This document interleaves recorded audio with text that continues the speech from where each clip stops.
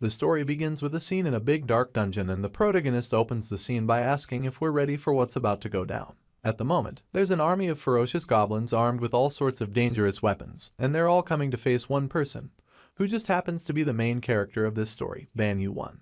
And just when it looks like they're about to tear him apart, the first wave of goblins is instantly wiped out by deadly slashes as fast as light. All of this happens in the blink of an eye, and right after that, the gigantic mace with metal spikes that did the job finds its way back to the blue-haired hero in uniform. The remaining goblins stop in their tracks as they watch the severed remains of their colleagues fall to the ground like rain of blood and meat. They pause for a second, and it appears that they might be reconsidering their decision to attack. While they're still trying to process what the hell just happened to their buddies, our hero gives the monsters a confident smirk, suggesting that he's not done with them yet. Our boy gets a little overconfident, so he doesn't see the arrow that's suddenly shot at him by one of the goblins at the back. His mace gets in the way and destroys the arrow completely. Our boy is shocked and relieved at the same time when he sees what just happened, and all the goblins are equally confused. At this point, he decides that it's time to address the crowd, and starts by asking them if they are really charged and relying on sheer numbers alone. Judging by the confused looks on their faces, it's safe to say that the goblins don't understand anything he's saying.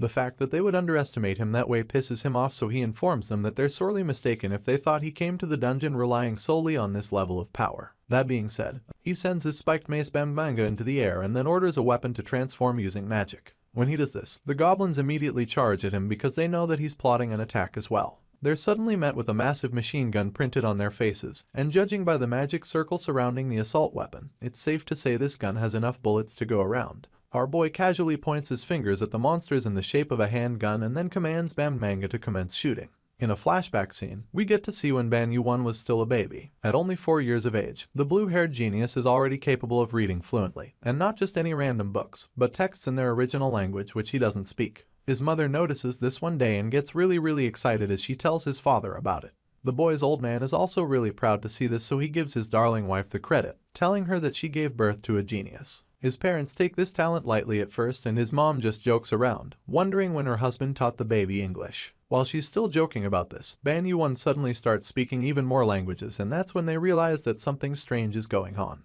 The father is shocked to hear that his 4-year-old son can speak languages from countries he's never even seen before. The man reveals that he never thought the baby any of that, and the mother is completely taken aback by this. While the parents are trying to figure out what's going on with their baby, a familiar laughter interrupts their thoughts, and the person responsible barges into the room, suggesting that Yu-won has inherited the thick bloodline of their ancestors. This old geezer appears to be the protagonist's grandfather, and based on the man's appearance, you can tell that he is a little nuts. He starts celebrating, claiming that a child who will fulfill the family's long-cherished wish has been born at last. While he's saying all of this, he's holding a little girl in his arms, and she doesn't look too happy to be in his company. Her face suggests that she's already tired of the old man, but the geezer just rambles on about how the child will reclaim the Tower of Babel for their family. As you can imagine, all of this just sounds like crazy talk. But Yu-won's parents are already familiar with the grandfather's crazy theories, so the mother just concludes that he's starting one of them again. The baby's father isn't surprised either, so he simply reminds the old man to wash up first since he just got back home. Seeing their reactions, the geezer gets frustrated, so he starts throwing a tantrum, insisting that the Tower of Babel really exists. While the old man is acting crazy at the back, the lady simply retrieves her daughter Yumi from him and asks her if she has fun playing with Grandpa. Before the little girl can even respond, her father lets out a laugh, suggesting that she must have had a lot more than fun if she spent the day with the crazy old man behind them. He borrows Yu-won's book for a second to see what the kid is up to and then begins to draw something on the pages. The old man tells him the story of a chaotic world a long time ago, claiming that the great ancestor of their band family possessed the ability to allow everyone to communicate. As he begins the story, he draws a tower on the page to illustrate, and then claims that their great ancestor used his special powers to lead people to build a tower that would never collapse. He reveals that this tower in question is the fabled Tower of Babel, and as the blue-haired baby processes this information, a wide grin pops up on his face. He asks if their great ancestor was the owner of the tower because he knows that such a thing would mean they have a fortune somewhere. In response, the old man just chuckles before explaining that their ancestors were masters of language, able to interpret and transform all languages. That being said, he tells Yu-won that they must never forget they are the descendants of such a great person. The boy desperately grabs his grandfather's dirty legs, asking him to reveal where the building is, but the crazy old man just starts laughing. And when our boy's father sees his baby whining about a tower, he reminds the geezer that he was supposed to go wash up first. Anyway, the old man finally admits that he doesn't even know where the tower is, and the disappointed genius baby sighs in disappointment, feeling that it was supposed to be their building. He sees the deflated look on Yu-won's face, so he tries to cheer him up, telling him that he's very certain their family will regain their power, and glory when they finally find the tower. So as you can imagine, this little story gives the blue-haired genius some kind of purpose and hope that there's a treasure out there waiting for him. When Ban Yu-won was young, every time his grandpa told him stories about the adventures of their ancestors, he would always hope that his extraordinary linguistic talent could somehow help fulfill his family's long-cherished wish. But he soon found out that his true abilities far exceeded that expectation. Time passed after his grandfather told him stories about their ancestors, and now he's all grown up. He looks pretty nervous about his examination score. He's also quite confident that he'll definitely pass. The blue-haired university applicant slams the F5 button on his computer to see what his fate will be and waits to see if he's been admitted into the Department of Political Science and Diplomacy at S University. As he waits, he realizes how late the results are and he wonders why that's the case. He starts pondering on this, but his train of thought changes when he suddenly sees his computer screen acting all weird. The images on the screen are scrambled all of a sudden and he has no idea what the hell is going on, so he tries to do some troubleshooting. And that's when things become even weirder. The moment he touches the keypad, rows of strange symbols pop up in front of him, which just causes him to gasp in shock. At this point, our boy is even more confused than he was before because there's currently a blue glass window floating in front of his computer screen. As if that's not weird enough, he also has no idea what the strange twisted writing on the window means. He's never seen anything like it, but while he's still being freaked out, he suddenly starts to interpret the strange symbols. Out of the blue, he reads the message, stating that the best academy in the alternate dimension congratulates him on passing the document screening. Seeing this, our boy is even more confused because he doesn't even understand how he can read the strange writings on the floating screen. As if he wasn't already overwhelmed enough, more messages pop up on the blue windows, informing him that he's been summoned to the practical evaluation venue. He's told that he will become a prospective student if he passes the exam and then advised to prepare himself before a 10-second countdown starts immediately. As the countdown starts, the puzzled young man starts looking around frantically in search of the person who's playing a prank on him, but of course, he doesn't see anyone because he's all alone in his room. Just then, he looks back at the system and the computer screen and realizes that everything is back to normal. Other than that, he's also surprised to see what he actually passed and he smiles with pride, feeling that it's just as he expected. He's so excited to see the admission letter on his computer screen and figures that he was just seeing things because he was extremely nervous. The blue windows suddenly reappear, telling him that he'll soon be transported to the venue for the exam when the countdown comes to an end. But Ban Yu-won decides to just ignore them, concluding that they're not real. The countdown finally ends and the transportation to the exam venue begins, but our boy continues to tell himself that he's just seeing things. But he quickly realizes that it's all very real. The protagonist suddenly vanishes, and this is confirmed when Yumi enters his room to ask him if he passed his application exam to the university. She doesn't see him when she enters the room because he's been transported to the venue for the practical evaluation exam in another dimension. Meanwhile, Yu-won finds himself being blasted through multiple dimensions and just screams the horror the whole time until he finally crash lands in a dark cave which appears to be the venue for his special exam. As the slams into the ground, he groans in pain and then the blue windows pop up again, informing him that the special practical evaluation for candidates from lower dimensions has begun. Judging by the pain he's feeling, he can tell that this isn't some game, but he still can't comprehend how he got summoned here. While he's still wondering what's going on, another window pops up, telling him to defeat the blind goblin and then destroy the dungeon core. As you can imagine, Yu-won probably doesn't have an idea what any of that even means. As such, the confused blue-haired kid starts to freak out and begs desperately to be sent back home. He doesn't understand what they're talking about practical evaluations and special examinations. He didn't even apply to this interdimensional academy in the first place, so he doesn't get why they're making his life a lot tougher than it should be. While he's losing his shit at one corner of the dungeon, he takes a little look around and is horrified to see the beast he's supposed to defeat. He gasps in shock when he sees the blind goblin, and a part of him can't believe that the monster is actually really there. The goblin speaks some gibberish all of a sudden, but Yu-won instantly understands it to mean that the creature has heard his voice. Turns out there's more than one blind goblin though,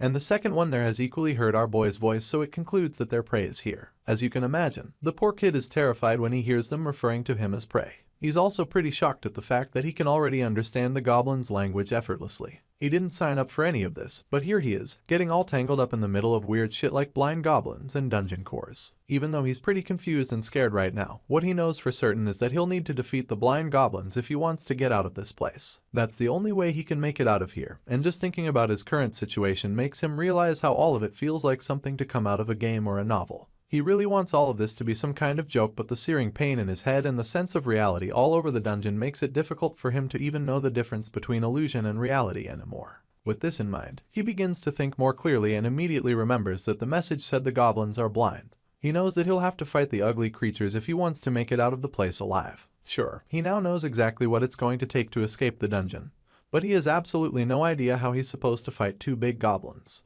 While he's pondering deeply with tears in his eyes, the goblins begin a really detailed search for him, using their keen sense of hearing. He's still grumbling. One of the goblins takes a really big swing near him, and the barbell almost crushes Yuan's skull, so he begins to panic because he didn't think that the bastard could see him. While he's getting worked up in his hiding place, the goblins start whacking their clubs around without any aim, and that's when he confirms that they really can't see him. He becomes a bit relieved at this point, reminding himself that he can't panic or get too worked up. He's still trying to catch his breath when all of a sudden, one of the monsters turns around to take a big swing at him. He's lucky enough to see the weapon coming at him just in time, so he moves out of the way as fast as he can, but the club scratches his face a little. Ban Yuan skillfully evades the strike, causing the goblin to miss and hit the floor instead, and right after that, he stays low, and so the two green troublemakers become confused again. At this point, they're not sure where he is, so they start talking about it and wondering where the noises came from. They still can't see him lying on the floor, but they're convinced that he's still around, so they resolve not to let him escape. He can't afford to let them hear a sound from him again because it will probably be the last sound he makes, so he covers his mouth and remains on the floor. These guys might be blind, but they're extremely sensitive to sounds and movements. He's come to realize that they hunt by cornering their prey and talking to each other, so he concludes that they'll eventually find him no matter how well he hides there. While covering his mouth, he begins to come up with a plan, telling himself that he needs to think properly if he doesn't want to die in this cave here. The gears in his head start turning, and he thinks about how he would use the habits of the blind goblins if it were him. With the monsters' backs turned to him, he comes up with a plan and decides to get on the move. He figures that this is the best time to move, so he makes a run for it. So he throws rocks in the opposite direction and then runs away to the other side. Of course, his sudden movements trigger the sensitive beasts, so they follow the rocks that he threw, and it only takes them a few seconds to find the exact stones, showing just how accurate their senses can be. Ban Yuan sneaks up on it from behind and tosses a big rock which lands right in the back of its head. The pain from the hit stings, of course, but the resilient monster quickly turns around to trace where the stone came from because it is now certain that their prey is behind them. Unfortunately, our boy is clever enough to avoid the hit and then sabotages the other blind goblin, causing the first one to whack its partner in the face. The weaker goblin instantly has its face opened up by the massive mace, and then in a shocking twist, we see that our boy is speaking the monster's language already. He uses this to his advantage and tricks the begged goblin. But that's until the smaller goblin decides to fight back, and when this happens, both monsters land devastating blows on each other, which sends the bigger one collapsing on top of the smaller one.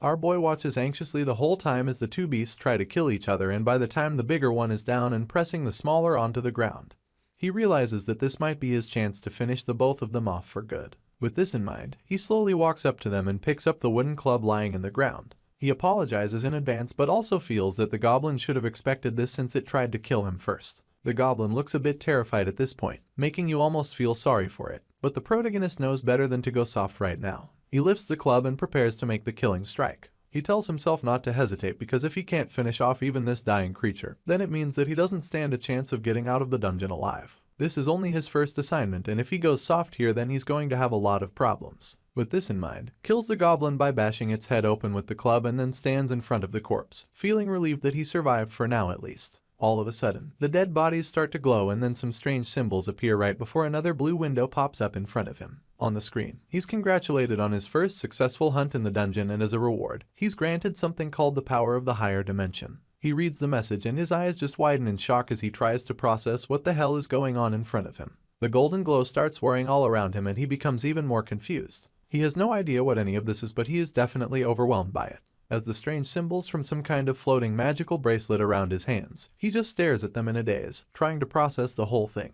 He's definitely astounded by all that's going on, and while he's still trying to wrap his head around it all, he receives another message, telling him that he's just been given the power of the Babylonian code, which was just unlocked. He's told that the power will be displayed using ideograms, a language familiar to the holder. Yuan is puzzled by what it means, so he just stands there, trying to figure out what this is. Ideograms are actually characters which convey meaning through its form. In a broader sense, it refers to symbols that represent the concept of things. Our boy is racking his brain over this when suddenly, another screen pops up suggesting that Chinese characters will be his ideograms. He didn't expect this, but the system is convinced that this is the ideal ideogram for him because unlike phonetic characters that represent sounds alone, these characters convey meaning directly through their form. Once all of this is said and chosen, he is informed of the concepts that were gotten from the goblins. The two common concepts are that of demon and life, which were both seized from the flesh of the monsters. Right now, other concepts are way too complex or insignificant for the holder's current level, which means that he won't be able to absorb them. At this point, our boy becomes really overwhelmed because he has no idea how they got to this point. talking about seizing and absorbing stuff. Right now, he's starting to realize that his ability isn't just about language, and as he comes to discover this, the bodies of the goblins continue to transform into strange symbols. And Yuan is so overwhelmed because he now knows that he can also extract concepts from things. The goblin corpses continue to dissipate into symbols, and our boy just stands there like he's in a daze. He suddenly receives another message, telling him that he's about to absorb 0.2 demon concepts. Under normal circumstances, demons are inherently a concept that humans cannot possess, and since that's the case, it is recommended that these concepts are stored or separated in the Babylonian code, so that they can be applied to other objects and not necessarily humans. Seeing this message, the clever protagonist finally starts to understand how it all works. He realizes that he can either absorb concepts or store them elsewhere depending on what kind they are. As such, he reaches for one of the floating symbols, the green one, and wonders if he should try it on himself. Immediately, the system reveals that he's holding the life concept and then confirms that he's absorbing 0.4 of it, which basically means that his life will be increased to 10.4. On top of that, his overall abilities and potential are also enhanced, so our blue-haired buddy gets all excited because it's always a good thing to know that all your stats are up.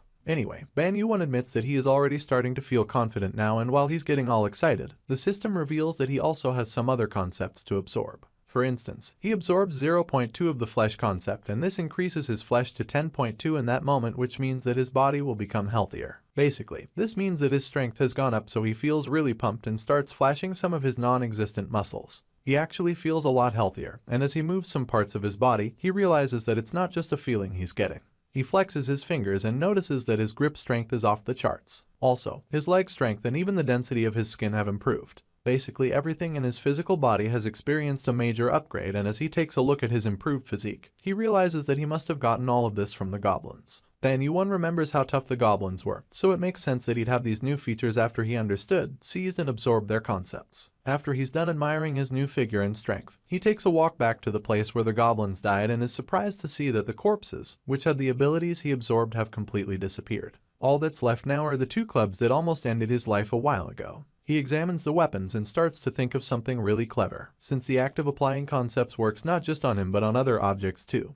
He's confident that his plan might work on the clubs. So, without any further delay, he takes out the purple demon concept he was rewarded with and slowly applies it to the clubs, feeling that if it works out well, then he can escape the dungeon finally. As he applies the demon concept to the clubs, a mischievous smile appears on his face, suggesting that he's made some progress, and all of a sudden, he confidently concludes that all the other monsters in the dungeon are as good as dead when he catches him. Using this unlocked power, Ban Yuan becomes practically untouchable in the dungeon. The new powers he acquired allow him to wipe out the next wave of blind dungeons, and after a while, he clears the entire dungeon so that he can escape. Our boy gets to the door after slaughtering the blind dungeons, and there, he comes across some kind of amber orb which he shatters. The moment he does this, a message from the system comes up, informing him that he just completed the exam. The Academy congratulates him on passing the practical test of the lower dimension special examination. Hearing this, he feels really proud and sighs in relief as he asks if this means that he can finally go home. He's already sick and tired of this place and just wants to return to his real life, but all hopes of that happening are crushed when the system suddenly confirms that he's being transferred to the dormitory immediately. Ban Yuan screams in bewilderment when he hears this, but there's really nothing he can do to stop this interdimensional academy from doing what they like with him, so he eventually accepts his fate. As desperate as he was to get back to his family, he just had to live with the fact that he's being to a place very far away from home, and the truth of the matter is that he had no idea when he would see his family again. This place is a magical realm for sure and nothing like the real world. It's a place he'd never seen before, and the school he was being enrolled into was called the Union Academy. After his little adventure in the dungeon, he's teleported to a room in the dorm and flopped on the floor. He has no idea where he is or how he got there, so he expresses his confusion, and that's when another blue window pops to break things down for him. First, our boy is congratulated on passing the practical exam and becoming a provisional student at the academy. After that, he's told to wear the assigned uniform neatly so that he can attend the interview. It's as though his life is about to change completely and he can't do anything about it. The blue-haired hero is pretty confused about the arrangements and wonders what the interview is for, so he asks about it, but the system just ignores him and encourages him to make sure that he wears the proud uniform of the Union Academy to the place. He sees the blue pair of pants and blazers, along with some nice shoes to match, and it immediately gives him PTSD. The guy literally just graduated high school, and now he's finding himself being enrolled into an interdimensional academy where he'll be forced to wear uniforms again. It honestly pisses him off because he didn't sign up for any of this, and right now, all he wants is to be given back his freshman days as a uni student.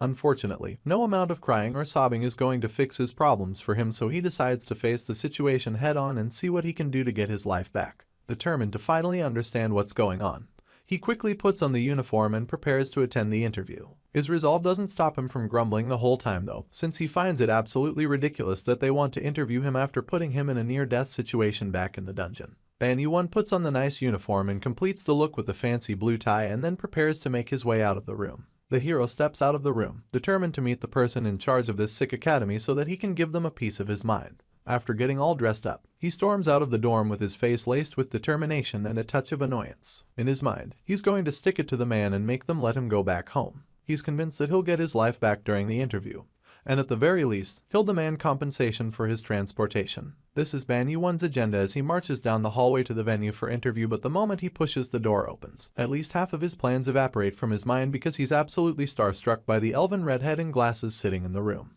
The lady looks quite mature, which suggests that she's his teacher or something, but in that moment, young Ban Yu-won doesn't give a shit if she's older than him because he's definitely attracted to her. The young man is blown away by how pretty she is, and she's also quite taken aback by the fact that he barged into the room like that. It could also be because he's literally a human, but I guess we'll find out soon enough. Anyway, Ban Yu-won just stands at the entrance in a daze, puzzled by her green skin. He wonders if she's an alien or something, but even though he doesn't have the answer to that, one thing he knows for sure is that she's really beautiful. The lady in glasses welcomes him, calling him by his name, and then introduces herself as Yumina, the professor of magic combat at Union Academy. After revealing this, she admits that it's a pleasure to meet him, and then it once again dawns on him that she's way out of his age group, so he nervously responds, referring to her as ma'am. While he's scratching his head, she congratulates him on passing the exam once again and then tells him that he's welcome back. In response, he just smiles sheepishly, and at this point, you can tell that he's forgotten that he was supposed to be sticking it to the man and demanding to be sent back home. Instead of all that, he thanks her for her congratulations, and she just goes on to inform him that his test process caught the full attention of the entire faculty. He's surprised to hear this, but also feels pretty proud about that.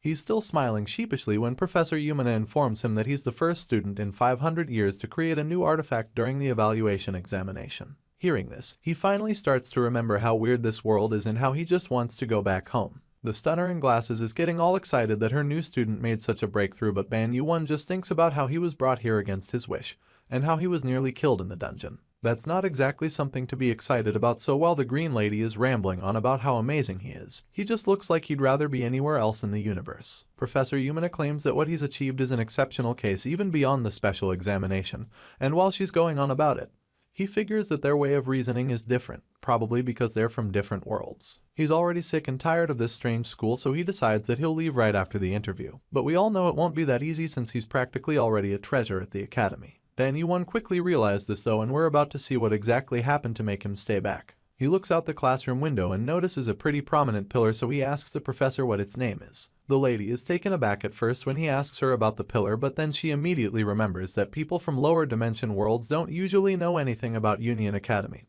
or the pillar in question. She's heard rumors of people who don't actually know about this place, and now she's met one, so she confirms that the rumors are true. Anyway, she's more than happy to enlighten the young talent, so she explains that the pillar he's looking at is the reason why Union Academy was established. At this point, we also get to see the insanely tall pillar that's literally touching the clouds, and safe to say that it's absolutely magnificent. The pillar is more like a tower, and the professor explains that they raise students with the greatest talents across dimensions and help them reach the top of the tower. She reveals that this is the aspiration of the Union Academy and claims that it's the final hope shared by all dimensions. After explaining what the pillar is about to our boy, she goes on to tell him about dungeons. Professor Yumina claims that it is the dungeon among dungeons, which is the origin of all mysteries and dangers in this world, and then reveals that it is the Tower of Babel. As you can imagine, this is a really big revelation for the young linguistic genius. He immediately starts to recall everything his grandfather used to tell him about their ancestors, and he realizes that this is what the old geezer was talking about all those years. His mind is blown the moment she hears this, and it's really a lot to take in. He can't believe that this is the Tower of Babel his grandpa was so obsessed with for the longest time, and right now, it all feels like a dream. He wishes his grandfather was here because the crazy old man would be able to help him make sense of it all. Boy, he's on his own on this one. As he tries to wrap his head around the insanely tall tower, he thinks back to what the professor meant when she called it the Dungeon of Dungeons. To him, that sounds as though the tower has completely been taken over by monsters. Whatever the case is, he refuses to dwell on less important issues right now. He decides that it doesn't really matter right now and refocuses on what's more important. As far as he's concerned, this is his opportunity to take back his family's glory as well as everything his ancestors worked for. In that moment, our boy instantly enrolls into Union Academy so that he can finally fulfill a lifelong dream. But the best part about all of this is that he's not exactly stuck or forced to stay in that dimension. Thanks to the professor's special treatment, Ban Yu-won was transported back home, and after gathering his entire family and explaining everything to them, he was able to prepare for enrollment. Our boy breaks it down to his family, telling them all about the pillar that touches the sky, and as you can imagine, his crazy grandpa is absolutely delirious. He's so proud of the boy for finding the lost Tower of Babel, and while he's screaming at the top of his lungs, the hero's father just tells him to calm down so he doesn't get a heart attack. Anyway, that's how it went down at the boy's house, and with everyone fully in support of his new adventure, he's able to travel back to the academy where he begins preparing for enrollment. At the moment, our boy is in the lower dungeons of Union Academy, specifically in Hobgoblin Cave, where he's teaching the army of dumb goblins a lesson they'll never forget. At this point, we finally catch up with the first scene in the story where he opens fire on the goblin army with his magical machine gun.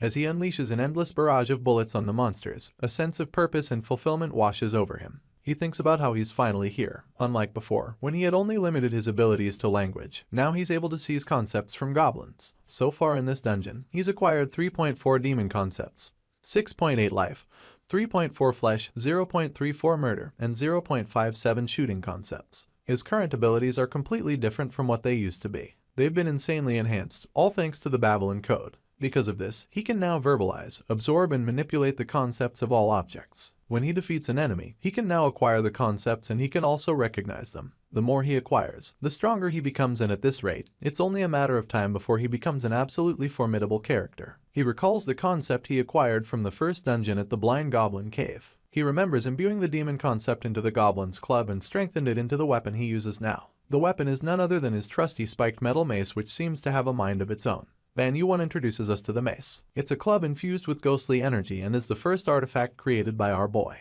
It reveals its true form at the owner's command and can also transform and act freely, making it an autonomous artifact, which explains why it's able to bash a goblin in the face even when Ban Yu-won didn't see the attack coming. He's grown really fond of the spiked mace, so he commends it on a job well done, claiming that Ben Manga helped him get a really good evaluation result after his first test in the Blind Goblin Cave. Now that they've cleared this cave as well, he figures that it's time for them to sort out the spoils, so he starts by checking the code. He opens it up to see the rewards that he's got and is shocked because among the concepts he obtained from the monsters, he sees something that he's never seen before, and that's the soul concept, which he now has 2 of. He has no idea what it is and begins to wonder what it could mean. While he's still trying to think, his spiked mace suddenly tries to tell him something. He asks what's up, and that's when his metal friend claims that he wants the soul concept. Seeing this, Ban Yu-won reveals that he's more than happy to give Ben Manga the soul concept, but first, he wants to give him some life, soul, and spirit concepts as well. With a big smile on his face, he opens up his store of concepts and prepares to give his mace some. So far, our boy has learned that imbuing all the small concepts into his metal club makes it a lot more powerful. Our boy gathers the concepts and rolls them up into one glowing ball of energy so he can feed it to his spiked friend.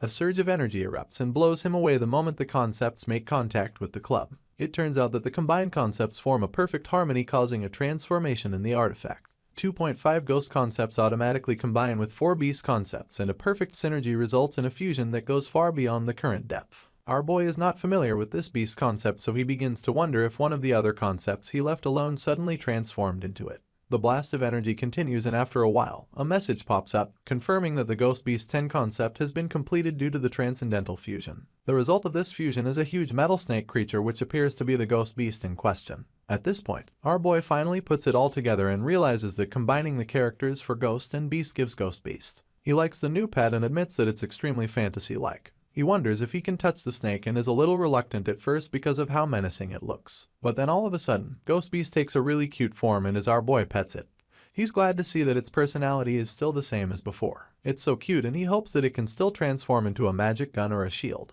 He names the snake, even decides to check the growth stats so far before heading back. Based on his experience in this dimension, life concept is very similar to a level in a game. Flesh seems to represent physical stats, but the thing that's baffling him right now is his soul stats, and he wonders why it's so high. Some other abilities, they're like all-seeing eyes and all-hearing ears, Aries, probably related to his language skill, so he decides to skip what he doesn't understand. As for Eve, he wants to know what the snake is all about and asks if she thinks she can surprise the others now. The snake shakes her head in a no, so the boy concludes that what really matters is her growth rate. A window pops up with a prompt, asking if he'd like to head back after clearing the dungeon, so he clicks the yes button and requests to be transported to the Union Academy entrance ceremony. In the next scene, we get to see the Union Academy auditorium, which is strictly for entrance ceremonies only. There's a really cool and futuristic feel to the place with all sorts of holographic displays and fancy lights welcoming the new students into the school. As they walk into the large hall, some seem really excited to be there, while others just look like they'd rather be anywhere else in the world. Anyway, the ceremony is about to start, so most of them get seated, and that's when Ban Yuan suddenly appears in the hall. As soon as he opens his eyes, he's amazed by the large number of students from all kinds of backgrounds. They're all so different in one way or the other, and it's pretty overwhelming, so he activates his all-seeing eyes. This skill helps him read everything, and depending on his proficiency, the eyes allow him to understand the aura and spirit of a target more deeply. After taking a look around, he's not surprised to see many strong characters. Unlike him, who entered through a special admission for lower dimensions, the regular students who came in through the normal process look really strong even at first glance. Ban Yuan figures that they're probably at least 10 times stronger than him, and while that's something to be worried about, he can't help but wonder where his seat is. His thoughts are suddenly interrupted when a big green student calls on him and tells him to get lost at the back if he's from a lower dimension. He's pretty scared of the guy, so he doesn't even argue and quickly walks away while all the other freaky students laugh at him. He politely thanks them and walks away, even though he knows exactly what they're doing. As expected, those who got in through the normal process have high opinions of themselves, and they're looking down on him for being from a lower dimension. Apparently, discrimination is an interdimensional thing, since even here, the ones who have power look down on those beneath them. Unfortunately, it's the same everywhere people live. Just then, a blonde student at the back calls out to him, telling him that it's where the special admission students from lower dimensions sit. He walks down to the short row of seats and immediately feels like he's been exiled or something. He takes a look at the 3 students and instantly gets a very strange feeling. Ban Yuan stares at the 3 students in bewilderment, wondering who the hell they actually are, because judging by how their stats are, he can't believe that they're just low ranks like him. The protagonist can see this thanks to his all-seeing eyes, and the students are literally exuding power, so he concludes that they're probably strong enough to blow away the regular admissions. He doesn't realize that he's been staring at them for some time until the blondie among them calls to get his attention. The guy already knows Ban's name, suggesting that they've met before. This explains why the guy called out to him right after the regular students tried to intimidate him. Sure enough, our boy is pretty familiar with Blondie, who goes by the name of Slight.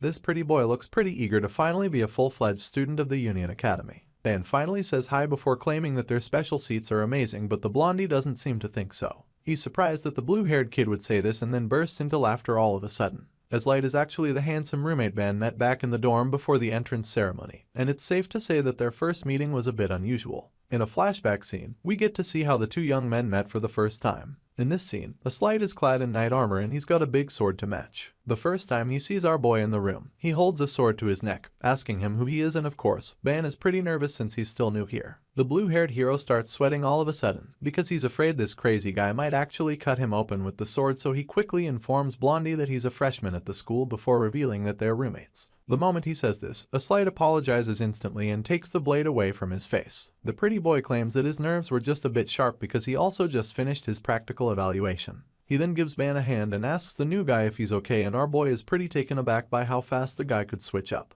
But the thing that really intrigues him is how a Slight looks like a prince from a fairy tale. If you didn't know any better, you'd take him to be a beautiful girl, so it's pretty baffling that he'd look this good and also have quite a temper. Despite the harsh first impression, a Slight still apologized rather quickly, so this makes our boy conclude that his new roommate might not be such a bad person after all. After the weird first meeting, the 2 guys have a chat, and a Slight finds it pretty odd that Ban fought blind goblins for his evaluation. The pretty boy finds it quite amusing too, because as far as he's concerned, even a new recruit with basic training could hunt a goblin easily. In his mind, Ban's practical exam was a walk in the park because his own opponents for the evaluation were trolls and ogres. As you can imagine, our boy doesn't appreciate the condescending comment. As far as he's concerned, a Slight is spewing nonsense, so he concludes that the pretty boy is 100% oblivious. He doesn't hit back at the guy and decides to just wave off the annoying comment. That's when he realizes that they've been talking for a while now without even washing up after their exams. Another thing he realizes is that this is the first time in a while he's talked to anyone at the academy. The pretty boy agrees with him, so Ban Yuan suggests that they go ahead and wash up since the dorm bathroom is a communal one.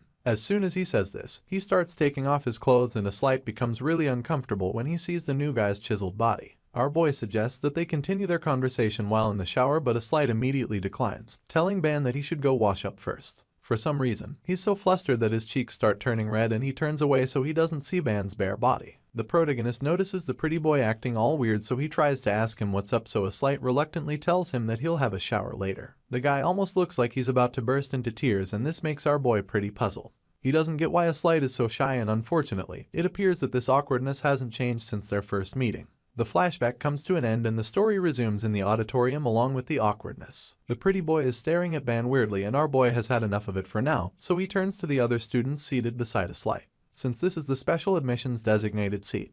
He figures that the other two students will also be quite new to the system, so he decides to go ahead and say hello. He greets the pink-haired girl in the trio and she's immediately flustered by him. Our boy is equally intrigued by the girl because she's very cute too. She politely returns the greeting, and as they make eye contact, they both start blushing for some reason. Ban looks away as quickly as he can so she doesn't see how red his face is already, and then he tells her that it's a pleasure to meet her. After interaction with the first girl, he goes over to the second one to say hi, and it's safe to say he doesn't receive the same energy from her. The white-haired girl gives off this cold vibe and just glares at him when he tries to say hi. Her black eyes shoot daggers at him, and he instantly becomes uncomfortable, so he asks her what's wrong with why she's staring at him like that. She finally responds to him at this point, bluntly pointing out the thing wrapped around his arm. She finds it interesting, and that's when our boy looks at his hand to see Eve slithering over there. He probably didn't know that his ghost beast pet had come out, so he introduces the scary girl to Eve. The three students are intrigued by the snake, and after staring at the creature for a while, Incite asks Ban if the snake is the same artifact from before. The first time they met, he saw our boy with the spiked club, so now he's quite amazed that the artifact changed so much in just a few days. While he's busy asking questions, the pink-haired girl in the group politely asks if she can touch the snake, feeling that it's really cute. Incite and the cute girl seem to really like the pet ghost beast, but the white-haired grouch in the group doesn't really seem to care about the snake. Nevertheless, she's pretty impressed, so she finally introduces herself to Ban. Her name is Yon, and she's the daughter of a martial artist. After revealing this to our boy, she asks him what his name is, and he immediately introduces himself to her. By this time, he's taken a seat next to her, so they engage in conversation. Our boy is really intrigued to hear that she's the daughter of a martial artist, so he curiously asks her if she uses martial arts, or if she uses other techniques like shooting energy blasts. The moment he asks this question, an awkward silence follows as Incite and the other girl quickly turn away. As you can imagine, Ban is quite confused by all of this, so he wonders what's going on, and that's when Yon reluctantly admits that his understanding is not entirely wrong. For some reason, her cheeks are bright red at the moment, so Ban gets a little nervous, especially because of what she just told him. He concludes that his guess was right, judging by how nervous the grumpy girl suddenly became, and since they live in a world of fantasy, he suggests that it makes perfect sense for martial arts to exist as well. At this point, the pink-haired girl introduces herself to the group as well. She tells them that her name is Rachel and claims that it's a pleasure to meet Ban too. Hearing this, the pretty boy follows suit, telling the group that his name is Incite, but he also lets them know they can just call him Light. He specifically tells the girls that it's nice to meet them, but the moment he calls Dogko's name, she just glares at him, so he quickly takes the hint and keeps his mouth shut. Ban takes a look around and sees all the newly admitted students seated. The hall is full and the school authorities are equally seated at her front, so he figures that the ceremony is about to start. He informs the others and then is taken aback when he sees his Professor Yumina seated at the front with the other school authorities. When Incite hears this, he curiously asks Ban if he also had a consultation with the pretty professor. He's pretty confused because he didn't think that Yumina talked with anyone else in the group. But it turns out that the two young men were interviewed by the same professor. As the reality of this coincidence dawns on them, they just start staring at each other, and after a few seconds, the awkwardness between them goes up to a whole nother level. Thankfully, this staring contest is cut short when they suddenly notice that the auditorium ceiling is opening. They, as well as the other students in the hall, are all confused when they see this happening, so they start wondering what is going on. While some of them are starting to panic, a loud voice interrupts all of them, confirming that everyone has gathered in the hall. The loud and powerful voice comes along with some kind of energy that causes all the new students to cover their ears in discomfort. The voice is so loud that it seems to be giving the students migraines or something. They're all affected by it, including Ban, who wonders what this overwhelming pressure is for. While most kids just keep their heads down to reduce the effect, our boy figures that the reason for this mind-boggling pressure is probably up in the sky. So he struggles to lift his head up so he can look up, and that's when he sees the most unbelievable thing ever. Right up there, in the sky, there's a massive image in the clouds that looks like a giant eye looking down at all the newly admitted in the auditorium. As Ban struggles to keep his head up, the overwhelming voice speaks up again, revealing that he will now begin the entrance ceremony for the 2557th Union Academy class. From the terrifying voice and the ominous appearance in the sky, one would think this is some kind of apocalypse or end of the world event, but we later find out that the overwhelming being that addressed them was only the principal of the school. After the ceremony, Professor Yumina blabs on and on about how amazing the principal was. She claims that the principal's speech was quite impressive and bans crew if they think so too, but the kids just stay quiet. Probably because they're all still traumatized by what happened to them during the entrance ceremony. Everyone in the squad just remains silent, hoping that the professor would just change the topic, but she doesn't say anything either, and so awkward silence overwhelms the room. After a few seconds, our boy decides to break the silence by agreeing with Professor Yumina, claiming that the speech was incredible. He was really intrigued at the ceremony, and now he's pretty curious as to whether that giant eye in the sky was actually their principal. The moment he asks this question, his friends bombard him with questions. For starters, they're shocked that he actually saw the eye, probably because they never imagined he'd have the strength or courage to lift his head during the principal's introduction. Just to confirm, the pretty boy asks Ban if he looked up, and Rachel is also curious because she remembers that most people were too intimidated to even look up. As far as the blondie is concerned, it was way too terrifying to look up. At this point, the nervous protagonist casually tries to avoid the questions. Apparently, the principal wasn't that scary to him like he was to the rest of the students, and while he's trying to explain this, Donko just glares at him from the back. Ban Yuan is really intrigued by how that being concealed itself completely using some kind of special method, and he's pretty eager to find out how on earth that happened.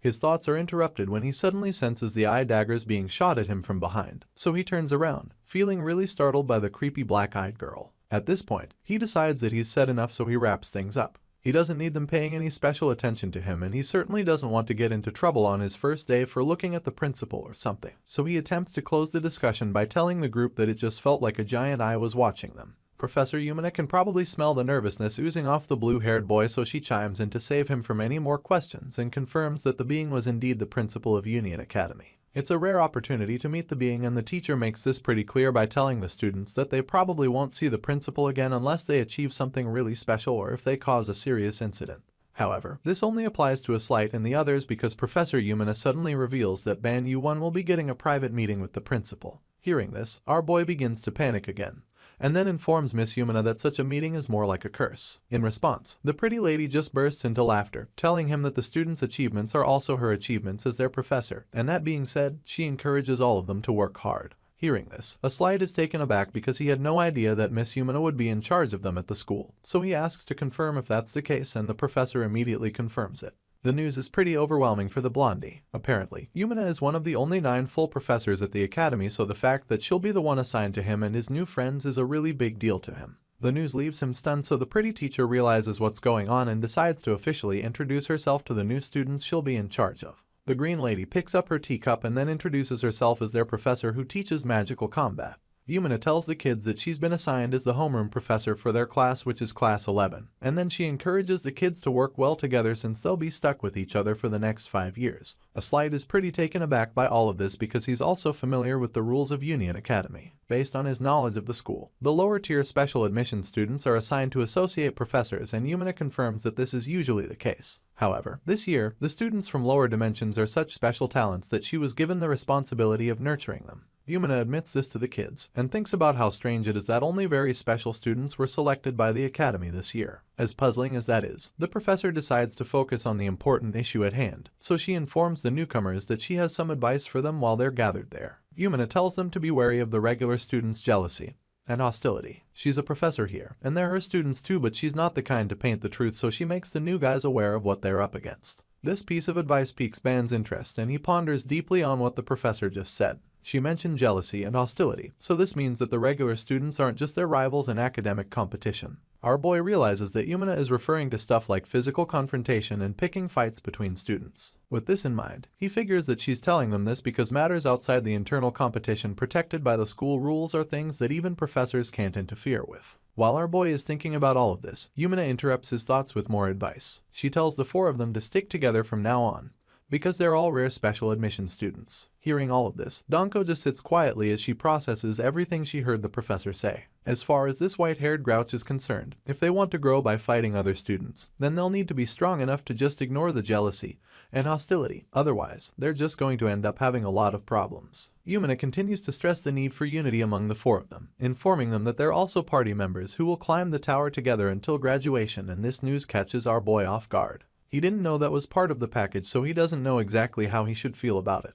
Right now, he's in a daze as he tries to take in everything that Yumina just told them. The professor finally brings her little advice session to an end, feeling that it's enough heavy talk for now. The cheerful lady seems to be even more excited than the students who just got admitted into Union Academy, so she informs them that the school has prepared a small gift for them, hoping that it would be enough to lift their spirits. The gifts appear on the table all of a sudden, and judging by the glow coming from there, it's easy to assume that the newcomers have been given some rare treasure and artifacts as welcome gifts. They are all anxious to see what they've been given, and it doesn't take too long for them to receive the gifts. A while later, we see one of them holding a necklace with a red stone as the pendant, and he's finding it difficult to see how this doubles as a student ID. The professor told them that the necklace is their student ID and explained some of the cool features it has. For starters, they can use it to identify themselves and access all facilities on campus. Besides that, they can also teleport anywhere within the Union realm using the necklace, and of course, this is what the students are eager to try out. They've already been given a spell to chant whenever they want to teleport. The spell is simply a phrase, Professor Yumina is beautiful, so a slight, Rachel and Danko say the words, and it works almost too well. The three of them were outside before casting the spell, and they're suddenly teleported into one of the halls. Seeing how powerful the necklace is, a slight decides that they'll have to take good care of the pendant,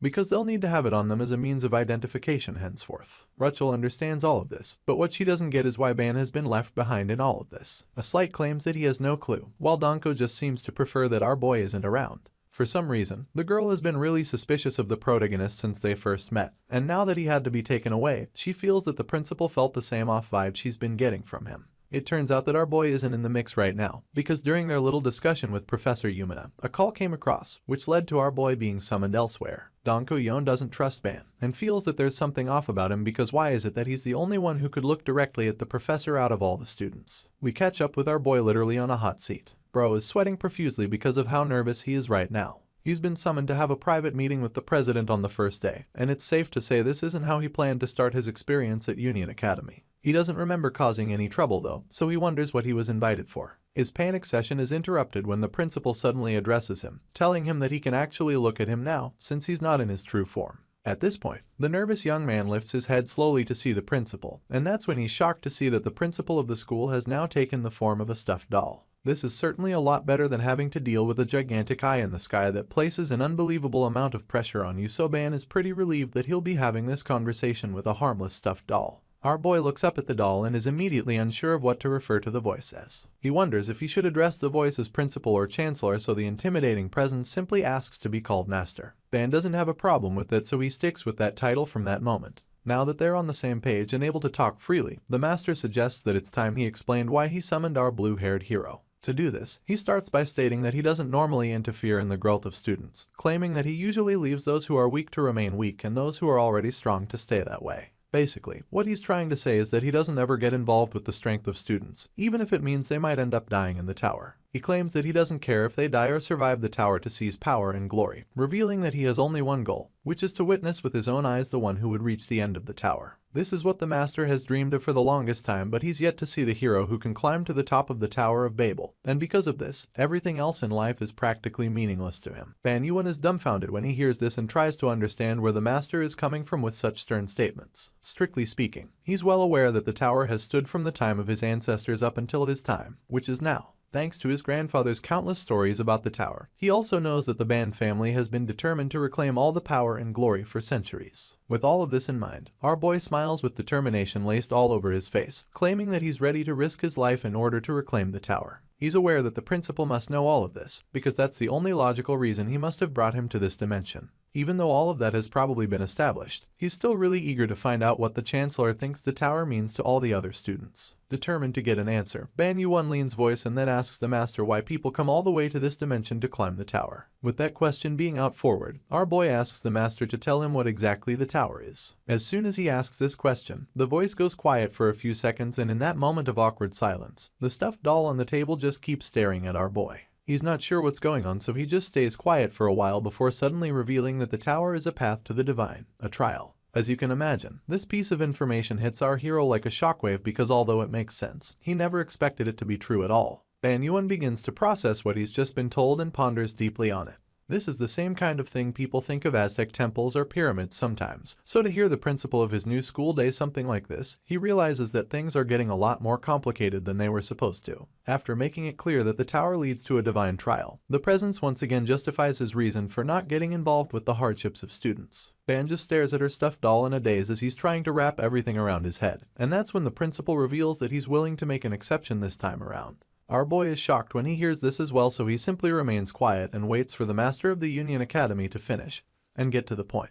Basically, the principal claims that he's willing to make an exception because he sees great potential in our blue-haired hero. In fact, the master claims that it's the greatest potential he's ever seen in a student, and this explains why he couldn't just sit back and watch like he did with all the other students in his school. While the principal is saying all of this, he uses his mysterious powers through the stuffed doll and infuses some kind of magical energy on our boy, claiming that he's going to make some arrangements to help Ban prepare to climb the tower. The energy from the doll flows into our boy's pendant, and when he sees this happening, he becomes really suspicious. He observes what just happened to his new student ID and wonders what the hell is going on. That's when the presence informs the kid that he has expanded his exploration privileges to outside the Union Academy. To put this into perspective, the master explains that he can now travel to any dungeon he wishes to in a split second using teleportation. That being said, the principal advises our boy to use the opportunity well. After being infused with some more magic to give it more power, the pendant begins to shimmer and glitter, so the master of the school encourages Ban to hone his skills properly before climbing the tower. The principal is counting so much on our young hero, so he doesn't want the boy to make any costly mistakes along the way.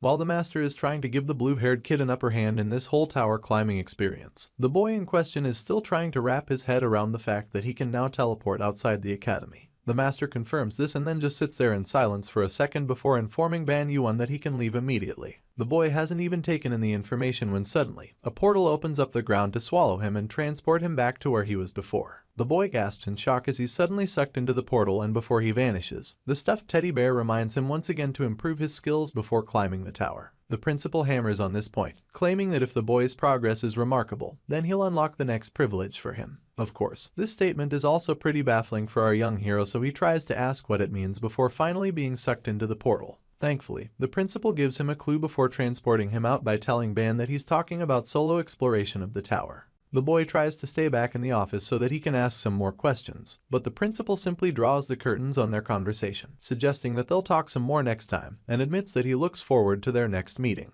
The portal swallows Ban and teleports him back to the homeroom where the professor has been waiting for him. As he's shot out of the magic gate, she's right there to catch him in her arms, and immediately asks him how his meeting with the principal went. The pretty lady in glasses is already giving mom vibes as he tilts his head up to look at his face. This is a really awkward moment for our boy, because he didn't expect to see her there. Anyway, the moment she grabs his face and starts talking softly to him, he becomes really uncomfortable, so he jumps off her body in a flash and then quickly creates some distance between them. Bro's cheeks are tomato red at this point, but the professor doesn't get why he's so jumpy all of a sudden. Anyway, just in case he's feeling bad about how the meeting ended, Yumina assures him that this is how the principal always dismisses his visitors. As far as she's concerned, the master of the Union Academy is a pretty strange personality, and she's curious to know if our boy thinks the same thing. A while later, the professor takes a look at Ban's pendant and begins to admire it. She's amazed by the fact that the principal gave him permission to leave the academy because it's something she's never heard of before. Our boy is intrigued at this point, so he asks the lady if his new advantage is a big deal or something.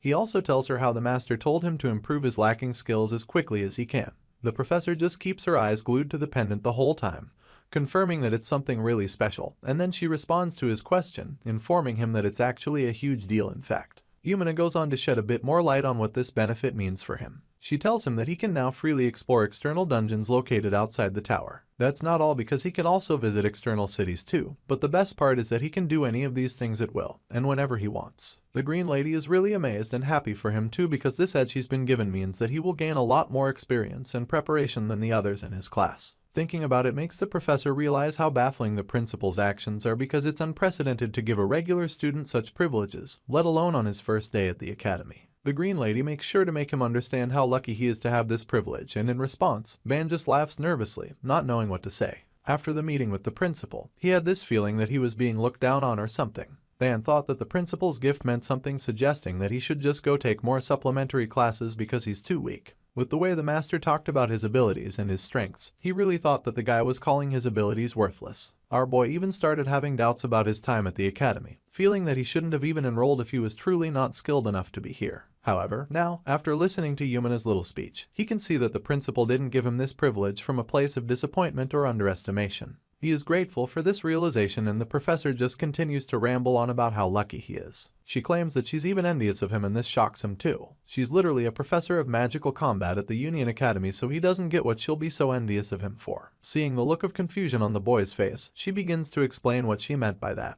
Apparently, teachers aren't allowed to leave campus because they're way too busy at this time of the session. Hearing this, our boy is a little surprised, and the pretty lady confirms it. Yumina tells Ban that everything in Union Academy is designed with the students in mind. That being the case, it's no wonder why the schedule can be really inconvenient for the professors. Our boy had no idea about this, so he is shocked that the Green Lady would open up to him this much. He's really intrigued and deeply invested in the conversation. She talks about how he'll soon be able to explore dungeons and also visit external cities in his spare time, and judging by her tone, these are the kind of things she dreams about all day. Yumina also wishes to be able to stroll around various shops once in a while, but her busy schedule makes that impossible. She tells him that he'll be able to buy snacks as much as he wants to, and then once again, lets him know just how much she envies him. After a while, Yumina's little pep talk stops being cute and supportive, because it quickly turns into a creepy conversation with a teacher who desperately wants more free time. The woman's eyes bulge out in anxiety as she recommends a nice external city not too far away called Ronica. You can tell from the look in her eyes that she's the one who wants to travel there, because she immediately starts talking about how amazing the spring temple in the city is. In the next scene, we see that the protagonist is already making use of his new privilege. He's left the campus and is now on a path leading to Ronica City. The tower that touches the sky can be seen from where he is, and that just goes to show how tall it is. Ban sighs as he makes the long walk to the external city, and as the sun shines on him, he comments on how nice the weather is. During his journey, he thinks back to what the professor asked him to bring back for her. Yumina talked about how the honeymoon wine made by the temple priest is truly fantastic, claiming that the wine is famous for its sweet fruity aroma, rich bubbles, and lingering aftertaste. From the way she talked about the wine, it's no surprise that she desperately asked him to bring back 2 bottles for her. To some people, there's nothing wrong with this, but when you think about it, it's practically a professor asking a student to run an errand for alcohol. Ban Yuan thinks about this for a second and then opens his inventory, feeling grateful that he was able to get one in advance. As he takes a closer look at the blue window floating in front of him, and then suddenly realizes that there's an item his grandfather gave him when he briefly stopped home before enrolling at the academy. Ban is currently talking about the bag of consumable items that his grandpa prepared for him, and this causes him to recall the day the old man gave it to him.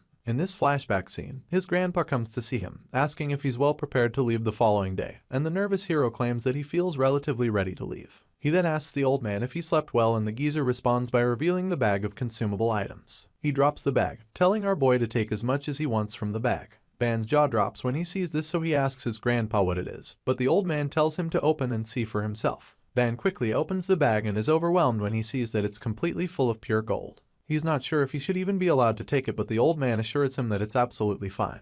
The geezer wants him to have the gold now that he's being enrolled into the academy, where he'll reclaim the glory of their ancestors. The old man tells him that the gold is the legacy of their ancestors who devoted their lives to finding the Tower of Babel. He tells our boy that the gold in his bag belongs to him now and encourages him to use them freely. Hearing this, Ban gets so excited. It's like a dream to be given such a treasure, so he thanks his grandfather for this gift, knowing that it would be really helpful at the academy. Our protagonist really appreciates it.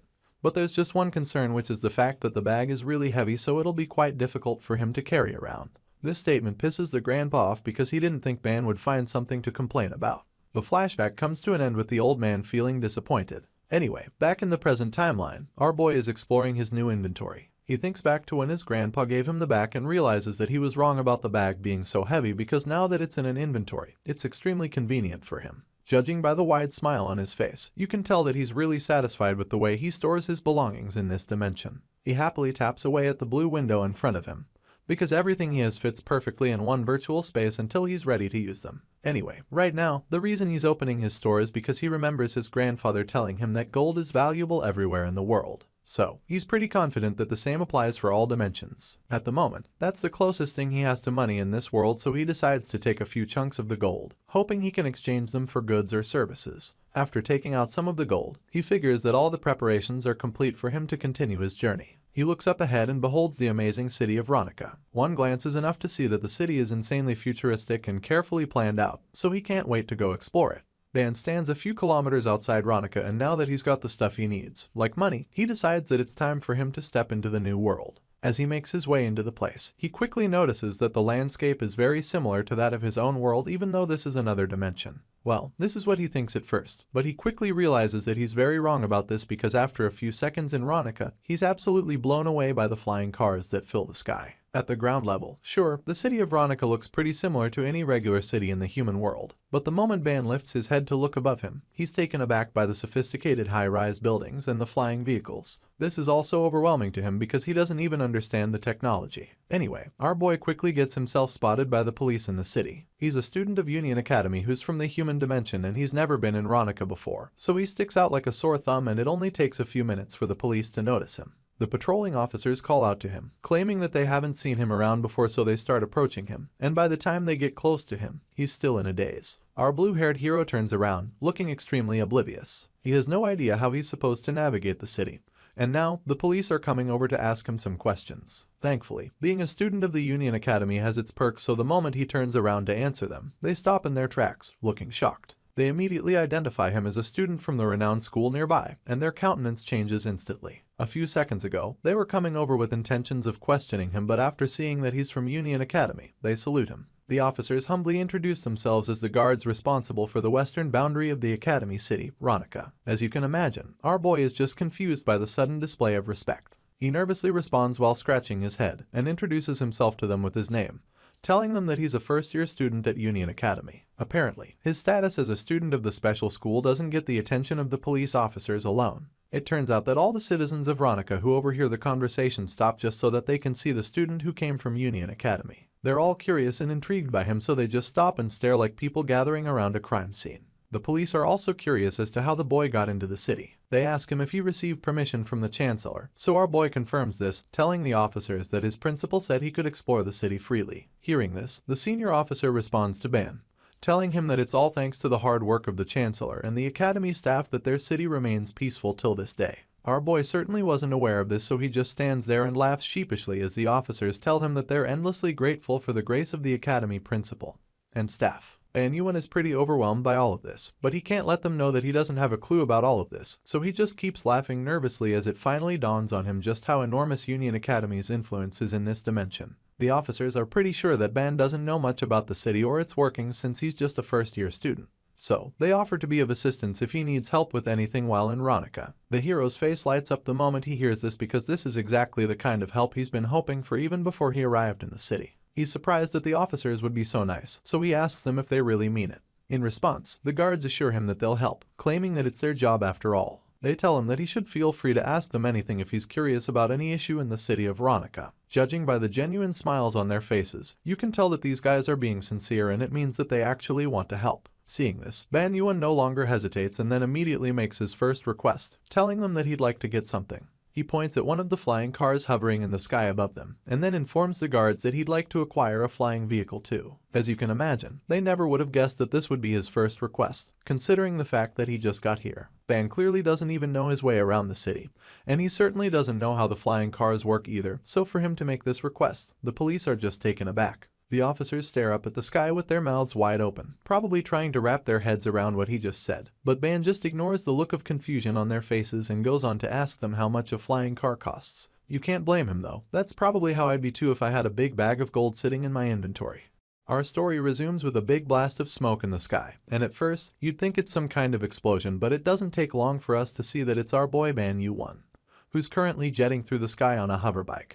It's quite shocking that he already knows how to ride a flying vehicle when he only just saw them for the first time a few moments ago. Our blue-haired hero seems to be a prodigy at this because he's already performing crazy stunts and blazing through the sky on the hoverbike like he's a veteran who's been doing it for many years. As you can imagine, being so high up and moving so fast is really invigorating, so Ban starts yelling in excitement. He's probably never done anything this thrilling before, so you can't blame him for laughing and screaming like a happy kid. He claims that the hoverbike is freaking awesome, and if he had a choice, he'd probably prefer to stay up in the clouds for the next couple hours. While Ban is having the time of his life, the city officers back on the ground are absolutely terrified, and for several reasons. 1. They're probably panicking because the student they just gave a flying vehicle might get hurt performing crazy stunts. Besides that, the model of the hoverbike Ban is flying around isn't exactly the regular type you'd see. It's pretty expensive, and even the basic model costs 250,000 ronia, which is pretty expensive. So, they're pretty uncomfortable when they see him trying crazy stuff with the flying vehicles. Their worries are quickly calmed, however, because Ban Yuan returns to the ground shortly after. After they tell him the cost of the hoverbike, he's a little confused since he isn't exactly familiar with their currency in the city. At the same time, he's really excited to learn that the machine he just rode is called a hoverbike since he clearly wasn't aware of that before. Anyway, he doesn't really know what 250,000 ronia is worth, so he pulls out a stick of pure gold from his inventory and asks them if his precious metal will be able to pay for the hoverbike, and the officers gasp in shock the moment they see what's in his hand. Their eyes almost pop out in shock when they see him holding pure gold, so they ask him where and how he got his hands on such a large fine gold bar. Seeing how freaked out they are, Ban is a little taken aback. The officers are so stunned that they start to ask if the gold is actually real, and the boy simply tells them that he got it from his grandfather. Hearing this, they're shocked and find it hard to believe that it's real gold, but our boy just proves it to them. And not too long after that, we see Ban flying back to the Union Academy in his new hoverbike. On his way out of the city of Ronica, he thinks about how shocked the officers were to see him with gold. It turns out that gold might even be more precious in this dimension than it is back on Earth, because that single gold bar he took out is worth a whopping 7.5 million roni, and that's a really crazy sum for a young student to be walking around with. What's even crazier is the fact that our boy has a lot more gold stashed away in his inventory. Thanks to his grandfather, he's pretty much loaded and even set for life in this dimension, so he figures that he should probably thank the crazy old man for giving him that much gold so recklessly. As he thinks about this, he remembers how he almost rejected the wonderful gift because he was too lazy to carry a heavy back. Back then, his grandpa almost lost his shit while explaining how gold is valuable everywhere, but Ban almost missed out on the opportunity to be filthy rich because he felt it would be a hassle to carry that much load. Thankfully, he made the right call at the last minute, and now he's really thankful that he did so because he's flying back to school on a really cool hoverbike. As he jets back to the academy, his pet snake comes out of his clothes and hisses in his ear. He probably understands everything she's saying since he's the master of language, so he asks the white snake what she thinks about his new ride. Apparently, this hoverbike he's flying on has been infused with yo and gooey, which basically turned it into an artifact too. Our boy didn't miss the chance to make the cool ride even cooler by infusing it with some of his concepts, and now it's practically a living artifact like Eve, his pet snake. Ban has already named the bike too, calling it Lilith for some reason. And so, he tells Eve that she should try and get along with his new friend. Taking a closer look at Lilith, you can pretty much see how sophisticated and cool the bike is, and since it has a mind of its own, there's no doubt that Ban is going to have a lot of fun flying it. Our boy is really psyched about the new ride, but Eve isn't too happy about this new arrangement. The white snake probably preferred it when she was the only loving artifact Ban had, so now that there's something else to take his attention away from her, she's a little pissed about it. A while later, he begins to recall the stuff he managed to achieve today by visiting Ronica City. For starters, he was able to get the liquor Professor Yumina asked him to bring back for her. He also managed to create a little sibling for Eve, and now that he's done everything he needs to do, he figures that it's time for him to head back to the school. When Ban returns to the school, we see him groaning in pain as he rests his head on the table. He looks like he's suffering from a really bad headache, so a Slight comes around to help him. The pretty boy places a glass of water on the table for him to drink and then accompanies his kind gesture with some harsh scolding. He bluntly tells our boy that he's disappointed in him, but right now, Ban isn't moved by words. He just needs his migraine to go away. But a Slight feels that he also needs some berating for what he did. Apparently, the pretty boy is so upset because his roommate left the school right after his meeting with the principal without telling any of them where he was going. And now, he's returned with a hangover, not being very useful to anyone. After hearing what a Slight has to say, Ban just gives the guy a half-hearted apology, pointing out how it isn't exactly his fault. He claims that the reason he's currently hungover is because the professor asked him to have a drink with her. The green lady was so excited to get her favorite liquor that she couldn't even control herself and literally dragged Ban by his clothes so he would stay back and have a drink with her. Basically, the boy insists that it wasn't his fault, and while he's explaining all of this to his friends in the cafeteria, Rachel just starts sniffing him for some reason. She feels that he smells like flowers and wonders why. While she's busy playing Bloodhound, Ban concludes his story, claiming that it was even his first time drinking as well. At the moment, Rachel and a Slight are the only ones who actually care about Ban's hangover and his drinking story because the white-haired snob doesn't really give a shit. She quietly sits at the table and watches the others scold the poor blue-haired guy. The most upset is a Slight, of course, since he's the closest to the protagonist. They're literally roommates, so he has to wait up feeling worried. He wouldn't have felt that way if Ban had just told him what was going on earlier. Anyway, now that everyone is calm again and done with the whole scolding session, Dogko figures that it's now time for her to point out what she's noticed about Ban lately. She spotted a flower on his pocket earlier, so she questions him about it, asking him if the badge is the sign of the representative role he got in return for drinking with the professor. Hearing this, our boy is taken aback at first, but then when he takes a look at the badge, he reluctantly reveals what it is to them. He doesn't exactly see it as a representative role, but claims that they would be right to think of it as him being something like class president. He doesn't look certain about it, but a Slight suggests that he has to accept it since it was given to him by Professor Yumina, who is in charge of the four of them. The two nonchalant boys are pretty okay with this being the case, but someone in the group doesn't like that idea. Of course, it's the white-haired girl with a really mean aura. While the boys are concluding that Ban should be class president, Dogko immediately opposes the idea, telling them that she should be the one to represent the class. The boys are shocked when she says this, so she just goes on to tell them why she's a better candidate for the job. The stout girl gets right to it, and claims that the reason she should be class president is because she's the strongest in the group. As you can imagine, this is a really bold statement because this group is a really star-studded bunch with every one of them being extremely powerful. Dako makes the bold statement and then looks Ban straight in the eye to challenge him and get a response out of him. He asks him if he agrees with her, and our boy doesn't even know what to say at this point. While he's still processing what she just said, a slight chimes in all of a sudden. The blondie doesn't like what he just heard her say because as far as he's concerned, they're supposed to be equal comrades, and for her to confidently say she's the strongest in the group is a really strange way to put it. A slight is really pissed to say the least, and even though he believes that they're all equals, he decides that he needs to clear up something about what she just said. He bluntly tells her that her attitude of thinking that she's better than everyone else is very bad and a risk for their future tower climb together. For a guy who gets really nervous and flustered all the time, a slight is pretty bold when it comes to sticking it to the man and giving people a piece of his mind. Few seconds ago he was scolding Ban, and now he's giving Dako a really stern talking to. The pretty boy makes it clear to her that he doesn't like her attitude and then goes on to tell her that he also doesn't agree with her saying that she's the strongest. The white-haired girl just lets out a short laugh when he says this before responding to him. She finds it amusing that he just referred to the four of them as equal comrades. As far as she's concerned, he shouldn't even be talking about equality right now because he's the same person who asked the professor if he could climb the tower alone. When Dako brings this up, the blondie is really startled and embarrassed. He didn't think she'd remember what he said, so he gets nervous and quickly tries to explain by that so he doesn't look like a hypocrite. At this point, it's like everyone is calling each other out, and when Ban realizes that a slight asked the teacher such a question, he's pretty disappointed in the pretty boy. As for Rachel, she's just the chill girl in the group who hasn't said anything yet, but judging by the look on her face, her classmates are starting to piss her off. A slight notices that everyone is suddenly now mad at him, so he quickly explains that he only asked the question out of curiosity. He assures them that he doesn't have intentions of going up the tower alone, and he doesn't want them to think that he doesn't want to hang out with them anymore. Unfortunately, this story doesn't really sit well with the others, especially Ban, who doesn't believe the blondie right now. With the way things are going, our boy is so sure that there will be some animosity starting from the morning class. The protagonist was already thinking of suggesting that they come up with a plan for the day, but now that there's a lot of tension, that might not exactly work out. From the look of things, it appears that their group is already off to a rough start, and it's only just the second day after being enrolled into Union Academy. The whole thing is getting our boy really worked up, and he clearly isn't enjoying the tension. Ban doesn't particularly want to be the class president either, but after seeing what just went down between Dako and a slight,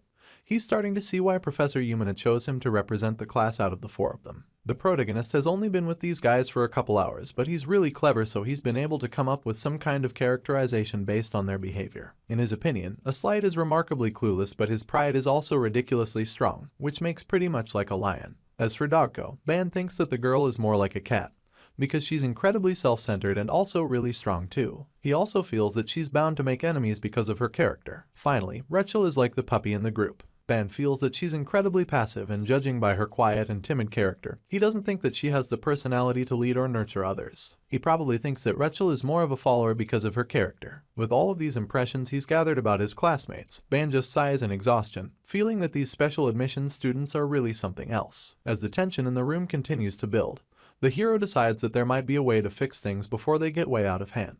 So, he raises his hand to get everyone's attention and tells them to calm down so they can hear him out. The others finally calm down, and once they give him their attention, he politely points out how a class president doesn't necessarily need to be the strongest in the group. As you can imagine, this is completely out of line with Dako's opinion, so when he makes this point, she is really confused. Seeing the look on her face, he goes on to suggest that the class president shouldn't be the strongest in fact. Dako asks him why not, feeling really agitated at this point, so our boy explains it to her. Ban feels that the class president shouldn't be the strongest in the group because if they are, then they'll make all the decisions on their own. If that's the case, then the class president who is supposed to unite the class wouldn't be able to do so. When Ban makes this brilliant point, the others are left speechless. A slight is astounded, Dako is dumbfounded, while Rachel just looks lost and confused. After making this point, the hero goes on to remind his colleagues that the class president needs to be somewhere in the middle. Not too weak and not the strongest. The president needs to be someone who can offer fair and good solutions for everyone. That being said, he suggests that the most easygoing person in the class should be president.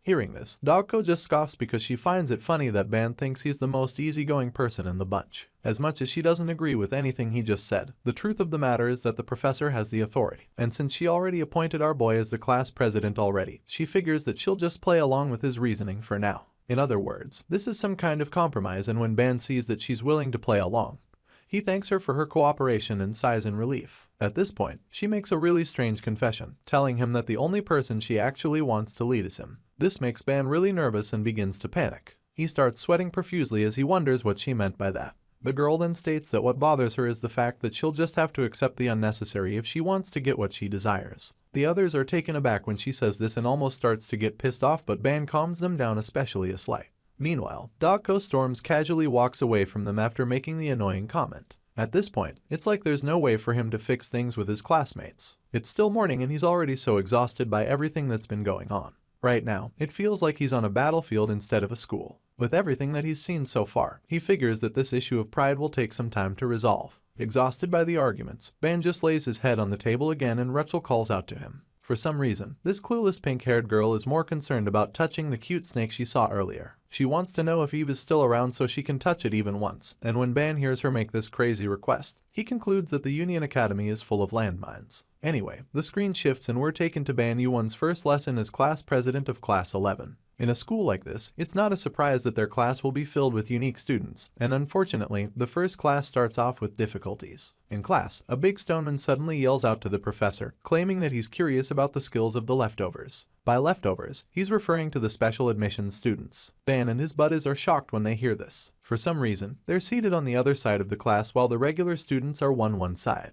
There's a lot of tension in Class 11 right now because the regular students clearly don't like Ban and the others. Anyway, the professor suddenly steps out to the middle of the class and suggests that they start the first lesson with a light sparring session. The professor asks them what they think about that, and of course, they're all excited to show their skills. The regular students are all eager to fight with the special admissions because they think that they'll be really easy to beat. They literally start arguing over who should face Ban and his group. The rude students start mocking our boy, and one of them calls him, telling him to come over and angrily tells him to take off his brooch. This is all really sad to see, and a slight reveals that Union Academy divides the class based on the abilities of the students. The blondie is not surprised that Class 1, the highest ranked group of students, seems to hate them. At this point, our boy chimes in. He agrees that the students of Class 1 hate them, but he also feels that they might be really agitated right now because of the brooch he wore, which they find provocative. He feels that the badge on his chest might have started all of this, and that's not actually far from the truth. The big rock guy glares at Ban as he zooms in on the flower brooch. He feels really pissed that a weakling would dare to wear a badge from Professor Yumina, who everybody considers the goddess of flowers. He's really jealous that he wasn't the one who got to wear the brooch, so the fact that the guy from a lower dimension would have the nerve to wear it in front of him makes him extremely furious. Rockface over here grits his teeth in rage, claiming that he'll never acknowledge that badge, because he doesn't think he will ever see Ban as a class president.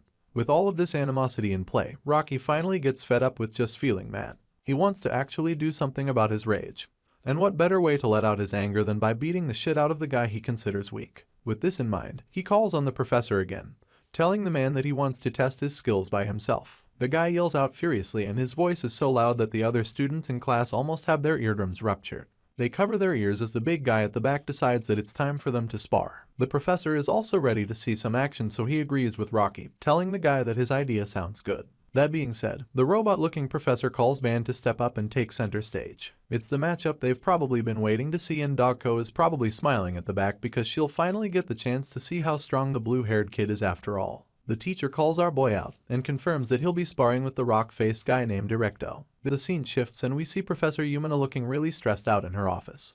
Anyway, she's currently really stressed out, but she's about to become even more stressed because she suddenly gets a notification informing her of what's going on with her students. She finds out that her new students are currently having a joint class with the special class on the very first day. She's really pissed when she finds out about this because she knows how the students from Class 1 can be. Feeling pretty concerned, she starts swiping through the pages to see more, and that's when she finds out that her students are going to be involved in a comprehensive practical battle right at the start of the lesson. That's practically the first period, and they're already being made to engage in combat with the highest ranked students of Class 1. Almost everyone believes that there's no way a student from lower dimensions special admissions can spar with the upper dimension class, so Yumina probably starts panicking because her best student, Ban, is the first one to take the stage against Directo. She knows that this is what the school must have thought when they drew up this curriculum, and she has a feeling that it's all just a scheme to give her students a hard time. Professor Yumina doesn't know whose prank this is, but she can certainly sense that the whole arrangement came from a place of malice. She knows that it's a setup, but right now, she's not sure how she can help her students. Back at the training ground, the robot-looking professor calls Ban out once again. Turns out our boy still hasn't gotten to the stage because he's feeling nervous. He only took a few steps forward and stopped there. The clever protagonist puts in all the factors and comes to the conclusion that he won't be able to face someone like Erecto, so he politely informs the teacher that his combat skills are lacking.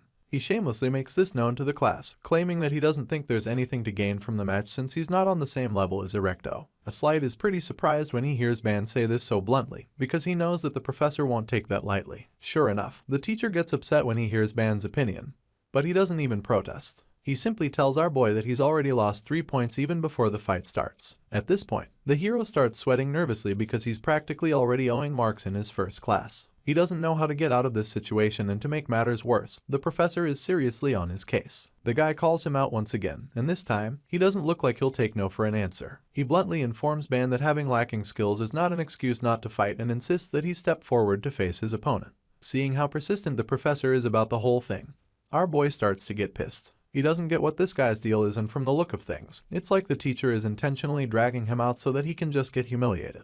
He doesn't like this at all, but he has to be smart about what he does next because it's way too early for him to be having problems in the academy. He just got here, so it won't be a good look for him to be having issues with teachers. He stares down the professor with a strong glare and then claims that him having lacking skills isn't an excuse but actually a fact. He goes on to explain that he was accepted as a special admissions student because of his unique ability, and not his combat skills. He tries to make the gray man understand why he shouldn't be forced into a duel like this. He feels that since the guy is so curious about his ability as a special admissions student, it would make more sense to assess the ability another way instead of forcing him into a fight. Our boy lays down his points in a really civil and polite manner, hoping that the teacher would see reason with him, but this just makes the guy even more upset. He yells at Ban in anger, feeling insulted because it's like Ban is now trying to teach his professor. While the guy is screaming at the top of his lungs, our boy bluntly explains that it doesn't matter if he's a student or a professor. As far as Ban is concerned, they all have to learn what they don't know, and after making another solid point, he reminds the guy that he's still an assistant professor for now. At this point, it wouldn't be a surprise if the teacher absolutely hates Ban already. He feels insulted so much so he decides to punish our boy some more by subtracting 5 more points from whatever total score he gets. Now, the hero is short of 8 marks and he hasn't even had his first class yet, so he's really pissed and disappointed to see that this is how the assistant professor wants to play. Ban is determined to avoid the fight with Erecto right now because he's insanely unprepared for such a matchup. He knows that he'll just end up being humiliated and crushed, so he'd like to avoid that since it's the kind of event that sticks to your record in a school like this. As such, he comes up with another idea, suggesting that they all take this first week as a preparation time, so that they can have the sparring match the following week. The assistant professor doesn't look like he likes the sound of this, and judging by the look on his face, he might do more than just subtract points if Ban upsets him any more than this. He asks the kid what he means by this, so our boy explains that he just needs to get the first week off so he can train. He feels that he needs to go into the top once and come out, because after that, then he'll be a lot more confident in his skills and preparation. While he's making all of these negotiations, his pals just stand at the back with their jaws dropped. They're so surprised that he'd have the confidence to keep arguing with a teacher for this long. Anyway, Ban finally brings forth his idea completely and then awaits the professor's response, hoping that they'll be on the same page now. At first, there's nothing but silence because everyone around is still processing what he just said. The silence is finally broken when students from Class 1 start mocking the idea. One of them is still in shock after hearing what Ban just said, so he asks again to confirm, and another student tells him that the guy is asking for a week to prepare for the sparring match. They've never heard anything like that, so they start laughing, feeling that Ban's skills must be at rock bottom for him to be shamelessly requesting a whole week of preparation for just a sparring match. But then again, it's a really bold statement because he's practically saying that all he needs is 1 week of training to be able to stand up to the special class and highest ranked students in the entire academy. While the others are given their opinions on the matter, a certain girl in the stands wearing a watch hat looks rather intrigued by our boy. This girl doesn't look like she behaves the same way as the other regular students in Class 1, so she starts to look like a really interesting character. While the students are busy yapping about the situation, the assistant professor finally processes everything and is now able to respond. He looks really pissed right now, even more than before, because he feels that Ban Yuan is intentionally ignoring him and his instructions at this point. The teacher is so angry that he's literally vibrating in rage. He can't believe that a student would have the balls to set a schedule as he pleases. The guy looks like he's going to explode in anger any time from now, but Ban doesn't seem to give a shit. He doesn't care if this guy is mad at him, and he doesn't even think the guy can punish him for anything. In his mind, this guy can't do anything even if he ignores him since he's not even a full professor yet.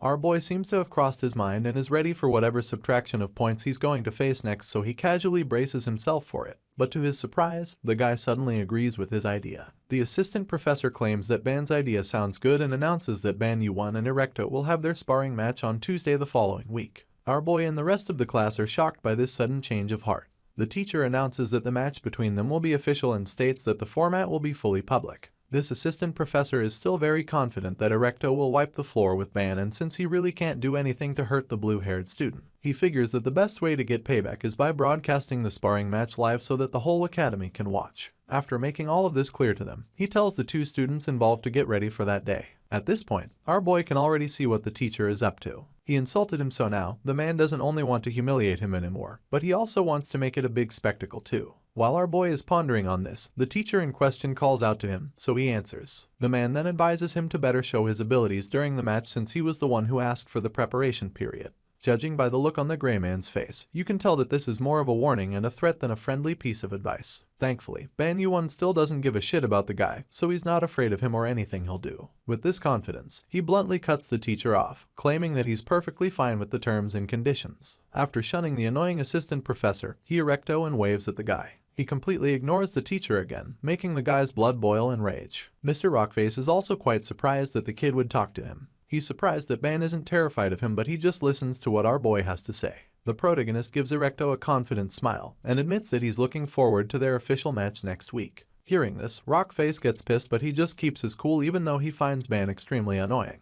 The big calls him annoying and he just smiles back, admitting that he wasn't even expecting a polite response in the first place. The real reason he talked to the stone man wasn't because he wanted a friendly chat or even the banter. In reality, he just needed the opportunity to use his all-seeing eyes to take note of Erecto's real stats. That's pretty clever if you ask me, since the first step to being prepared for an opponent is by knowing the person's strengths and weaknesses. Ban was able to see Erecto's stats, and now he knows that Rocky over here has 250 life points and about 300 body points. Thanks to his eyes of infinite reading, our boy is able to get a deeper understanding of his target's aura and spirit. With such high body and life stats, as well as magic stats of 120 points, Erecto is practically a heavyweight champion at the academy, and our boy isn't surprised at all, because it's just the kind of thing he expects from a student of the special class. Ban Yuan admits that Rocky's life and body stats are ridiculously high. Erecto's body stats are 10 times his own and the guy's life points are 5 times more as well. But even after confirming that he's definitely no match for the guy, he still feels pretty confident for some reason. Even though they're definitely not in the same league, our boy is still unfazed because he knows people who are extremely more powerful than Rocky. He takes a look at his friends, Rachel and Aslight, who appear to be really worried about him, and after using his all-seeing eyes to examine their true strength once again, he confirms that he's nothing compared to them when it comes to strength.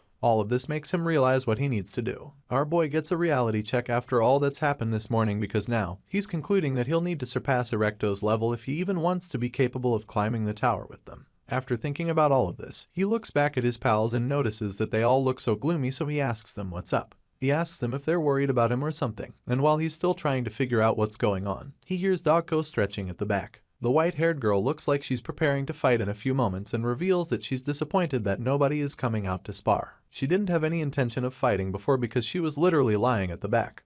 But after seeing how eager the students of Class 1 were to beat Ban Yuan up, she's decided to stand up for him and show them what special admissions students are capable of. Dogko Yon tells the special class students that unlike her class president, she specializes in combat, so she's really eager to start swinging punches anytime now. The fearless and quite frankly scary young lady steps up to the middle of the training ground and starts addressing the special class students. Right now, she's wondering if they are no longer curious about the skills of the special admissions students. The girl boldly challenges the students of Class 1 to come out and fight her, telling them that any one of them can step up. Seeing what's about to happen, Ban gets really worried, so he tries to call Dogko and get her to stop. He uses his all-seeing eyes to examine her skills, and once again, he sees just how insanely powerful she is. The girl probably already knows that she's the strongest person around, so she tells them that she's more than willing to accept a sparring challenge. Even the students of the special class get really nervous when she boldly comes up to make such a statement. They're all sweating and nervous, so it means that they're the ones who are afraid of her. It's surprising that they're so terrified because most people consider the special admissions students weaklings. Even the assistant professor is scared of her, so it makes you wonder how they know she's so strong. Anyway, it's really quiet after her bold challenge, and Ban seems to know exactly why. It turns out that Dogko Yon is so strong that it's practically radiating off her body. The white-haired girl is so powerful that even Ban's eyes of infinite reading can't fully grasp the full extent of her strength. It's so prominent that our boy is so convinced that there's no way the students of Class 1 can also sense her overwhelming aura. He believes that they can also feel just how intimidating the aura is, so he totally understands why they're all afraid to face her. She asks them what's wrong, and then suggests lowering herself to their level since they're all afraid. Dogko gets tired of waiting for them to step up by themselves, so she calls out to Erecto. She calls the big guy to come out, and he's absolutely horrified to hear his name. His classmates also feel really sorry for him when they hear that he'll be forced to go up against the terrifying Dogko Yon. The white-haired girl gives him a really scary smile, suggesting that he's not the kind of student to hold back. She knows that the guy has a really hot temper, and if she plays her cards right, she can make him mad enough to come at her. With this in mind, she tells the guy to come out so she can crush him, and of course, he feels insulted. He's angry about what she just said, but he's also really scared of her, so he just remains sat in the midst of his classmates and grits his teeth instead. Seeing how reluctant Erecto is to come out and face Dogko Yon, Ban presumes that the rock man must be really terrified right now. His original target was our boy because he felt that the blue-haired kid would be easy pickings for him. Ban Yuan feels that the big guy will be done for if he tries to save face and back down from Dogko Yon's provocation. Our boy can see how uncomfortable Rocky is right now, and the guy is torn between saving his reputation and saving his body. The truth of the matter is that he'll be left so injured that he won't recover in a week if he attempts to fight the white-haired tyrant. He sees what's about to go down and decides to save the big guy. It's not like this is any of his concern, but he knows that this shouldn't be allowed to happen. It's way too unfair, so he steps forward and tells the girl to wait 1 second. He calls out to her and tells her not to challenge Rocky. He reminds her that the big guy has a sparring match with him the following week and makes it clear to her that she'll have to wait her turn if she wants to fight the Stone Man. As you can imagine, Dogko doesn't appreciate being told no by Ban, who she already doesn't like. She asks him if he's being serious right now, and he tells her that he is. He thanks her for checking on him, but explains that he needs to prove his worth with his own abilities this time around. Hearing this, Dogko is initially reluctant to withdraw her challenge. But then after looking into his eyes, she sees just how serious he is. As such, she smiles at him and then turns around, admitting that she thought he was just a guy who relied on tricks before. But now, she's starting to realize that he might actually have a bit of manliness in him. That being said, she decides to stand down and agrees to let him do this his own way. Dogko decides to let Erecto off the hook, and now that she doesn't have a favorite candidate in the stands anymore, she asks the students of class one of them would like to take the Stone Man's place as her opponent. As you can imagine, they're all terrified once again, and Erecto quickly points at the guy sitting in front of him, hoping to get someone to replace him before Dogko changes her mind. Nobody speaks up, and once it's clear that they're all way too afraid to stand up to her, the white-haired realizes that it's just back to square one again. She asks for the last time if not even one of them has the balls to fight her, but all she gets in response is just more silence. They're all terrified, so she just sighs in disappointment, wondering how they can suddenly turn mute when they were all barking so loudly a few moments ago. When Ban was the opponent, everyone wanted a piece of him, but now they don't even know how to talk anymore. Dogko makes sure to let them know how disappointed she is with them. The special admissions student mocks the special class students for being cowards. Now that a real threat has appeared, they're groveling on the ground like losers, but they were all feeling tough before. Ban and the other students of class 11 start laughing when they see how small Dogko is making the cruel bullies feel. Ban Yuan and Incite are particularly the ones enjoying the whole thing the most. They're laughing confidently as if they're watching a really interesting movie. And they don't even hide this from the Class 1 students. The Class 1 students are extremely pissed, but all they can do is stay still and grit their teeth. While most of them are terrified, there appears to be a guy sitting at the back, asking her who the hell she's calling dogs. The guy's got a gold crown horn thingy, and coupled with the flaming aura surrounding his body, there's a good chance that he's also really powerful. The special students sitting in the stands turn around to see the person who just confronted Dogko. The girl also turns around to see who had the balls to talk to her. She looks up at the guy and he continues his little speech, telling her that it's always the weak and foolish who band together in packs. He claims that they're the ones who come out growling, pretending to protect their little groups. He's practically telling her that she's only coming out to defend her group of friends because they're all weak and foolish. As you can imagine, this is a really bold statement. And you don't need a fortune teller to tell you that this golden-haired fellow is the one that's going to face Dogko. The white-haired girl looks up at the guy and she's just taken aback by his boldness. It's like she already knows him, and judging by the expression on her face, fighting him is not going to be a walkover. Dogko just keeps looking at him speechless, and after calling her and her classmates dogs, he mocks her, telling her that it's such a sight to see her acting all tough. The golden-haired fellow continues to speak, claiming that it's been quite a sight to watch them all snarl, especially Dogko Yon, who feels that she can protect her group. Apparently, this guy doesn't think she's strong enough to do that, so he has now stepped forward to put her in her place. As he goes on and on about how he's a lot stronger than the special admissions students, our boy band starts to experience a strange vibe at the back. He is pretty curious about the guy and wonders what exactly it is that makes him so ominous. Right now, even among the other students of the special class seated in the stands, Ban feels that this stranger seems to be on a whole nother level in terms of power. He can sense the aura radiating off the guy's body, and of course, that's alright a good enough sign to tell him that the golden-haired dude will be an absolute powerhouse. While he's racking his brain thinking about who this guy could be, a slight suddenly reveals that the guy seated up there is Orduma, the ruler of the Kedius dimension. As you can imagine, he has no idea what any of that means and is completely bamboozled when the pretty boy starts talking about things like Kedius, Orduma, and whatnot. At this point, it's clear that he's the only one who isn't in the loop, so he expresses his confusion, and Incite realizes that his roommate over here is absolutely clueless. He remembers that this guy is from another dimension, but he's still surprised that he has no idea about Kidius since he is also from a different dimension. The pretty boy reveals that excluding the Union, there are 10 dimensions with the highest hierarchies, and Ortoma is from a family that rules over one of them, which is called Kidius. Hearing this, the hero gasps in shock and suddenly realizes that the guy walking down from the stands is someone from one of the top families in all the dimensions. Ortoma suddenly starts making his way down the stairs, and with each step, his uniform suddenly transforms into his training suit. By the time he's in front of Dogko-yeon, he's fully wearing his training uniform and definitely ready for that sparring session the girl has been asking for. Ortoma gets to the middle of the arena and then walks up to the assistant professor. Like all the other students around, the teacher looks really nervous when the golden-haired student comes up to him. Ortoma doesn't even need to spell it out before he knows what he's supposed to do next. The man brings up some blue windows and starts tapping away at the screen. He then brings out some sort of small camera from his inventory, and when Rachel sees it, she's really confused. The pink-haired girl wonders what it is that he's holding, so Incite explains what's going on to her. Apparently, the small tool is a recording device. The pretty boy confirms this and then presumes that the professor is trying to make a public video by filming the match that's about to take place. As you can imagine, this worries Ban a bit since he has no idea what they plan to do with the recording. He asks the pretty boy what he thinks will happen afterwards, so Blondie reveals that they intend to share everything that happens to her on something called the internet. Yep, that's right, the internet. Incite admits that he's not sure what that means, but of course, our boy has a very good idea what might be going on. The fact that they plan on sharing the video alone is enough for him to know that they're going to send the footage online for others to see. He completely understands what's going on, so he opens his inventory as well and attempts to get involved. From the way he sounds, it is clear that he's familiar with all of this while Incite is clueless. Seeing this, the pretty boy expresses his shock, asking him if he knows what the internet. In response, Ban admits that the concept is pretty similar to what he is back home. While explaining this, he immediately starts connecting to the Unionet so that he can stream the match as well. Incite still doesn't get what he means, so he breaks it down further, explaining that the internet is basically a network set up by companies or educational institutions for exchanging information. Of course, it's pretty difficult for Allright to wrap his head around the fact that Ban is familiar with all of this. Last time he checked, his roommate was from a lower dimension and didn't even know about Union Academy, so it's really baffling that he'd know so much about their internet. As the conversation goes on, Ban is able to connect to the Unionet, giving him access to all sorts of news and content online. But none of that is his business right now, since he's only concerned with getting connected to the school's internet network. In response to Incite's question, he simply explains that tech was heading in this same direction back in his own dimension.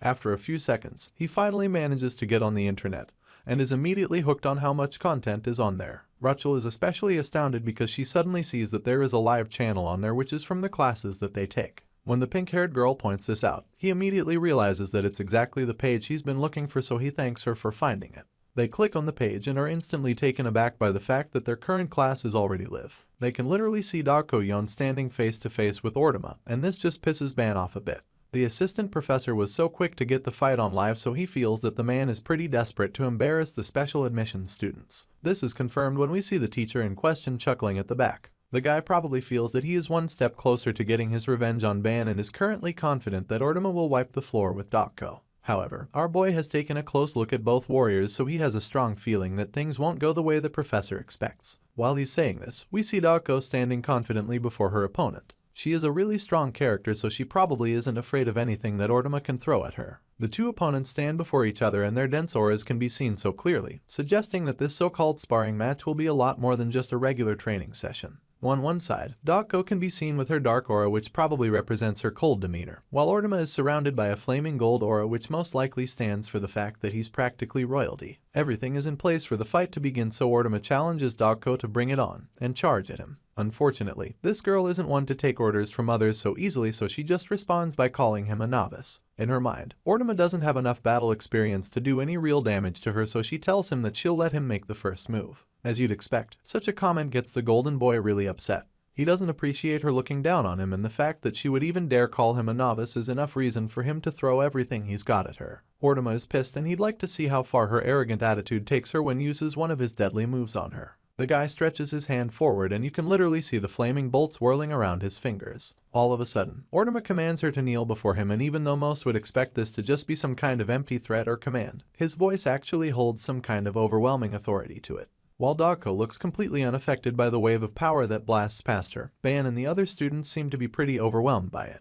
His head starts banging a lot, just like the first time he encountered the principal of the school. The vibrations rock his entire body and he immediately realizes that this power is different from the kind he controls. He's not the only one affected by it, since Rachel and Incite both seem to have been incapacitated as well, just like all the other students seated in the stands. Ban feels that the sensation is like when water flows from high to low. The pressure it's exerting on his body is tremendous and it's giving him the feeling of not being able to breathe, as if there's no air. With all that's going on, he figures that this must be the law of nature because everything in this space is forcing him to kneel before Ortama. At the moment, the power makes him feel that kneeling before the golden boy is the most natural thing in the world. Our boy continues to struggle in order to keep this energy out and also keep his body under control to resist the powerful influence of Ortama's command.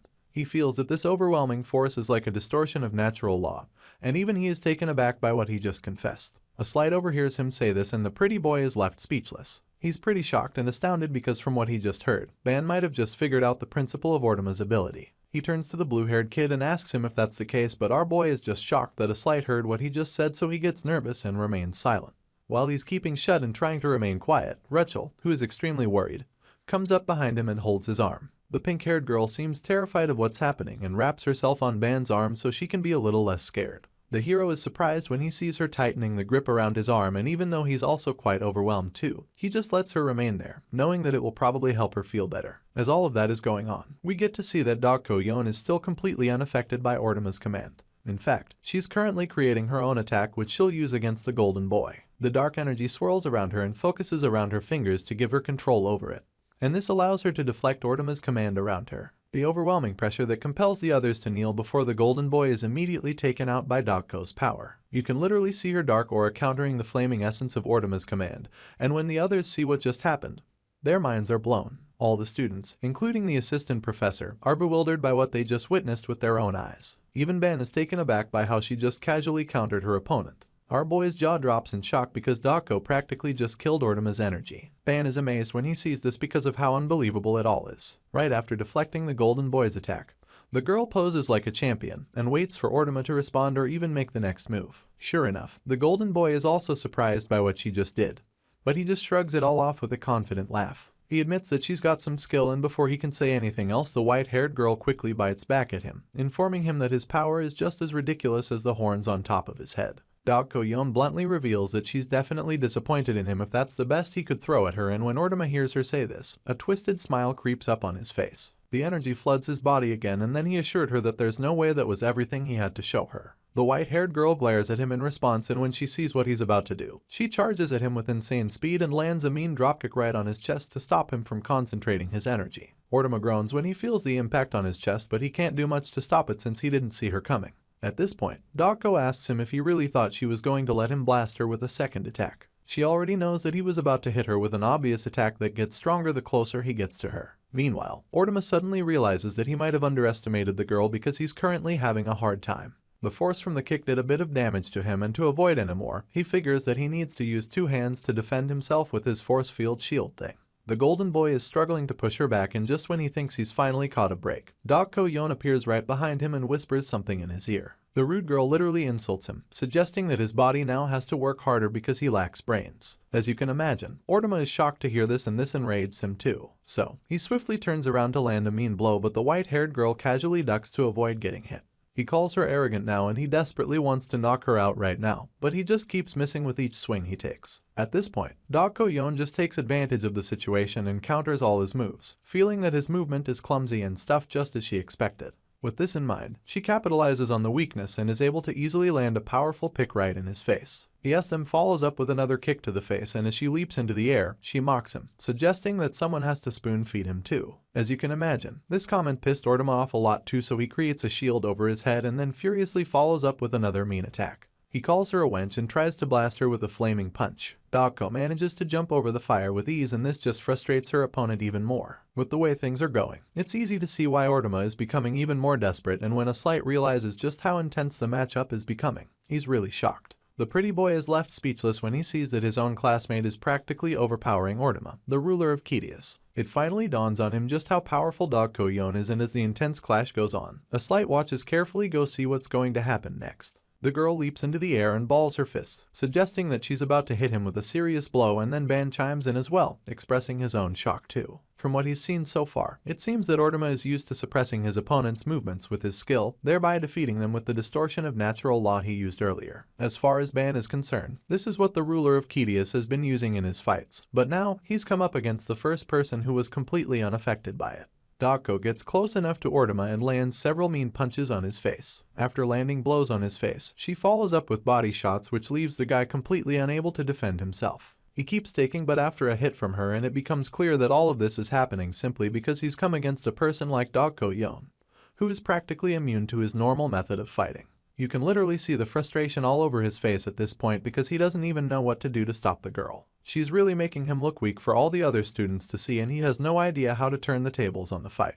Our boy continues to comment on the clash and admits that Ortama is indeed strong. He can see that the golden boy has overwhelming powers and physical abilities, but it's also pretty easy to see that he never uses his body in fights. He depended mostly on his overwhelming skill, and that's why he's having a hard time keeping up with Dako Yon, who is a master of combat. While Ban is saying all of this is himself, a slide overhears him once again and wonders how he can see all the stuff he's talking about. The blondie is surprised that his roommate is becoming suddenly aware of everything when only a few moments ago he seemed totally clueless. At the moment, he feels that Dako is fighting on equal footing with Ortama, but he's also confused as to how Ban is able to grasp the principles of both students in such a short time. It really baffles Blondie because from what he's been told, these guys are definitely supposed to be special admissions students from the lower dimensions, so it makes him wonder what the hell is happening right now. Dako is going toe-to-toe with the leader of Kidius, and by the looks of things, she's even overpowering him. The white-haired girl keeps Ortama at bay with a relentless barrage of punches. The girl lands so many hits in a short amount of time that the guy can only keep his shield up and continue to block all of them as much as he can. As you'd expect, he gets really fed up with this in no time because he's a respected student of this school who's never been humiliated like this. He's probably never faced any fighter as powerful as Dako, since all he has to do most of the time is just force them to kneel before him. Unfortunately, now he's being forced to take punches from a special admissions student, and it really annoys him, so he snaps. Ortama is furious that he would insult him like this and starts growling as if he's about to turn the tables on this fight.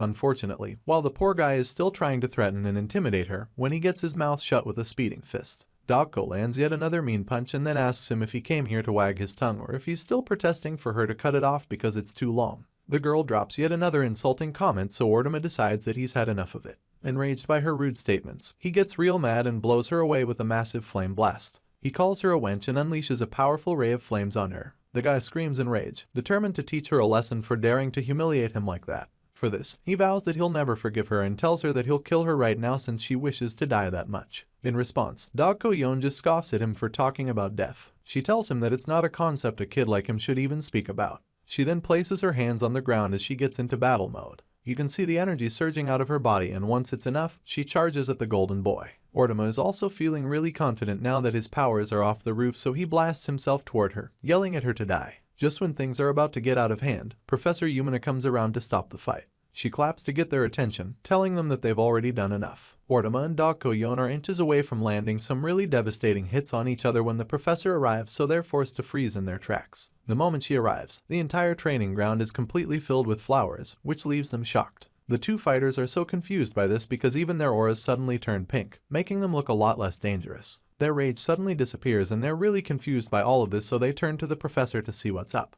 The pretty Yumina has finally gotten them to calm down, and once she has their attention, she informs them that students are not encouraged to fight for their lives in the Union Academy. Here, they're just supposed to be training hard, and admits that she prefers them saving all that aggression and desperation for their tower climb. Yumina calmly explains this to the both of them and then asks them if they understand what she means. With only her presence and a few claps of her hand, she turned the entire training ground into some kind of large garden filled with a sea of pink flowers. There's flowers all over the place, and even the sky turns pink, all because Yumina came around. Ban is speechless when he sees the spectacle, but then he suddenly realizes that it's just a hallucination. Even though it's all supposed to be an illusion, our boy admits that the scent of the flowers is insanely strong. He can smell the strong scent of the flowers, and the other students can probably smell it as well. Ortama and Dako stand face to face, knowing that they can't keep fighting now that the professor has come around. The golden boy is really pissed that he didn't get the chance to have his revenge on Dako. She literally humiliated him and he wanted to teach her a lesson so badly, but now he can't, so he just hisses in rage and storms out of the training ground. As the boy walks away, Dako stays back with her teacher and admits that Yumina is very strong. The professor is flattered when she hears this from her student, And while she's still blushing, the white-haired girl walks away as well. She returns to her fellow Class 11 students who welcome her back excitedly. She asks them how they thought she did in the fight, and Ban is the first to compliment her, telling her that it was absolutely amazing. That's what he thinks, so he asks the others if they felt the same way. Our boy claims that just watching Dogko fight was really helpful for him, and while he's still showering the snobby girl with praise, Rachel suddenly bumps into him from behind. Her head rams into his back for some reason, and he's really confused by this, so he turns around to see what's up. He tries to look at her face, but she just hides behind him like she's afraid of something. He's really baffled at this point because he did get what's going on. He asks her what's up, and it turns out that she's still really scared of Dogko Yon. Apparently, this cute girl is terrified of her white-haired colleague, so much so that she doesn't even want the girl to see her face. As you can imagine, Dogko Yon is really shocked and confused by all this, so she just stands there and watches the funny display in front of her. When our boy sees that Rachel is still afraid, he just lets out a small laugh, thinking that it's kinda cute that she'd hide behind him.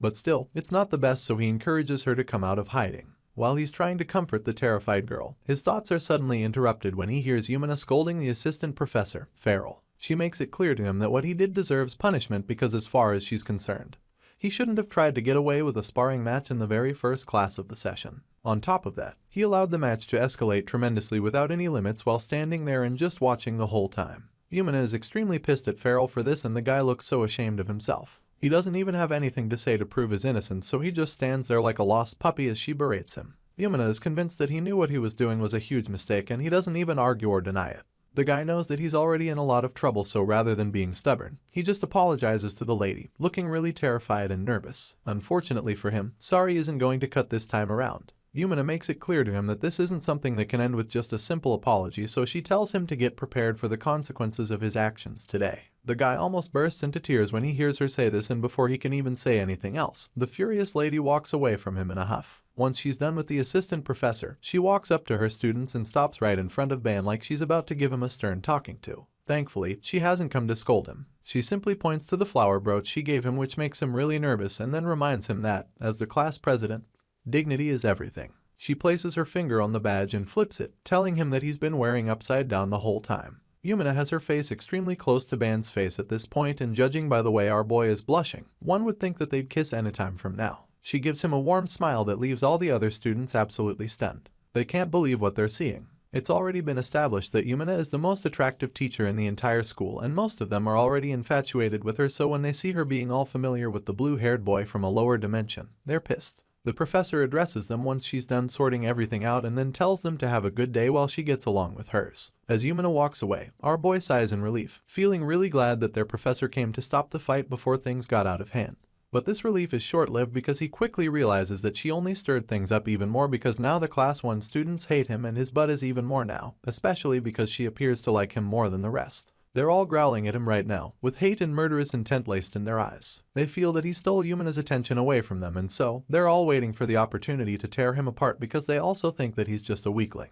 To make matters worse, news starts to spread all over the school about the new kid from the lower dimension who is on par with the notorious Ortima. Students all around Union Academy see the news on the internet, and they're all really shocked that anybody could be on the same level as the Golden Boy. Of course, there will always be different versions of a story like this, and so some students start saying that the fight wasn't even close since Ortima wiped the floor with Dogko. Others just feel that the story doesn't even make sense because they believe that someone from a lower dimension cannot even stand in the same room as the leader of Kidius. On the other hand, there's those who believe the story, and they're all intrigued by the special admissions students. They feel that the new kids are really amazing, especially because of how good looking they are. Some of them are already crushing on Rachel, thinking that her pink hair makes her so cute. At the same time, there's some who aren't even interested in the story because Ortima is the top student of the year, and so they feel that everyone should just stop with the nonsense rumors. Practically all the students in Union Academy are on their phones right now, curiously searching for more information on the story. They decide to check out what Professor Farrell posted, and when they watch the video, they're astounded by how insane the fight was. They finally realize just how good the silver-haired girl is, and after seeing how she humiliated their top student, most of them decide to make Dogko their new favorite henceforth. After watching the fight, some of the students also come across Ban's video where he was bargaining with the assistant professor. They wonder why he was trying so much to get a negotiation out and even nickname him the bargaining master. They're impressed by how sharp his words are, and then others are starstruck when they see Yumina entering the scene.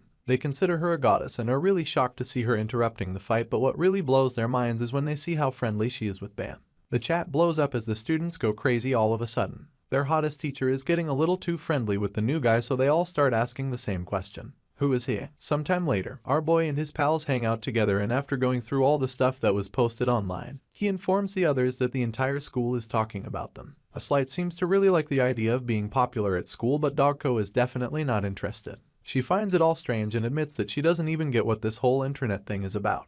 Ban notices her looking all gloomy, so he asks her what's wrong, and that's when she expressed her concerns. She fought with Ortama, but she doesn't believe that the guy is really the top prospect in the school. She doesn't think that it's true because she noticed a girl with the witch hat, and she is convinced that she's the one person more capable than Ortama. Dogko thought that Ban would be sharp enough to notice that too, but he just teased her in response, telling her that he was too busy watching the sparring match that he didn't notice. The conversation between them is interrupted when a Slight informs Ban that his name is all over the internet as well. Everyone is calling him Bargaining Master, and the pretty boy doesn't even understand what they mean by that. They're all teasing him about his argument with Professor Farrell, but of course, Ban doesn't really care. The hero figures that the students can't touch the one person who could challenge their top prospects, and so now they're taking it out on him. Hearing this, Dogko bluntly reminds but that it's not the only thing they're saying about him, since he's the one that Yumina is interested in. Anyway, a Slight suddenly changes the topic again, pointing out how distant they suddenly are in the group because Rachel hasn't really been talking to them anymore. The girl has been isolating herself recently because she's afraid of Dogko, but Ban doesn't even get how that works since they're both roommates. So, HR presumes that she's still nervous from before, but that doesn't look like the case since she's practically trembling on her seat. Ban wants to make her feel better, so he looks into his inventory to check for something sweet, hoping it can make her more comfortable. He suddenly finds something for her and calls for everyone's attention before revealing the special elixir jam created with his ability. The jam was formed by concentrating thousands of fruits, and it has a special effect which promotes overall growth and stats. A Slight and Dogko are intrigued by the jam, so our boy assures them that they'll be amazed shortly. He asks them to get him some bread, and after a while, he presents the bread with jam on it to Rachel. The pink-haired girl is shocked when she sees them offering her the snack. Ban asks her to try it, but she hesitates, unlike the others who take a bite and are absolutely blown away by how good it tastes. He asks them if they think it's good, and they just respond by shamelessly gobbling down the rest of the snack, telling him that it's beyond good. Even Dogko admits that this sweetness is on a different level, and she's someone who's tasted all kinds of sweets from the Central Plains. At this point, Ban encourages Rachel to come and join them, so she asks him if he can make one for her as well. Of course, our boy is more than happy to do this for her. The moment she takes her first bite, she screams in delight, claiming that this jam is the essence of fruit itself and the most delicious fruit flavor ever. The pretty boy asks if Ban made it with his ability, and he confirms this, while Dogko just asks if she can have even more, to which he responds by telling them that they can have as much as they want. The silver-haired girl admits that it feels like she's eating something way too precious, but our joy assures her that the jam isn't that expensive. After all, he feels that it's best to share stuff together since they're a team, and tells Dogko to consider this as a return favor for the kindness she showed him on the training ground, just like the rest of them. Even so, Dogko still feels that this jam outweighs her help, so she wants to make sure that they're even. To do this, she makes up her mind and decides that she's going to teach Ban a martial art in return for the elixir he just gave her. Of course, our boy doesn't see the need for this, and he's pretty nervous too since she's practically holding his tie. He can't really say no at this point, so he just stares at her with a confused expression on his face and a slice of bread sticking out of his mouth. It turns out Dogko really means business, because right after she tells Ban that she'll teach him a martial art, the next thing we see is the both of them being teleported to one of the academy training grounds. As they arrive at the place, the girl starts to give her little lecture. She is surprised that there's a place like this in the school, and even though it's not the biggest training room out there, she feels that it's fine as long as she can move her body freely inside it. Besides that, she seems to like it a bit since it gives her this strange sense of calm all of a sudden. Ban also has a thing or two to say about the place, since he believes that the training room somehow reflects their psychological environment. This basically means that their minds are pretty calm at the moment. This explains why the place is so quiet. He's not too surprised though, since it's just the kind of thing he expects from the union class. However, he isn't too happy that he had to leave in the middle of eating just to come here, so he asks the girl what exactly she's going to teach him that couldn't wait a couple more hours. While he's rambling at the back, Dogko just ignores him and continues to examine the space in the room, and after a moment, she finally concludes that the space will be sufficient for her training. Right after saying that, she starts waving her arms around with her wooden sword, and they're moving so fast that it's almost as if she has more than two hands. Dogko advises our boy not to move carelessly, but he doesn't seem to understand what she's trying to tell him. He doesn't get what she means by that, and while he's still processing what she just said, she points her wooden sword at him and tells him that they're about to start the first lesson. That being said, he takes a big jab at Ban's face while he's still in a daze, and before he can even see the sword coming at him, the tip of the wooden sword is merely centimeters in front of his face. He's so stunned because he certainly didn't see that coming, and he's just left speechless as he keeps staring at the tip. Seeing how bewildered he is, Dako explains that what she just did is called a thrust, and of course, this marks the beginning of a really intense training session for our boy. Shortly after that, we see that she goes on to explain how it works. Dako tells him that it's a move that must be carried out without a shred of hesitation or doubt. It's hard to believe that this piercing strike was done by a human, but in that moment when she thrusted the wooden sword straight at his face, Ban Yu-won discovered a new concept. The hero can see the aura surrounding his classmate, and while nobody else would be able to see this, he manages to make out a symbol from the energy flowing around the girl. He interprets the symbol as penetration and is surprised that the system would call it that. To him, it should be called swordsmanship since that's what he's being taught right now, so he finds it really puzzling. While he's racking his brain about this, Dako calls out to him and brings him back to reality, asking him if he's even listening to her at all. He apologizes for getting distracted, so the silver-haired girl forgives him and encourages him to keep his focus on what she's teaching him. Once she's gotten his attention again, she explains that a thrust exists in more than one form. She says something about sword three-leg angle, and of course, Ban has no idea what she's talking about. Dako claims that a thrust can be done with anything and that what she's showing him is the most basic and fundamental meaning of a thrust. She demonstrates with her wooden blade and unleashes a powerful strike. After that, she goes on to explain how many times one should thrust. The location from where one thrusts also matters a lot, and another very important factor is what one mimics while thrusting. The white-haired girl points all of these things out to our boy, but the most important factor is the kind of aura or force one uses with the thrust. At this point, our boy just stands there and watches her do her thing. He's not even sure what to say right now because it's all pretty overwhelming. After explaining all of that to him, she goes on to tell him that there are countless variations of thrusts, but makes it clear to him that what she just showed him are the ultimate basics. She claims that it's just a thrust and tells him not to forget it. At the moment, she's got the tip of her wooden sword pointed right at his neck, which makes him pretty nervous. She's probably doing it for dramatic effect, but she might just end up scaring out all the knowledge from his head. Thankfully, our boy's got a retentive memory, so he ponders on all what she just said and focuses on the ultimate basics she talked about. As far as Ban is concerned, the actions of Dako Yon, who has single concept to its utmost, feel far deeper than mixing several concepts. The girl has pretty much mastered her style a lot more than anyone else, while our boy is like a jack of all trades and a master of none. He's pondering on the whole thing, and tries to come up with a reason for Dako's specialization. But his thoughts are interrupted when the girl in question asks him if he wants to give what she just demonstrated to him a try. Ban Yu-won is happy to try it out and takes the sword from her. He keeps his focus on the essence of the thrust, and as he starts waving the wooden sword around, he tells her to bear with him because he feels that he's going to give her a really clumsy imitation. Dako watches him from the back, smiling mischievously and feeling that there's no way he can do it in one go. If he gives a perfect imitation on the first try, then it would mean that the years she spent mastering it would all be meaningless. In her mind, something like that isn't even possible, so she is confident that our boy will fail on the first go, but the sudden gust of wind that blasts her from his thrust makes her rethink this. She can't believe her eyes when she turns around to see that he really just grasped the concept after seeing it just once. While she's busy thinking he's already done it, Ban is busy scolding himself because he feels that he didn't do it well enough. He tells himself to focus and then tries to perfectly replicate it. Until now, he's been too focused on mixing different concepts together because he thought he would get more strength by adding more or combining them. But now, he's determined to master this single concept of penetration here and now. After the second try, he's still not satisfied with the results, so he goes again, feeling that he can still grow stronger by refining what he already has. Ban forces himself to think and remember that there are many characters for his thrusting, so it makes him wonder why he caught penetration out of the lot. He racks his brain for the answer as he attempts to perfect this skill, and then he finally concludes that the reason he caught the penetration concept is because to Dako, a thrust is a move that must pierce its target without fail. With this in mind, he performs another really powerful thrust. It's a deadly move, and this explains why the girl has chosen to master it. After demonstrating the thrust for the third time, Dako finally gets tired of him showing off, so she tells him to stop. She tells him that there's no need to push himself so hard right from the start, and while she's still talking, Ban just falls to his knees in exhaustion. Seeing how tired he is, she tells him to try the move later when he's in a larger space against an opponent if he can remember what she just taught him. Of course, Ban isn't one to forget his skills that easily, so he assures her that he'll do as he says. He's still panting and gasping for air when multiple windows from the system pop up. He's shocked, but he's also got a feeling that he might have just raised his stats by swinging a sword a few times. It turns out that our boy now understands the internalized concepts of penetration and martial arts, and as such, swordsmanship is also absorbed since it's a subconcept of martial arts. He's still wishing that he had that kind of talent when all of a sudden, he looks at the next page and sees that his stats have actually skyrocketed. Ban Yuan has his additional abilities updated and his infinite eyes stats are also increased to 110. His martial arts are at 36, with swordsmanship at 20 and penetration stats at 16.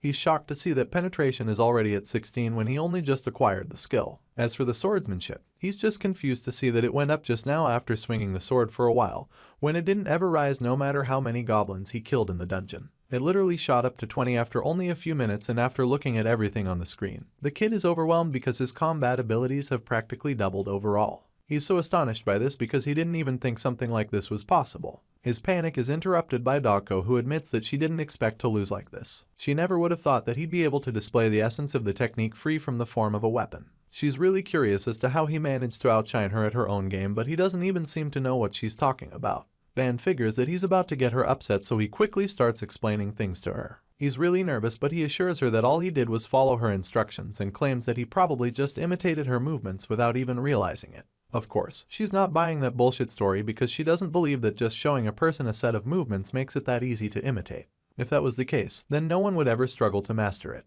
At this point, our boy doesn't even know what to tell her anymore, so he just keeps smiling nervously and agrees with her. But then, he comes up with a clever idea to get Dogko off his tail, so he suggests that the reason he learned it so quickly is because she's a really good teacher. The girl is taken aback and calms down for a moment. Seeing this, Ban continues to flatter her, claiming that he saw the profoundness in her movement as she demonstrated the thrust. He tells her that he was so amazed that he didn't think it was possible to get to that level, and so, he ended up getting absorbed in the depth of it that he lost track of time for a moment. Dogko starts blushing at this point, confirming that the words really touched her. She's surprised at how nice he can be to her with words when they haven't even known each other for so long. Seeing that he just brought out a really unusual softness in her, he changes the topic and tells her that her teachings were great. He also tells her to leave the elixir to him henceforth.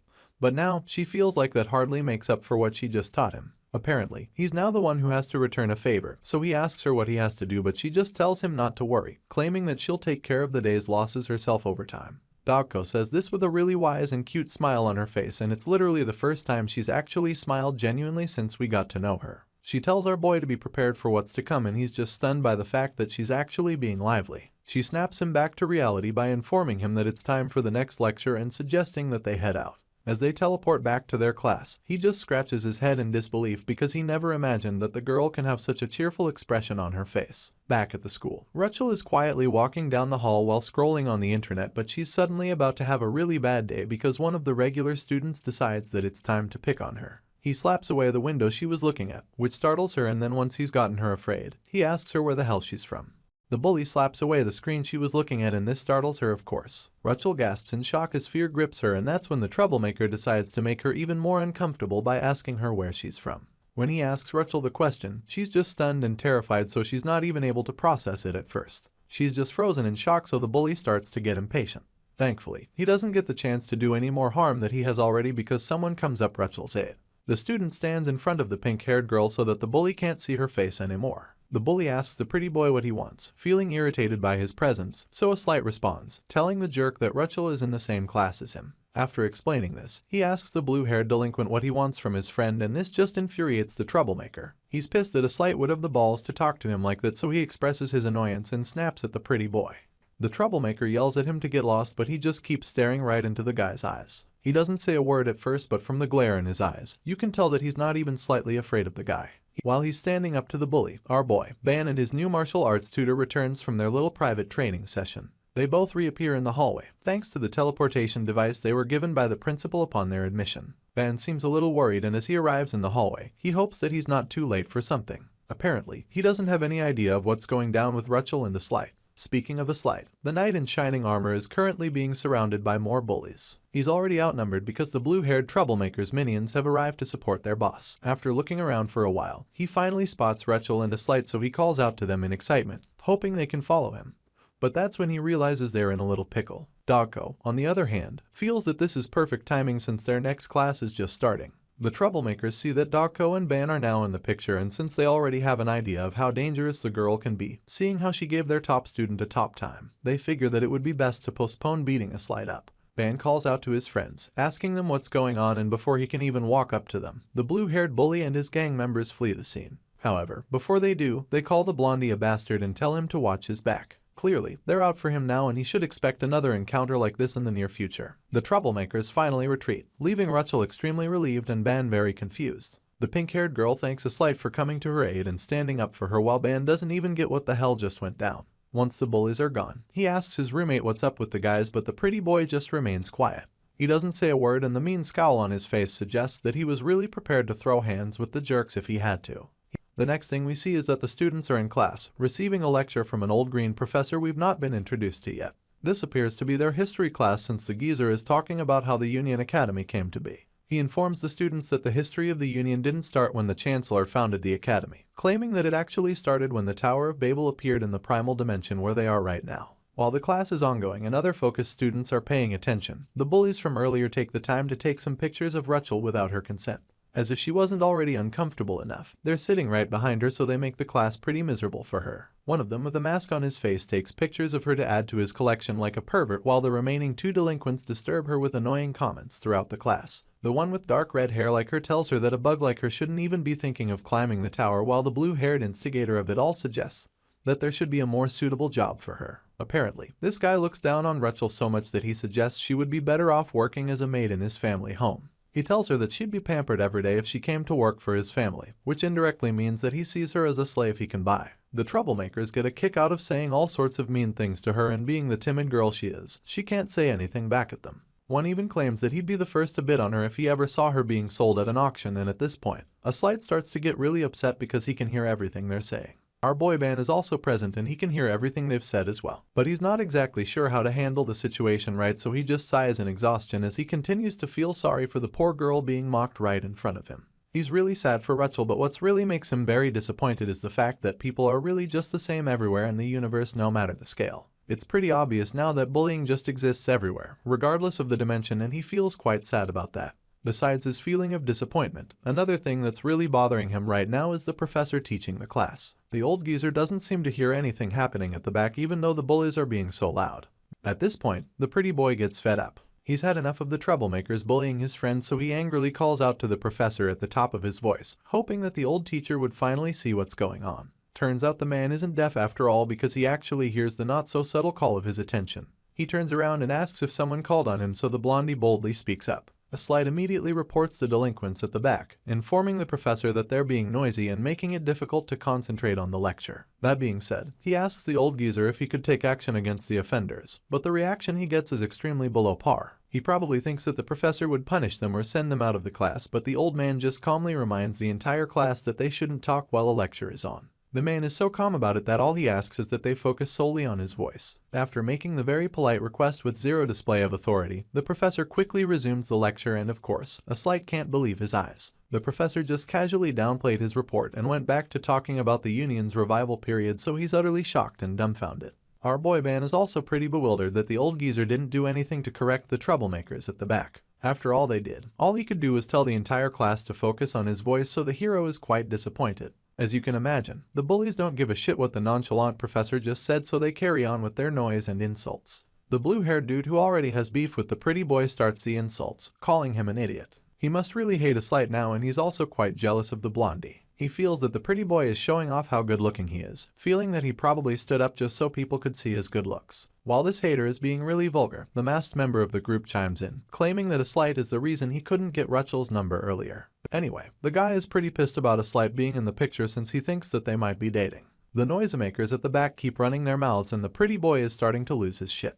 He can't take it anymore, because not only are they distracting him from the lecture, but they're also saying all sorts of things about him and his friends. Enraged by them, he slams the desk with his fists as he grits his teeth. The pink-haired girl starts to tear up as the bullies continue with their rude comments. They feel that Incite isn't dating her and scrutinize her body, stating that she doesn't look like his type, so of course, this pushes her to tears. They laugh at her so loudly that it's impossible to ignore, and when it becomes unbearable, the blondie finally loses his shit. It's like he's about to finally get up and smack the hell out of the bullies. He snaps his pencil in two out of rage, but before he can do anything he might regret, Ban taps him on the shoulder and quietly tells him to calm down. The moment he does this, the pretty boy is taken aback. He doesn't look like he appreciates being told to calm down, so he looks back at the guy in disbelief. He can't believe that Ban is actually telling him to calm down even when they're saying bad stuff about their classmate. In response, our boy just asks him what he expects to do if he doesn't fight them. As far as Ban is concerned, they'll just end up getting into a fight if they react, and that will lead them getting into trouble which none of them want. As such, he feels that there's no need to give them a reaction, stating that he's not into pointless actions. Unfortunately, Ban insists that there's really no point getting into a fight. He claims that causing trouble during the class will only make things worse for everyone. That being said, he tells Incite to just calm down and then calls him to take a look at something on his phone. The pretty boy takes a peek and is left quite baffled because he doesn't get why Ban is showing him Union Tube on the internet. He doesn't get what's that supposed to mean, so Ban shows him a live feed of their current class and then reminds him that there's more than one way to solve a problem. Our boy takes a close look at the screen and assures Incite that those jerks behind them will surely get what's coming to them. The pretty boy is shocked when he sees what Ban is actually up to, and while he's still trying to process it, our clever hero just laughs mischievously, stating that the bullies can keep laughing like idiots if they want because all that filthy talk they've been spouting during the class is being streamed live right now. Even Dogko is shocked when she sees the live feed that Ban was uploading to the internet the whole time. In the stream, you can clearly see where the pink-haired bully called Rachel a bug who shouldn't bother climbing the tower, the part where the other guy suggested she come work for his family as a maid. It's all really cool that our boy was able to catch them red-handed and expose them online, but it makes you wonder how he even managed to do it.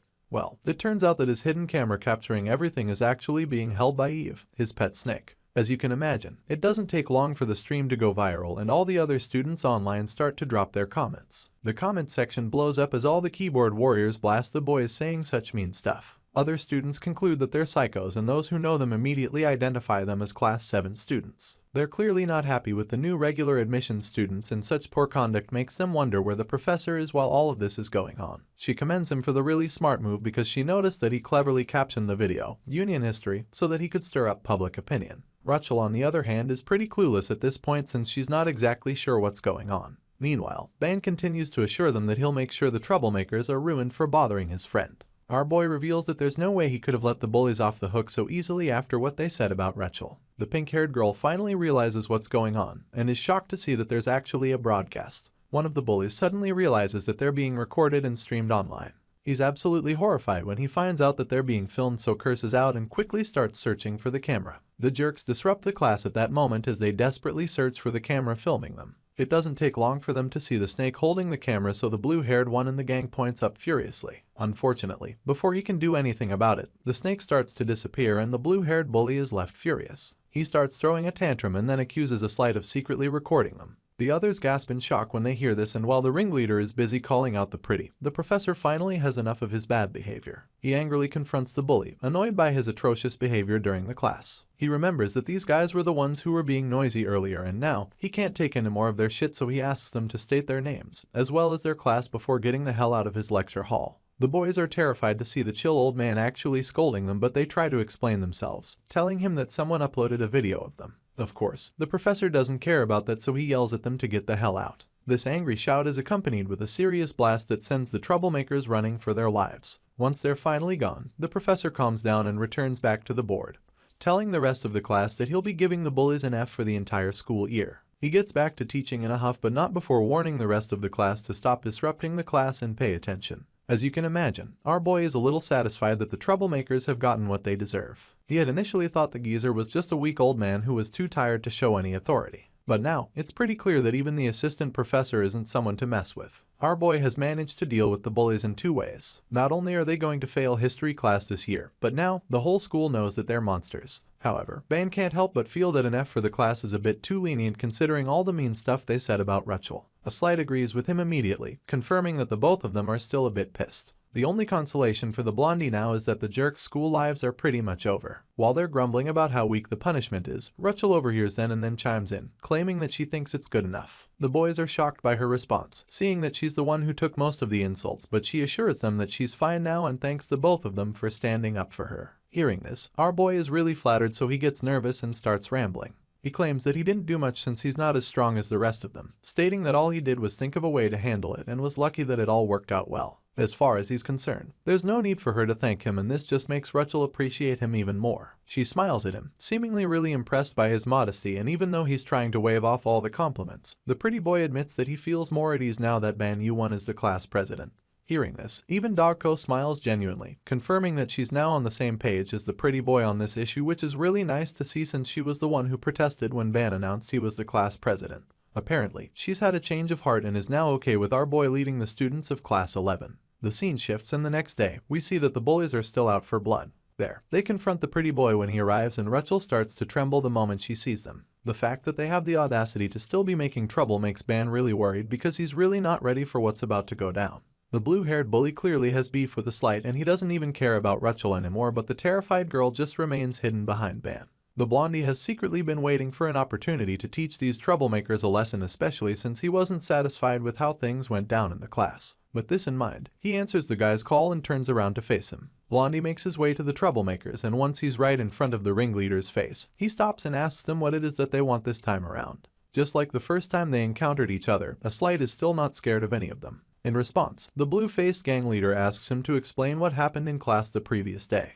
He's very convinced that a Slight was stage 1 who recorded and uploaded the video of them on the school's internet for all students to see. He calls the blondie a bug once again and reveals that the broadcast from the history class has ruined his semester score even before the term started. As if that's not bad enough for them, the seniors of the school have also marked them, and the masked one among them seems to be really bothered about this. The guy points out that the rest of their classmates are also avoiding them because of the bad reputation they have now. While this altercation is going on, the professor who's supposed to take the class just sits casually and watches as everything unfolds. The geezer seems to even be enjoying the argument as he sits there cross-legged and rubs his chin the whole time. Of course, Ban notices this and it becomes clear to him that there's a really deep-rooted discrimination in this school. 3 hostile students are currently facing a Slight with weapons drawn, confirming that they're ready for a fight, and they don't seem to consider stopping even when there's a teacher sitting right in front of him. This makes Ban feel that the professors and students from lower other dimensions don't see those from lower dimensions as humans at all, and of course, that's not a good feeling. It makes our boy feel a bit discriminated against at the academy, so he wonders what the hell is even going on at the school. While he's thinking about this, the bullies start to get really mad. The gang leader snaps at a Slight all of a sudden, asking him if he's insane, and then he dares the pretty boy to repeat what he just said to them. Apparently, he must have said something that really got to them because they're all riled up and ready to start throwing hands any moment now. As you can imagine, all their yelling and threats do absolutely nothing to the blondie. He remains unfazed and chill as ice. Once they're done barking at him, he calmly responds to them and proceeds to repeat what he told them the first time. He starts by suggesting that they didn't understand him the first time, so he spells it out for them a second time. This time, he says it is a lot slower and makes it a lot slower. The pretty boy bluntly tells them that they'll have to speak politely to him if they want to hear what he has to say. He makes this very clear and finishes by calling the blue ringleader a barbarian once again. To show how fearless this guy is, the bully currently has a really tight grip on his shirt, but he doesn't mind calling him names. When the bullies realize that he's still insulting them without hesitation, they get really mad. Infuriated by a Slight's complete lack of fear for them, the leader of the gang is desperate to get the blondie to start trembling, so he takes his sharp blade out and shows it to the pretty boy. Apparently, he thinks that this would be enough to strike fear into the blondie's heart, but he couldn't be more wrong. Anyway, the leader of the gang holds the sword to a Slight's face and scolds him, wondering why he would dare speak to him like that. As far as this bully is concerned, the pretty boy is just a lowly creature of the lower dimension, but I guess he's about to find out just how wrong he is about this. While the guy is still ranting, something shocking happens all of a sudden. Out of the blue, a huge sword with a glowing blade of flames appears in the pretty boy's hand. The bullies are shocked when this happens because they certainly didn't see it coming, and while they're still trying to wrap their heads around it, the blondie calls their leader a barbarian once again. He waves his long sword once and the slash release causes a small blast on the floor, which gets the troublemakers startled for a moment. In that moment, they suddenly get a glimpse of the true power of the guy they've been picking on, and it's safe to say that they're no longer so confident that they can beat him up with ease. Even our boy is shocked when he sees the powerful sword and its slash. Rachel is equally taken aback, just like Dogko, who didn't see that coming. While trying to figure out what the hell he just saw with his eyes, the system starts going crazy in his head, informing him multiple times that he has just discovered a new concept. Judging by the numerous symbols he sees floating in the air as they come out of the sword, it's pretty clear that this is going to be one hell of a concept. At the same time, the bullies start to get pretty nervous when they see the glowing long-ass sword in a Slight's hand. They back away for a second, and then the pretty boy reminds them that he told them to ask him politely. As you can imagine, the blue-faced dude refuses to be intimidated, so he gets mad again and starts acting out again. It's funny that he would still be acting tough when his own sword is way shorter than a Slight's. He yells out in rage and then tries to attack the blondie, but he's stopped right in his tracks when the flaming blade is brought up to his neck. The heat from the blade probably brings him back to his senses for a second because he freezes in fear, and then falls to his knees instantly. He clearly doesn't want his head chopped off, so he finally calms down and kneels before the pretty boy. A Slight keeps the sword mere inches away from the bully's neck, and it's a miracle the guy's body isn't already on fire since the flames on the sword are so intense. Once the blue-faced ringleader stops acting out, a Slight reminds him of when he said he'd only agree to talk if they're polite to him. While all of this is going on, Ban just watches in shock because he couldn't have predicted what he just saw. He can't believe that the hot-headed bully suddenly calmed down in the blink of an eye. He finds it strange that the guy changed all of a sudden, so he wonders if something like this is even possible. In our boy's experience, bullies like this are usually relentless and ready to fight until they've lost, but this guy just gave up even before the fight started, which is really shocking to see. While he's trying to figure out all of this, the pretty boy continues to subdue his opponent. He places the sword next to the troublemaker's head as he remains on his knees and starts sweating profusely. The guy is probably really scared for his life that he doesn't even utter another word. He just stays there quietly, hoping that the blondie would spare his life and let him go. At this point, the pretty boy finally addresses the ringleader. He starts by admitting that it's nice to finally have some peace and quiet.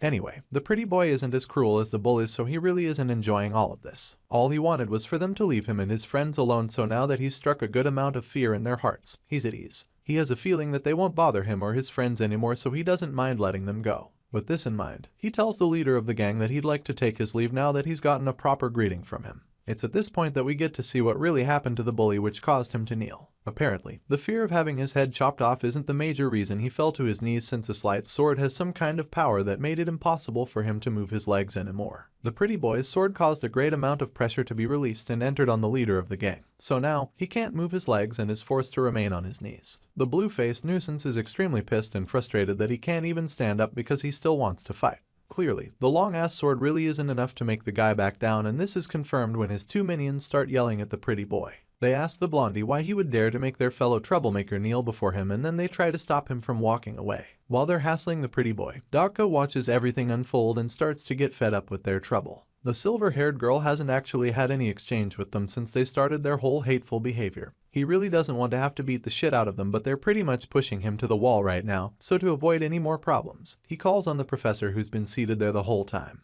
The geezer gives his attention, so the pretty boy asks the teacher what kind of evaluation a group receives when they suddenly attack their classmates with real swords in the academy. Hearing this, the old man just smiles mischievously, almost as if he has no intention of punishing the bullies. In his mind, he just finds it funny that Blondie is suddenly asking for his opinion after pretty much taking matters into his own hands. Incite is also holding a real sword, so he's guilty of the same offense at this point.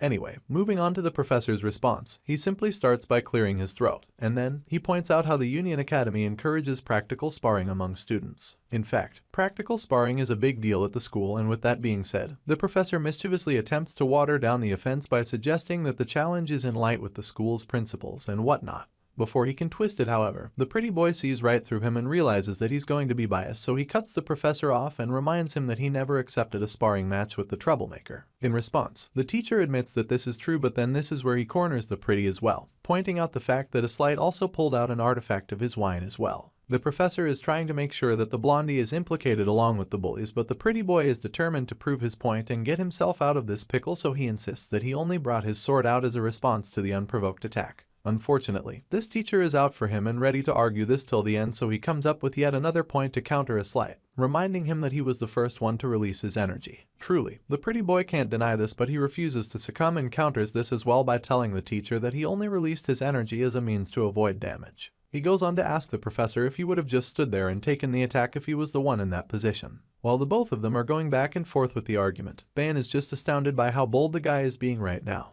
Rachel is also taken aback, but of course, she remains quiet and keeps hiding behind our boy. Ban notices that Incite's condition seems a bit off, so he's really bothered by it. Meanwhile, the professor starts to get offended when the pretty boy gets a little too harsh with words. He asks Incite to repeat what he just said, but the pretty boy isn't in the mood for all those antics, so he bluntly asks the professor to tell him how he would handle all the insults and slanders the bullies have been spitting in his face. At this point, the biased old geezer realizes that he doesn't really have a way to counter the question, so after pondering for a few seconds, he comes up with the best way to win the argument, which is by lying. With this in mind, smiles coyly again and then slowly claims that he didn't witness any of the insults Incite is talking about. The corrupt professor hates the lower dimension students so much that he's not only ready to side with the bullies, but he also denies seeing the wrong they did. When the pretty boy hears this, he's absolutely furious because he realizes that there's no way justice can prevail if he's got a corrupt liar as a judge on this case. Annoyed by what he just heard, he loses his shit and points his flaming sword at the lying teacher. He asks the man what he means by what he just said and angrily demands to know if the man is being serious right now. Thankfully, he's not allowed to make things any worse than this because Dogko suddenly stops him by flicking his head hard to save him from ruining his life at Union Academy. She informs him that what he just did was extremely foolish on him, and the impact from her flick on his head seems to bring him back to his senses. The spot she just hit is absolutely throbbing, and after that brief moment of quiet, the pretty boy starts yelling at her for hitting him. In response, the cold girl tells him that he's being noisy and then proceeds to scold him. She asks him who he thinks he is to act all high and mighty when he's being swung around by a sword. She says this while poking his throbbing wound with her fingers, and as the searing pain goes straight to his brain, he quickly realizes the messed up. The wound hurts a lot, but it's also helped him calm down and come back to his senses, so he gets rid of his flaming sword immediately, and Ban is so relieved to see that the rageful energy is gone. However, the professor is upset when the sword disappears because that's what he wanted to implicate the pretty boy with. Enraged that he doesn't see the sword anymore, the old man starts throwing a tantrum, and while grumbling, he calls Incite a lowly, arrogant creature of the lower dimension. The professor starts walking away, leaving Ban and Rachel a bit taken aback by his last comment. The both of them are equally nervous because they're not sure what's going to happen next, since what happened with Incite was a pretty close call. It was also pretty dangerous, which is why he's still being scolded by Dako right now. The silver-haired girl chews him out and slams him for screaming just because he's holding a decent divine object. She's definitely ashamed of him and asks him if that's his true nature, but as you can imagine, the boy is just too embarrassed to say anything, and just as Ban expected, the pretty boy turned out to be the biggest bomb in their group that was just waiting to go off all this time. The scene shifts, and the next thing we see is that our boy is having a meal. He's in the cafeteria with his pals but hasn't even taken a bite of his food because he's been thinking since they got there. At the moment, our boy is quite worried that they will never be treated well at the Union Academy if they keep going on like this. They're already outcasts in a way, so the protagonist is afraid that things might get even worse for them if they don't do something to change the impression others have of them. Hearing this, Incite attacks him by sounding shocked that Ban is the one saying this. In response, our boy just snaps at his roommate for sounding judgmental when he's the one who's been involved in the most scandals recently. Pissed by Incite's recent attitude, Ban reminds the pretty boy that he wasn't the one who just tried to pick a fight with the professor, pointing out how he even formally applied for a sparring match regarding the provocation when he felt mistreated. As far as our boy is concerned, he and Incite aren't even in the same position when it comes to how much trouble they're in or caused recently. At this point, the blondie keeps quiet and realizes that he actually needs to chill. He can now see that he's the problem, so he starts to feel bad and admits that he only acted out because he thought he could improve the situation after seeing how Ban handled it the last time. In response, our boy just reveals that he almost caused a bigger problem in the end, and scolds Incite for leaving the provocateurs alone and trying to fight the professor. Hearing this, the blondie admits that he messed up and apologizes for his errors. While that's going on, Dako just enjoys her meal, but she's looking extremely cheerful today, which is very unusual of her. Anyway, that aside, our boy is starting to become really concerned about his roommate. He wonders if Light is going berserk or something because the usual pretty boy wouldn't have acted so recklessly. Sure, he's been blunt and vocal from the start, but he's never been the type to threaten a teacher in front of everyone. He thinks back to the encounter at the training ground and remembers how it felt like his roommate had suddenly changed in the blink of an eye, as if someone flipped a switch or something. With this in mind, he remembers seeing just how powerful that sword was and figures that the artifact must have something to do with a slight sudden change in character. After all, the professor did say that it was an artifact, and even Dako considered it a divine one. With all of this in mind, he becomes pretty curious, so he tells his roommate to just be honest with him at this point and asks him if he can actually control the power that he showed earlier. In response, the blondie immediately claims that he can control the power, stating that he wouldn't have even passed the entrance exam if he didn't know how to use it. He makes this clear and explains that he only lashed out earlier because of the professor's lies. Ban sounds surprised to hear that the pretty boy flipped out because of the lies, so he decides to play a little trick on him at this point. With a mischievous grin on his face, he suddenly asks Incite if he thinks that lies are bad, as the blondie confirms this nervously. Ban then admits that he's not sure if he can believe that Incite can control the power from that sword, so the pretty boy just tells him to trust him. Blondie is determined to redeem himself for what just happened between him and a teacher at the school. He seems really embarrassed that he messed up like that, and he wants to prove himself, so he promises Ban that he'll make sure nothing like what happened today ever repeats itself. While he's trying to sound all responsible like he knows what he's talking about, Dako just lands a low blow by admitting that it's a relief he said it wasn't a nuisance, because seeing him being tossed around like a puppet by that divine object was indeed a sight to see. Pretty much everyone except Rachel has scolded the blondie, so now he's so tired that he just places his head on the table and lies there in frustration. Seeing that his roommate has had enough and is now back to his senses, Ban decides that it's time for them to move on to another topic, and even Dako finally agrees that the poor boy doesn't need to be scolded anymore. Now that they're all done chewing up the pretty boy, the silver-haired can now focus on her other target, who happens to be our boy, Ban Yu-1. She suddenly calls out to get his attention, which startles him. Thankfully, he's no longer so wary of her like he was before when she was out for his position as class president. It's crazy how she desperately wanted to be the leader, but he stood his ground.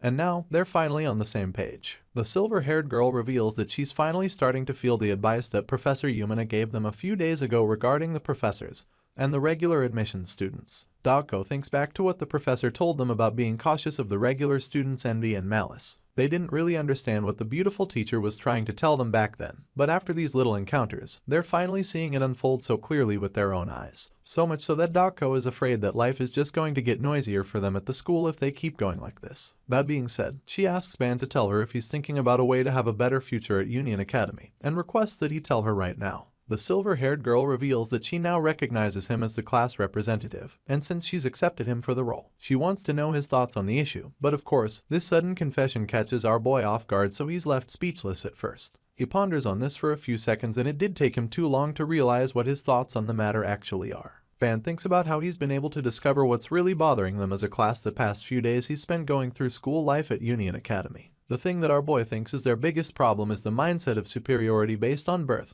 or inherent strength. This was what he noticed during his encounter with Erecto, the rock-faced troublemaker, and it's the same thing he felt when Ortama came out to challenge Dogko to a duel. Both of those guys were so fixated on their strengths, feeling that it was all that mattered, and while that's one big problem affecting the Union Academy, Ban feels that there's something else making their lives a lot more difficult than they should be at the school. Not surprisingly, he reveals that this second factor is the strange contempt directed at the lower dimensions. This is a shared character among almost all the regular admissions students of the school, and judging by the encounter Aslight had with the professor at the training ground, it's obvious that some teachers are also guilty of this. On top of this, Ban feels that the outdated system that takes the discrimination and bullying for granted is also a big problem for them. As such, he suggests there's really not much that outsiders like them can do in a place where these flawed behaviors and beliefs are considered common sense. With all of this in mind, our boy finally answers Dogko's question and asks the group what they think is necessary to build emotional rapport, or at least even gain favor from a broad, unspecified group. Hearing this, the rest of Class 11 is just stumped. They didn't expect Ban to throw the question back at them like that, so they're really confused, especially Rachel, who's just busy munching on a slice of bread with Ban's delicious jam on it. They're taken aback, but they actually think of answers, so it doesn't take long for them to bring forth their suggestions. Aslight is the first to suggest using conversation and dialogue to their advantage, while Dogko feels that showing power will be the best bet in a place like this. As for Rachel, well, she was too busy savoring the tasty snack, so she probably didn't hear the question, and now she's totally clueless. Hearing their answers, Ban nervously disagrees with them, suggesting that they're wrong. As far as he's concerned, they already have these things they just mentioned. He places his fingers in a way they look like a frame, and when he places his 3 buddies in that frame, they're pretty confused because they don't get what he's doing. Ban tells them that it's their looks, and none of them is sure what he means by this. They're still in a daze, and that's when our boy suggests that the solution to their problems at the school is a reality show. Okay, that's not exactly what he says, but that's basically what he's implying, because he suggests that they make a channel that shows their daily lives for the other students of the school to stream on the internet. Dogko is very much taken aback by this idea, but Ban assures her that it's a great plan. He tells her that it's a very common way to build rapport back on Earth where he's from. He feels that by creating a show for people to watch and see their lives, they'll be able to build an image to show the general public. Thankfully, his friends are open to the idea, so shortly after he suggests it, they get right to work. They find an empty space at the school to shoot their first video, and after setting everything up, Ban takes out his phone to begin the stream. He and Rachel take care of the lighting, while Aslight and Dogko will be the subjects for the first video since they're both the more popular special admissions students as of now. Our boy explains that they will be able to create a sense of familiarity when they build an image of themselves in people's minds. Once that's achieved, then the familiarity can even be developed into respect and even reverence for the target. Basically, what he's trying to say is that he's going to turn them into public figures and celebrities at the school so that the other students can't bully them anymore. The pretty boy is pretty down with the plan, and he likes where his roommate's head is at. He asks the question while stretching out and warming up on one side, and of course, Dogko is on the other side doing the same. The silver-haired girl doesn't seem to have any questions for now, so Ban quickly breaks it down for the pretty boy to understand. He tells Aslight that the duel is taking place because it's not staged. He claims that it's a proper sparring match and tells him to take the duel seriously. Hearing these words, Dogko instantly goes into battle mode as her eyes turn dark all of a sudden. The sparring match begins shortly and the two students exchange blows. Aslight feels a little pissed that Ban told him to be serious all of a sudden, and while he's nagging in his mind, Dogko capitalizes on his lack of focus. She evades one of his blows and then goes lower to deliver a powerful strike of her own. She has the opportunity to take him out with a mean body shot to the side, but she probably doesn't want to hurt him too much, so she just grabs Aslight's uniform and tosses him over like a piece of cloth. The ruthless cold master of combat slams the pretty boy into the ground and then tells Ban that he worries too much, claiming that anyone will naturally get serious after taking a few painful hits in a sparring match. As you can imagine, Rachel gets really scared when she sees this happen. The soft girl gets really worried that a slight got hurt, but our boy just keeps the camera rolling with a very excited smile on his face. As far as he's concerned, this is television gold, and it's just the kind of thing he needs for the reality show he's trying to create. The pretty boy groans in pain, and as the dust clears, he slowly gets back on his feet. Bro looks like he's about to throw up, so Dako decides to motivate him a little more. She seems surprised though, wondering if this is really all he has got to show her. She expresses her disappointment, but then suddenly claims that she's not so surprised because now it all makes sense that he was thrown around so easily by that strange artifact earlier. In other words, she's calling him a weakling, and since it's looking as though he won't stand a chance against her, she tells him that he can bring out his sword if he wants. Dako continues to blast him with taunts as he groans on the floor. She lands emotional blows on his ego over and over again until the words start getting to him, telling him that he still won't be able to close the huge gap between them even if he brings out his flaming sword. Apparently, this is enough to do the trick because right after she says this, the pretty boy starts growling, and it's safe to say he doesn't look that pretty anymore. He yells at Dako furiously like he's going to tear her apart, and when Ban sees this undiluted rage, he just gets even more excited. This is exactly what he's been looking for, so he cheers his roommate on, telling him that he's doing a great job. While he's screaming passionately like an obsessive director, Rachel just starts to feel worried. The girl has been scared for a while, and now she can't hold it back anymore, so she asks Ban if he really thinks that this will make life in Union Academy easier for them. She admits that she still doesn't get the point of all this, and while she's expressing her concerns, a slight blasts himself at Dako, and the two go in for another round. Hearing the poor girl's worries, he assures her that it will leave a lasting effect, even though it will not change things immediately. He makes this point and then goes on to break it down further. Ban claims that if those who've been bothering them knew how skilled they were, they wouldn't have even messed with them in the first place. Our boy really believes that this exposure will help them survive in the academy because it gives the troublemakers an impression that they wouldn't want to have to deal with. Hearing this, Rachel agrees with him, claiming that he's correct about what he just said. Once he's able to convince her, he takes his focus back to the intense match in front of him. He's so excited that the fighters are giving it their all, and it's so mind-blowing because they're casually breaking the floor like it's tofu or something. Knowing that Rachel might keep thinking of worrying, he tells her that they shouldn't bother themselves with the results of this little experiment, and then goes on to flatter her, telling her that her beauty is too precious for her to be stressing over stuff like this. Hearing this, the girl is caught off guard and she doesn't even realize when her cheeks start turning red.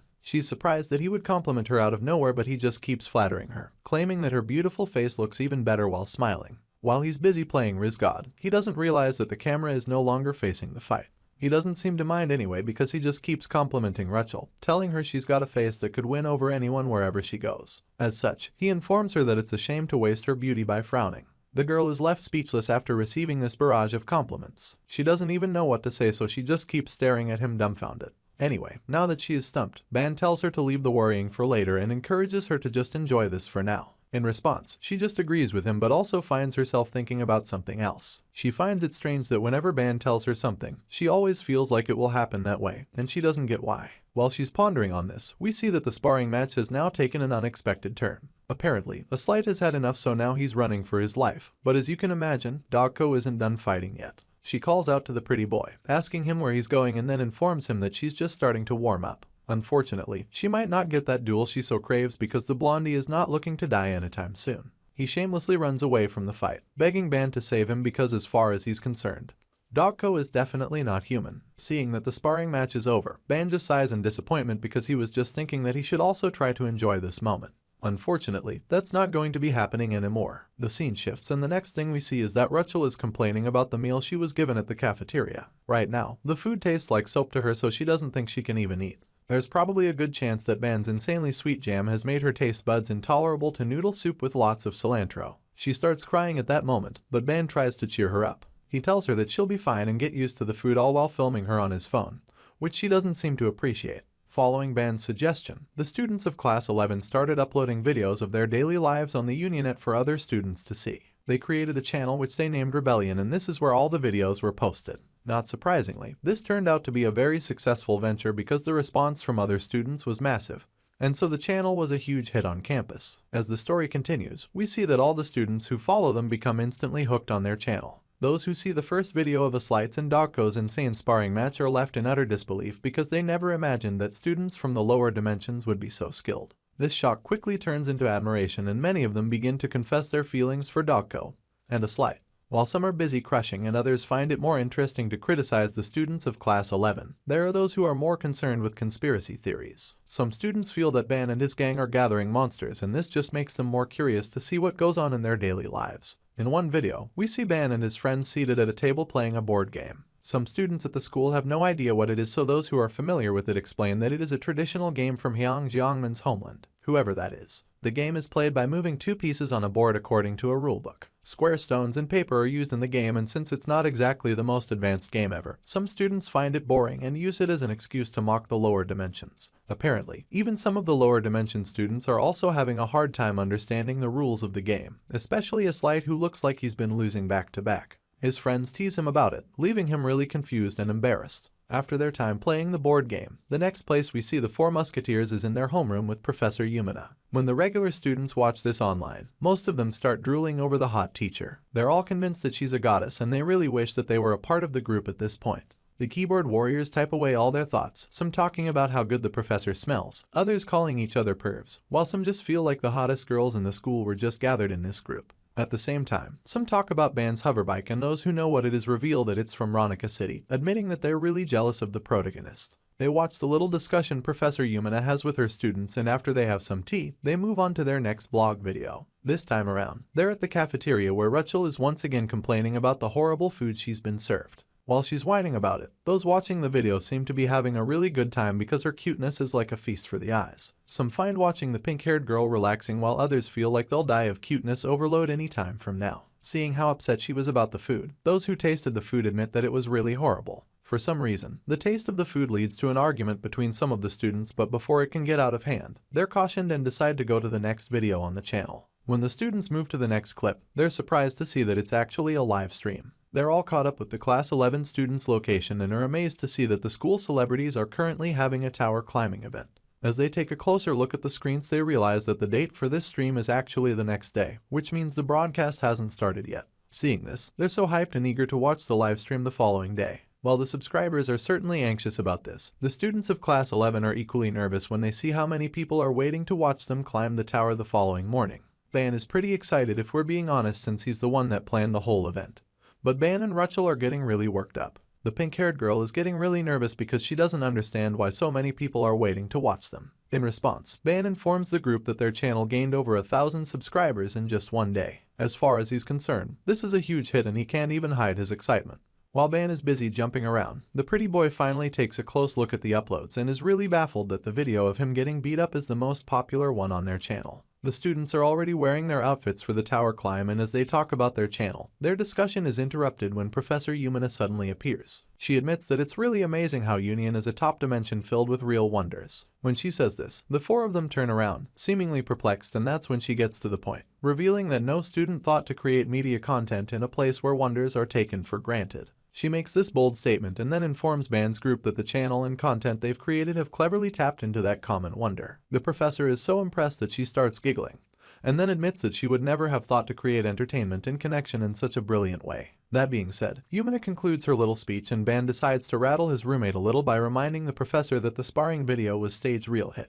Sure enough, the pretty boy is already tired of being embarrassed, so he just begs Ban to let it go at this point. In response, Professor Yumina just laughs over it before quickly changing the topic. She reminds them that this is the day they enter the tower, and expects all of them to already be aware of this. Dako doesn't say a word in response, but the pose and stance she takes suggests that she's very prepared and ready to get down to business. The silver-haired girl didn't come to mess around in the tower, and you can see this from the really neat and cool suit she's wearing the tower climb. On the other hand, our boy Ban just looks the same as always with his normal school uniform. But that's not to say he isn't going to be useful in the dungeons. Even a Slight is already clad in his armor, and a wave of seriousness washes over him the moment the professor starts her pep talk. She asks the students of Class 11 if they're prepared, and while the others look like they're ready to start their mission, Ban finally admits that he didn't really think his outfit through. It just occurred to him that he's the only one wearing his school uniform, and now he's feeling like he's unprepared to enter the tower. Hearing this, Darko and a Slight explain that they just picked the outfits that they feel the most comfortable in, since inside the tower is just one battlefield after the other. Rachel chimes in as well, admitting that she just wore her outfit since she feels safe in it. Our boy gets it now and starts pondering on it, but then they ask him if he actually feels comfortable in the school uniform. Hearing this, he thinks about his own world. Back in his dimension, it's pretty peaceful, so he didn't exactly have any specific clothes for fighting. But now, he's no longer at home, so he reminds himself that this is the life he chose for himself, and then it is also a place where he'll fight for his life, so in that case, he decides that this outfit is okay for him. Ban confidently informs the rest that he's okay going into the tower in his school uniform. With this in mind, she activates a teleportation portal and informs her students that it's time to head out. Ban is pretty astounded when he sees the huge glowing magic circle underneath him, but the rest of the gang look really familiar with it. Anyway, it doesn't take them more than a few seconds to vanish and reappear inside the tower. There, many students are already suited up and ready for their own tower climb. The moment Professor Yumina and the students of Class 11 arrive there, those who are familiar with the Rebellion channel are pretty taken aback. It's like seeing celebrities, and some of them can't even believe that they're in the same space as the powerful special admissions students they've been admiring from afar. Rachel has never been here before, so when she sees the sea of people around, she starts to panic. The pink-haired girl is quickly overwhelmed by the crowd and the vibe of the place, so she starts getting all frantic, but the teacher immediately calms her down, informing her that this is the entrance to the tower. Professor Yumina then takes the chance to give her students a little heads up. She reveals that the tall structure has been open since dawn, but the entry order is by grade level, which means that they'll have to wait. Yumina informs them that they're in the second-year line even though they're freshmen at the academy. Ban is amazed by the fact that he and HSU friends are the first years to enter the tower this session, and the lady just smiles, telling him to think of it as due to their high visibility now that they're popular. This chat is cut short all of a sudden when a Slight notices the bullies from before. He feels that there's something not right with them, and he can't help but think that the way the troublemakers look at them now is different from before. In truth, the bullies no longer look like they want to pick a fight, and they seem more like they're just terrified of the Class 11 students. They certainly don't like Ban and his friends, but they just wouldn't want to cross paths with them, which is funny because our boy knows that they subscribe to their channel. Anyway, at least now they no longer have to watch their backs around the trip of trouble. But then again, Dogko points out how there are still some students who are still glaring at them with murderous intent. For instance, Erecto from Class 1 looks like he wants to pound our boy into the ground, and his eyes are literally flaming, to show just how much rage and hate he's waiting to unleash. Speaking of this, Dogko remembers that Ban Yu-1 still has to fight this rock man soon, so she's about to remind him. But before she can even say it, he assures her that he knows what she's about to say. Our boy hasn't forgotten that he has to duel Erecto the following Tuesday, but that's a problem for another day, so for now, he just wants to focus on the task at hand since today is the day they climb the tower as a team for the first time. With all of this in mind, he decides that it's time to head out. So, he turns his back to the Stone Man, and since he knows that he has only 4 days left before the anticipated matchup, he feels confident that it's enough time for him to reach a level where Erecto won't even be able to touch him. After all of that, she informs them that for safety reasons, she wants them to finish the exploration early and return before the weekend. But then again, she admits that this is something that will be decided by those climbing the tower. As such, she asks her students how many days they think it would take them to explore the tower. At this point, all of them have the same exact thought in their minds, and it's almost telepathic. Ban knows that they're all thinking the same thing, so as class president, he asks them if he can reveal the answer to Yumina. They all give him the go-ahead, so he takes a dramatic pause before informing the professor that the exploration will take them 3 days and 2 nights. None of them dispute this answer, and while they're busy at the back, our boy brings out some strange floating device from his inventory and assures the teacher that they'll be back right on time. Hearing this, Professor Yumina is undeniably worried and a little reluctant to let her special first-year students remain in the dangerous tower for more than 2 days. At this point, Ban leads his class into the tower. As our boy leads the team with pride, a confident smile creeps up on his face because he knows that he's about to make history. He's one step closer to reclaiming his family's lost glory, so he tells his ancestors to just wait and see the feats he's going to achieve in the Tower of Babel. In a flashback scene, we get to see what Ban and his friends discussed with their professor the day before their tower climb. This was probably the meeting they were having on their live broadcast when all those watching were saying all sorts of things about them and their teacher. Anyway, it's also the time when Ban finally informs Professor Yumina of their little reality show. He tells her that he plans to stream their exploration of the tower for other students at the school to watch. When she asks him about it, he excitedly tells her that he intends to record the situation inside the tower and assures her that it won't be a distraction for him since his little drone will be handling the filming. It's at this point that we get introduced to the little drone, which is actually a self-operating artifact created following in the footsteps of Eve and Lilith. As you can imagine, Professor Yumina isn't too surprised that this is a necessary endeavor, so she asks Ban if he thinks that recording will have any meaning, since the tower's structures change every moment into something entirely different. Apparently, our boy didn't have any clue of this, so when she reveals this, he seems pretty disappointed. While the protagonist is feeling a little frustrated, Rachel goes to get acquainted with the drone because she finds it really cute. In response to what the professor just revealed, a slight quickly does some research and confirms that Yumina is right because according to the basic manual, the tower's internal structures change at intervals. The students are pretty baffled by all of this, so they ask their teacher what it means, and Yumina informs them that it's exactly what is being said in the manual. At this point, she decides to break things down some more so that they can understand and starts by telling them that each floor in the tower is called a room. Each time they defeat the monsters in a room or overcome the traps there, the space itself moves the party to the next room. Yumina explains that this unique structural change is called a shift in the union, and so, the more shifts a group can experience during their exploration, the deeper they penetrate into the tower. Hearing all of this, Ben curiously asks if the room always moves during a shift, and the professor immediately confirms that this is always the case, revealing that they can never return to the same room after passing through it once. The gravity of the task begins to dawn on the students at this point, and a slight suddenly asks if the monsters and traps change along with the rooms. Yumina confirms this as well, stating that each time a room changes, the monsters that appear in the next one are different and stronger. While the teacher is explaining all of this scary stuff to them,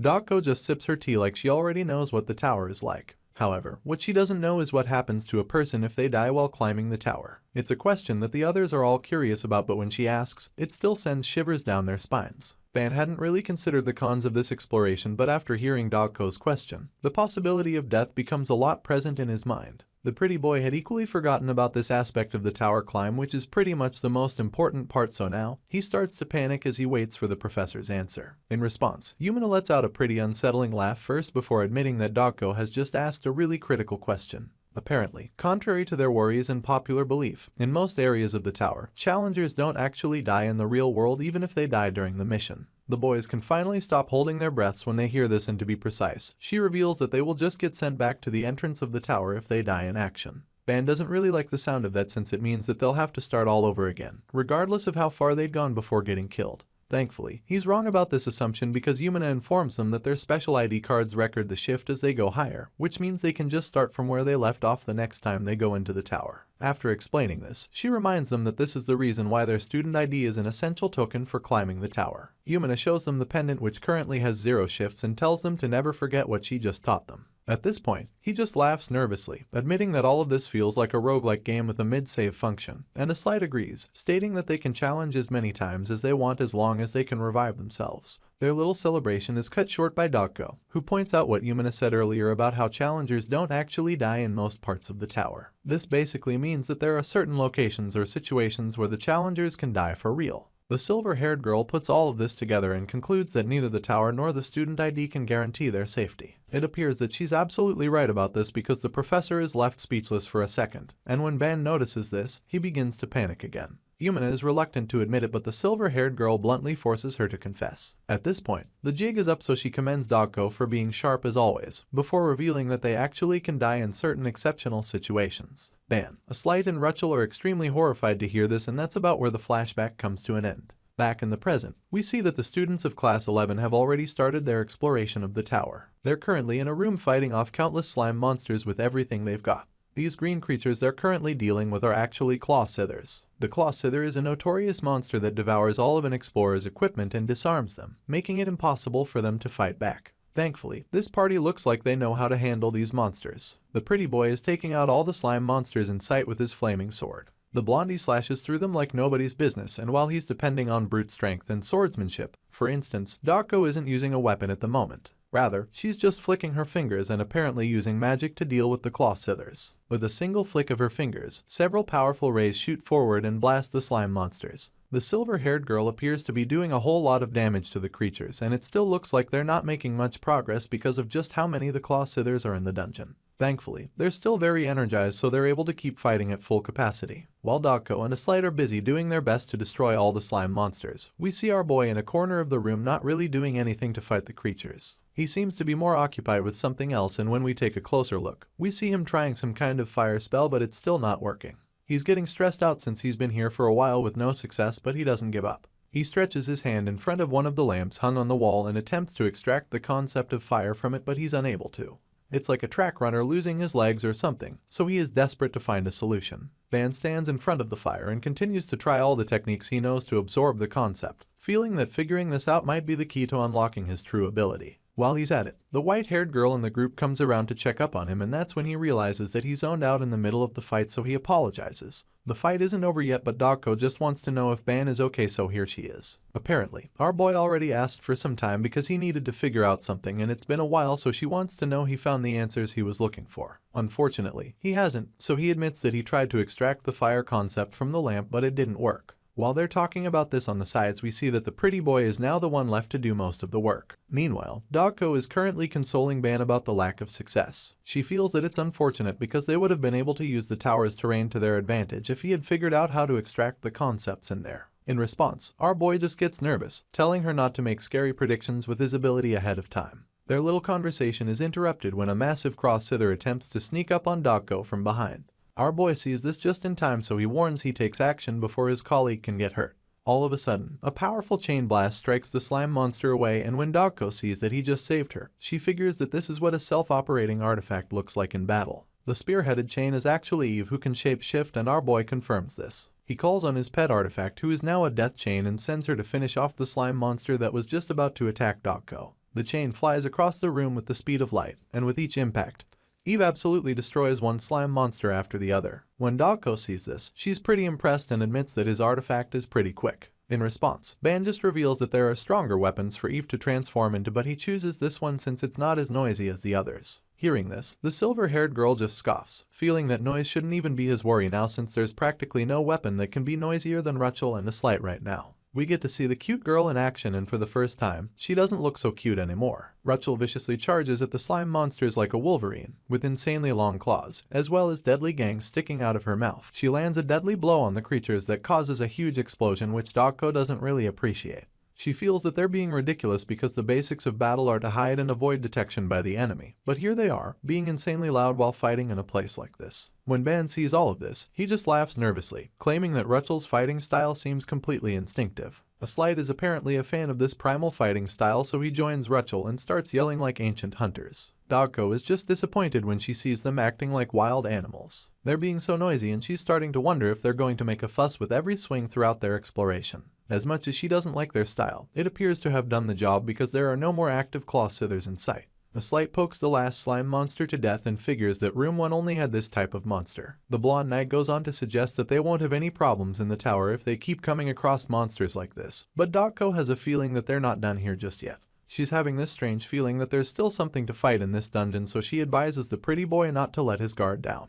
She sensed that energy started gathering the moment he said that they were done, and now she feels that a stronger foe is making its way to them. The students brace themselves for what's about to come, and Incite wonders if it could already be an elite-level monster in just the first room. To this, Dogko suggests that it's most likely the case, and then Incite turns to our boy to tell him something. Before he can even say it, Ban claims that he already knows. Apparently, the pretty boy was about to tell him to use his eyes of infinite reading to detect the incoming monster. Ban already knew this, and he's been looking forward to using it, so he gets right to it and immediately does so, and thankfully, Rachel is already aware of what her role in the team is, so she asks Ban to tell her the extremity of the beast. By this, she's asking to know how strong the monster has grown so she can be prepared to fight. In response, our boy simply tells her to smash the obelisk in front of them. Without any hesitation or even a second thought, Rachel launches herself into the air and then smashes the big rectangular block sitting in front of her. With that single blow, she turns the massive structure into a pile of dust and sand. The rest of the group watches the ferocious destroyer does her thing, and they're pretty impressed. The blonde-haired knight in the group thinks that it's really incredible that Rachel and Ban were able to take down the obelisk before the elite monster could even fully materialize. She destroys the structure, and what's even cooler is that it even dropped an enhancement core. The pretty boy is so confused because he doesn't think that he usually drops this easily. Meanwhile, the girl who destroyed the obelisk is panting in exhaustion. She picks up the glowing orb that was left behind after smashing the big rock. The orb is glowing with a really strange purple color. As soon as she touches the enhancement core, it starts to react, and our boy just stares at her in shock. He probably didn't expect that she'd pick up the stone, but right now, that's not even the thing bothering him the most. Protagonist still in a daze. He remains frozen in shock while staring at Rachel's hair, which is now a lot darker than its usual bright color. As if that's not shocking enough, he can also see the heart furnace concept radiating from the hair. The girl in question is really confused as to why he's looking at her like that.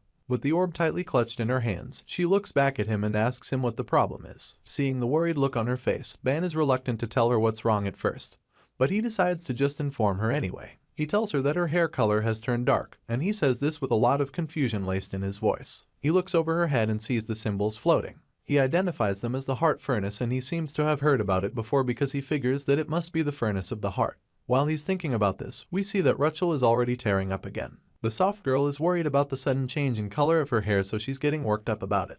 Apparently, the heart furnace is the reason for this, and our boy knows this to be the concept that burns emotions like fuel to gain power. In other words, it's like a berserker, and with this in mind he thinks back to what he saw earlier when they were dealing with the claw scythers that flooded the dungeon. He remembers how Rachel suddenly went on a rampage like the most ferocious Wolverine he'd ever seen before. For a girl who doesn't even like being seen in public, Rachel was unbelievably bold and fearless during the fight against the slime monsters. It's starting to make a lot of sense to our boy now because he finally understands why Rachel has been acting extremely differently from usual. This gets him pretty worried too because he starts to wonder what would happen if the hair completely changes color. He's still thinking about this when the girl in question tugs on his sleeve and draws him back to reality. He's surprised by this but instantly gives her his full attention to know what she wants. Rachel keeps her grip on his sleeve and then nervously asks him if she was really scared just now. As you can imagine, the protagonist isn't the kind to be so blunt. He's not like a slight who would probably tell Rachel that she was quite scary. Anyway, Ban just smiles in response, giving off a really warm, cozy vibe, and then tells her that she wasn't scary at all. He's so nervous while lying, but the pink-haired girl probably can't see it, so he just keeps spewing his flattery, claiming that she was even pretty reliable during the fight.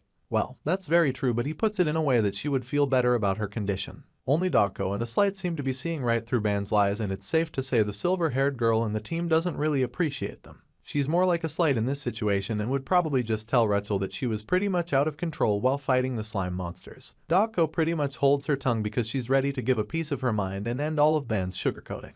The rest of the team is horrified when they hear Dako say something so cruel. They can't believe what they just heard, and not surprisingly, the poor girl with the problem starts shedding tears. As if she wasn't already terrified enough of Dako, now she's heard the silver-haired girl threaten to kill her. As the class president, it's Ban's job to keep the peace and prevent such a crazy thing from happening, so he addresses Dako personally, reminding her that she can't do such a thing. But because if any of them dies, then they would have to start their exploration from room 1 again. Unfortunately, Dako doesn't see things the same way he does because she believes that they'll just be forced to climb up the tower as 3 in the group if this keeps up. The silver-haired girl feels that Rachel would be too much to handle as they progress in the tower, so she suggests that they'll have to get rid of the shy girl and move on as a trio. As soon as Dako says this, she just changes her mind again, feeling that it would even be better if it were just her and Ban climbing the tower together. So at the moment, the girl is just pondering quietly at the side with her head held pretty low. So while she's brooding, he suddenly interrupts her little episode of self-pity by tapping her on the shoulder to get her attention, and then promising her that he'll think of something to help her. The timid girl is shocked when he touches her and even more surprised when he makes this promise to her. She clearly doesn't know what to say in response, so she just stares at him without saying a word. Ban can already tell exactly how she's feeling just from the sorry look on her face. As such, he decides to be the light that would brighten up her really dark mood, and he does this with a warm smile. Our boy assures her that he knows why she's feeling uneasy, and after revealing this, he reminds her that it's his job as the class president to think of a solution. Sure, that's his job, but he probably is also doing this, not just because of his obligations, but also because he actually cares about her and feels sorry for her. The pretty girl gasps in shock when he reveals this to her, and her eyes widen with longing as they glisten with hope. With all of this in mind, Rachel thanks Ban genuinely with her hands still tugging on his fingers. The girl is so grateful, and she shows it to the point that our boy starts getting nervous. His cheeks start burning up as well, but he tries to play it cool and act like he isn't feeling anything. He waves off her thanks and reminds her that it's what a class president should do for his classmates, claiming that it's not a big deal. At this point, a slight can clearly see that he is getting flustered by Rachel and is a little disappointed that he's acting like he has a crush. Rather, she feels disappointed in him and suggests that he's just an ordinary guy after all, falling for appearances so easily, because as far as she's concerned, he's just doing all of this because he's infatuated with Rachel's beauty. The guy is literally blushing so much that even a slight noticed it. But Ban denies having any feelings for Rachel. In response to Dako's accusation, he claims that it's just a misunderstanding and then suggests that he's been perfectly normal in front of them the whole time. Our boy insists that he has no other intentions than to help Rachel climb the tower with the rest of them as a team, so Dako lets it go. The white-haired girl doesn't complain after this and allows him go ahead to try and save Rachel since he's the class president after all. Once that's pretty much settled, the pretty boy in the group suddenly points out how they're all being a bit too relaxed when they're supposed to be on high alert. In the next scene, we see that the students of Class 11 are now in a new room. It looks as though they've been teleported here, and while the magic circles are still vanishing, a slight confirms that the first shift is over, claiming that from here, it is room 2. The blonde knight is the first to start inspecting the new dungeon they just entered. He goes on one knee to take a closer look at the ground and notices that there's some grass. The blondie closely examines a blade of grass which he plucks out of the ground and admits that he can't really tell much of a difference between this place where they are now and the previous room. As far as he's concerned, the rooms are pretty similar, and besides the moss and weed growing in this room, it's practically the same place. While the pretty boy is busy surveying the area, we see Ban at the back with the core Rachel gave him earlier. Apparently, the orb might not have been what made the girl's hair color change, and now our boy is on a mission to learn more about the core. He's trying to figure out what this glowing ball is all about, and even though we don't know exactly what it is yet, what we do know is that this orb contains a lot of power. While he's still inspecting the glowing stone, he suddenly receives a message from the system, informing him that the core contains several concepts, which include 8 life concepts, 11 demon concepts, 12 fusion, 5 acid, and 1 resistance concept.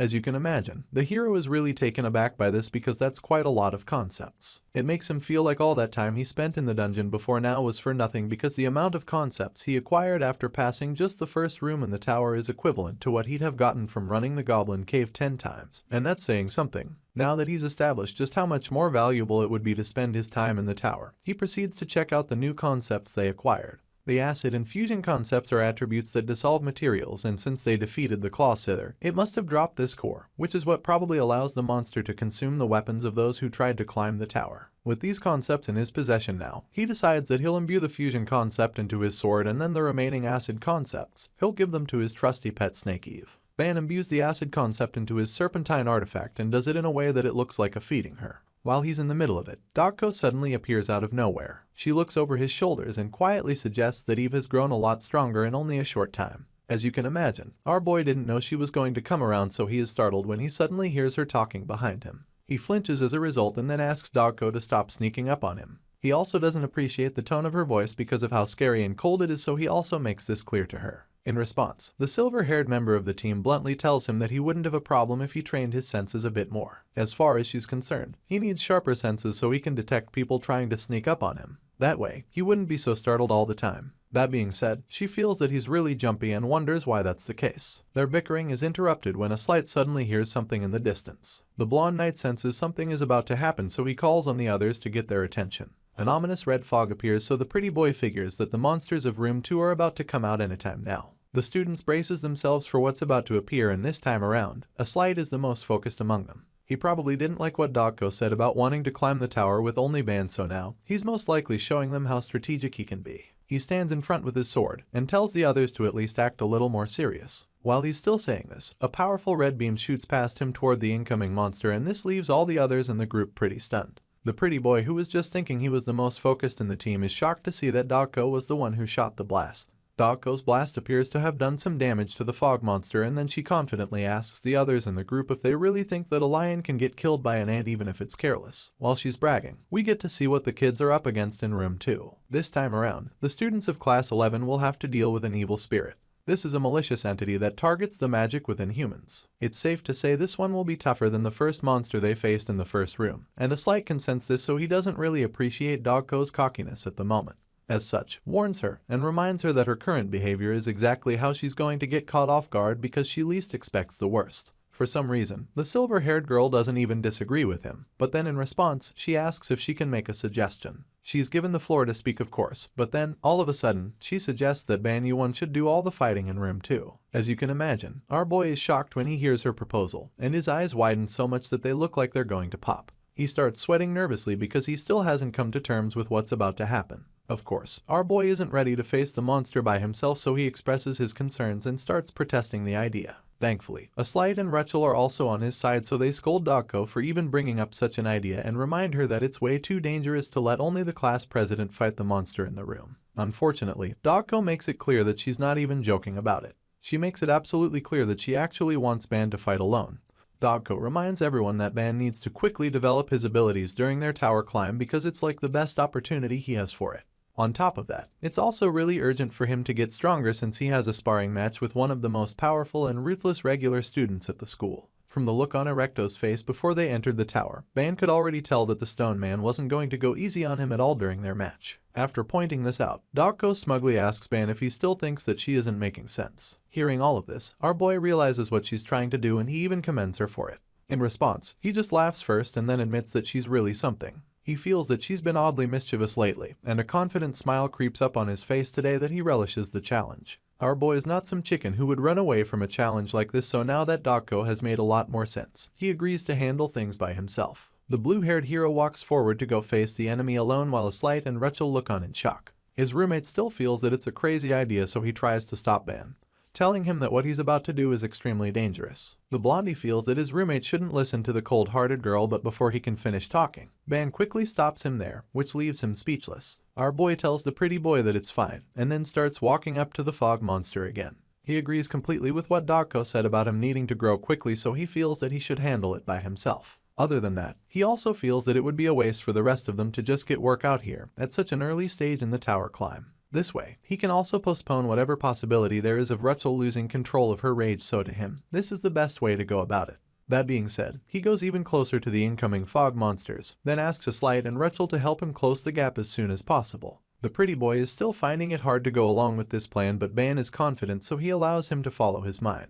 At the same time, Rachel is still really worried but admits that she is ready to trust him since he's asking them this way. Ban has shown that he's prepared for what's to come, so they're both willing to support him in his decision. However, Slight makes it very clear that he's going to step in if he notices that the fight is becoming even slightly difficult for Ban.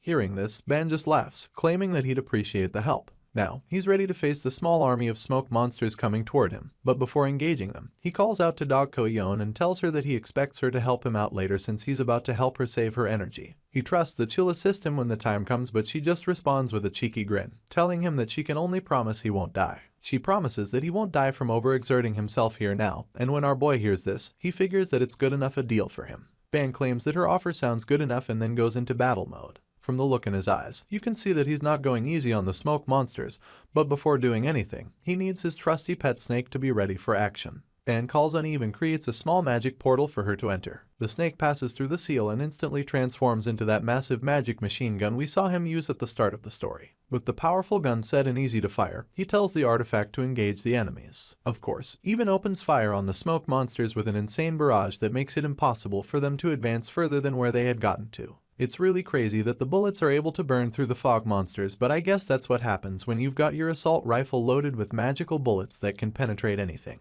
The fig monsters scream as they burn up, and the other students in the team are left speechless after seeing this insane display. They certainly don't even know what a gun is, and that makes them even more puzzled, and quite frankly terrified. Slight and Rachel look on with their jaws dropped and wonder what the hell that destructive weapon even is. The pretty boy wonders if the machine gun is a typical weapon from Ban's homeworld, and he's definitely astounded by it. Sure, he doesn't know what the weapon is even called, but what he does know is that it's definitely defeating the monsters at mind-blowing speed. Seeing how efficient and destructive the gun is, the pretty boy silently wishes that his country's soldiers would be armed with such a weapon.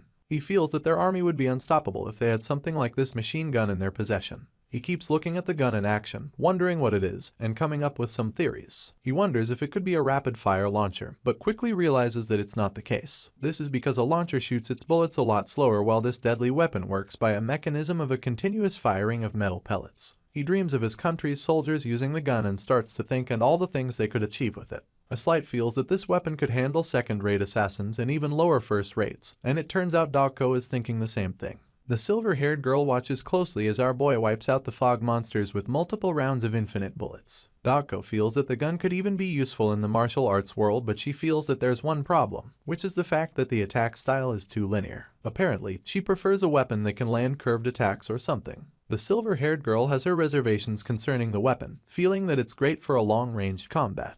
But then again, in a tight space like this, she doesn't think it would be the best choice. The master strategist ponders on all this in her mind, feeling that there are all sorts of variables that work against Ban in this situation. For instance, she considers the possibility of an enemy striking him from a blind spot. It's almost as if she can see the future, because just as she thinks about this, we see one of the huge fog monsters sneaking up on Ban from behind.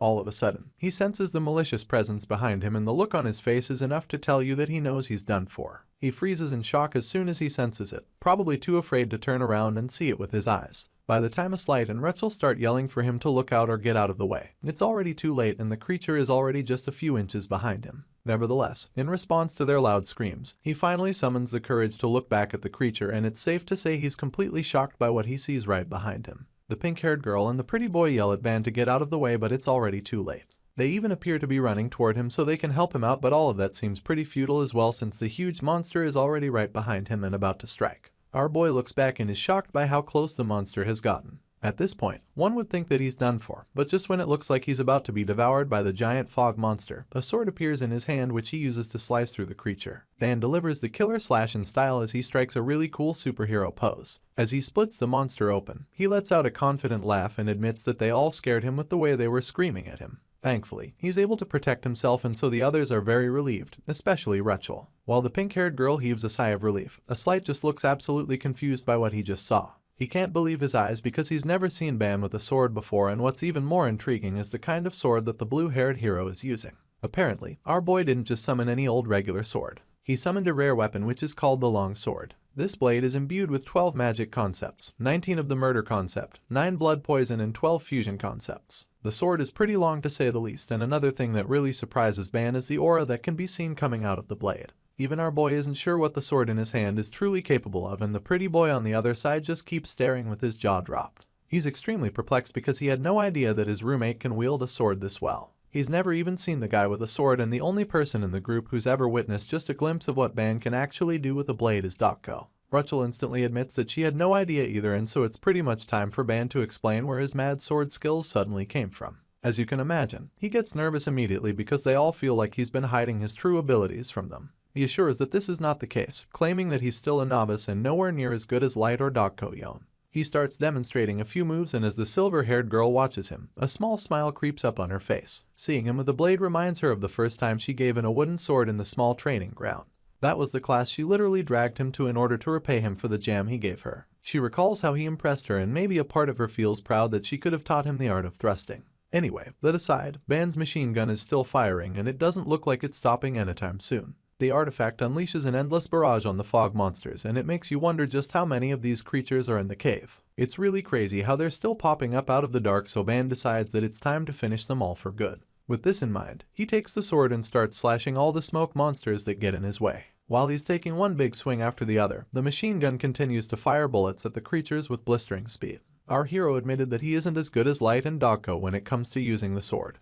But now, he's finally about to take advantage of the sword. Even though he's not exactly a master of swordsmanship, he's sure as hell trying to become a way better sword user, and judging by the way he's swinging that blade, it's just a matter of time before he becomes a formidable swordsman. The scene shifts after this, and the next thing we see is that Ban is sticking the top of his sword in the ground to rest. He heaves a sigh of relief, feeling pretty exhausted too. It appears that he might actually have cleared this room all by himself because he claims that he can't see any more demon spirits coming out to attack him. With this in mind, he looks at the little fog monster sweating in front of him and figures that this must be the last one in the dungeon. The little demon spirit is extremely terrified as it sits there looking at the same person who just wiped out its kind. With this in mind, he calls Eve to take care of the guy in the meantime. To do this, the artifact in question quickly transforms from the machine gun into the chain spear he used earlier. After taking this form, Eve then wraps herself around the terrified demon spirit. The little monster is probably shitting himself in terror as the chain wraps around him. With the last fog monsters tightly secured, Ban figures that he can now take a break before having to experience the next shift.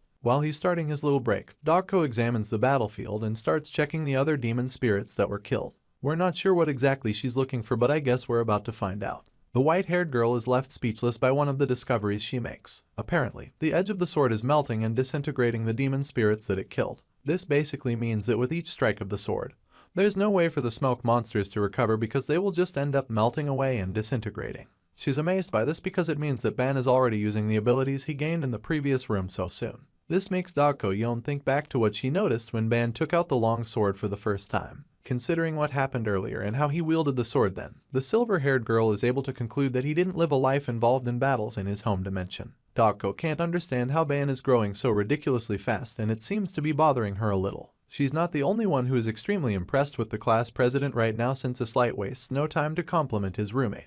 The knight in the group is really amazed by the fact that Ban can already control the shift to this degree. On this note, he admits that our boy's resourcefulness is truly amazing. Rachel chimes in at this point. The girl agrees with Incite and suggests that what Ban just came up with is the kind of idea you'd expect from an experienced student who's been in the tower multiple times. Yet, our boy has just been here once and he's already found a way to hack the shift, by knowing when to kill the last monster to allow him save energy and even time to strategize. Hearing all of these compliments, the hero just rubs his head nervously. Even Dakko commends him on a job well done, which is something that happens once in a blue moon. She is impressed with his performance and admits that his last strike was excellent. To hear such nice compliments from his classmates, Ban feels really proud of himself and is encouraged to keep up the good work because he certainly didn't expect this many compliments. As much as she was impressed by his performance, Dako still had some observations and feels that there are things he could do even better. You can't blame her for the criticism since she's like he's a tutor in a way after all. If he wasn't too focused on his quick sword strike, she believes that he would have done better. Nevertheless, it doesn't take away the fact that he did a good job.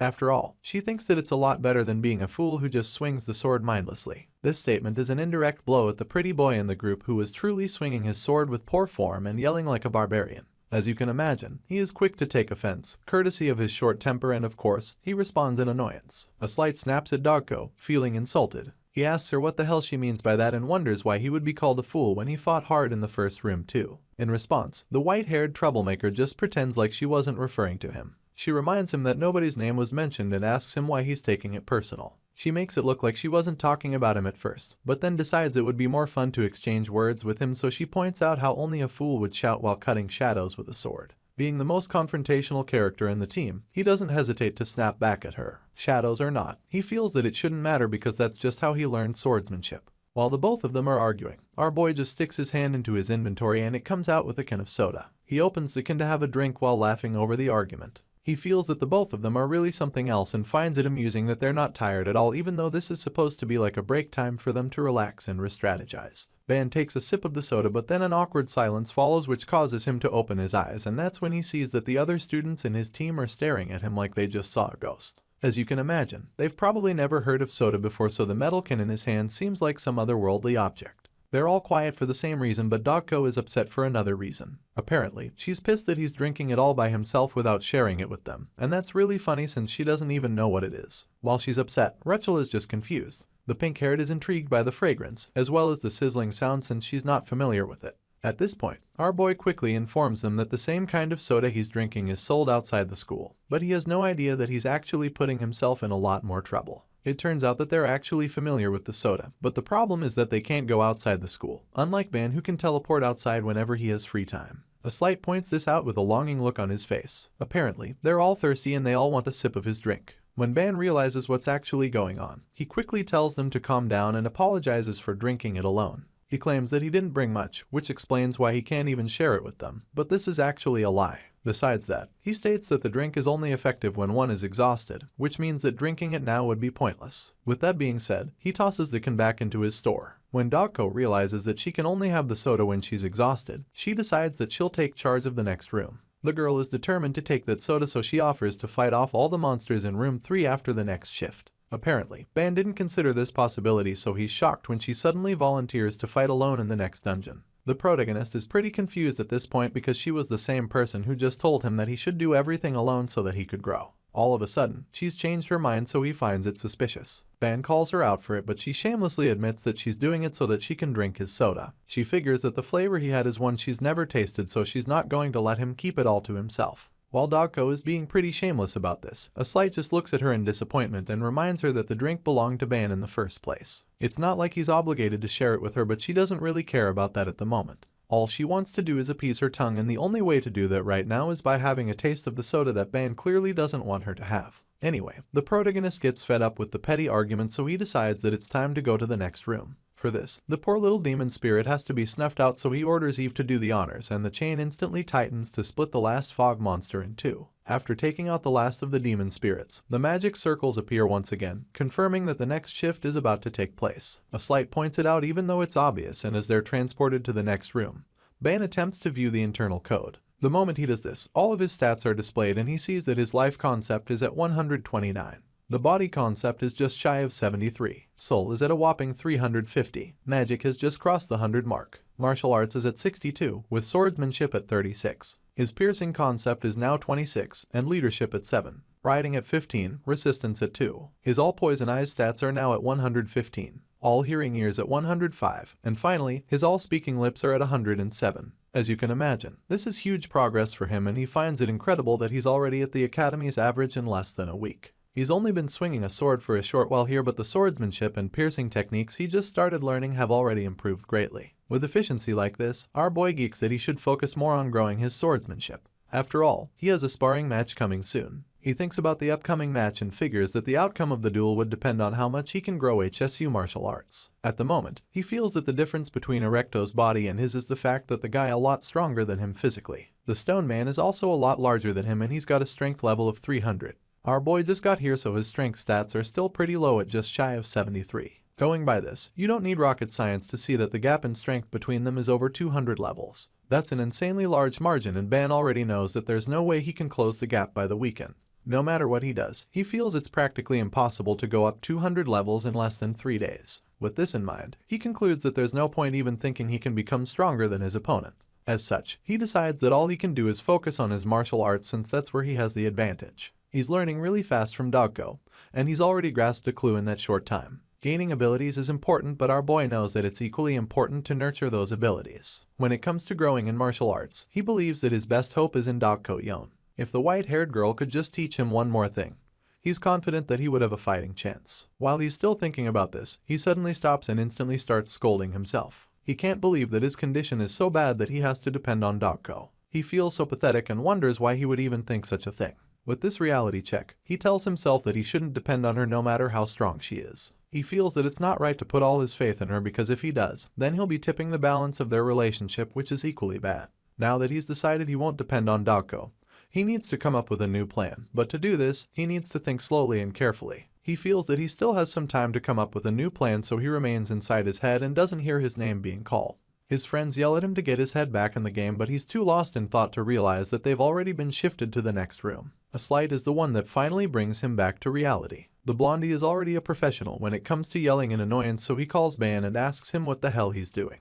The pretty boy tells his roommate to snap out of his trance, and that's when Ban opens his eyes to see that they're currently in a sticky situation. Apparently, room 3 of the tower doesn't like visitors, so the moment they arrive at the place, they're shocked to meet a very unpleasant surprise. For some reason, they were teleported to this dungeon only to find themselves falling from a great height. Our boy is still trying to process what the hell is going on when he hears Rachel screaming in terror as she plummets down as well. He looks down at the pink-haired girl screaming and crying as she squeezes her eyes shut to avoid seeing the terrible drop. Judging by the height being portrayed, it would be a miracle if any of them survived a hard fall to the ground. At the same time, Ban finally starts to understand what's going on, and that's when he realizes that the ground has disappeared. With the current situation, our boy can't even be sure if this is a trap that comes with the room or if it's some kind of glitch in the shifting mechanism, because it's really looking like there's no way out of this.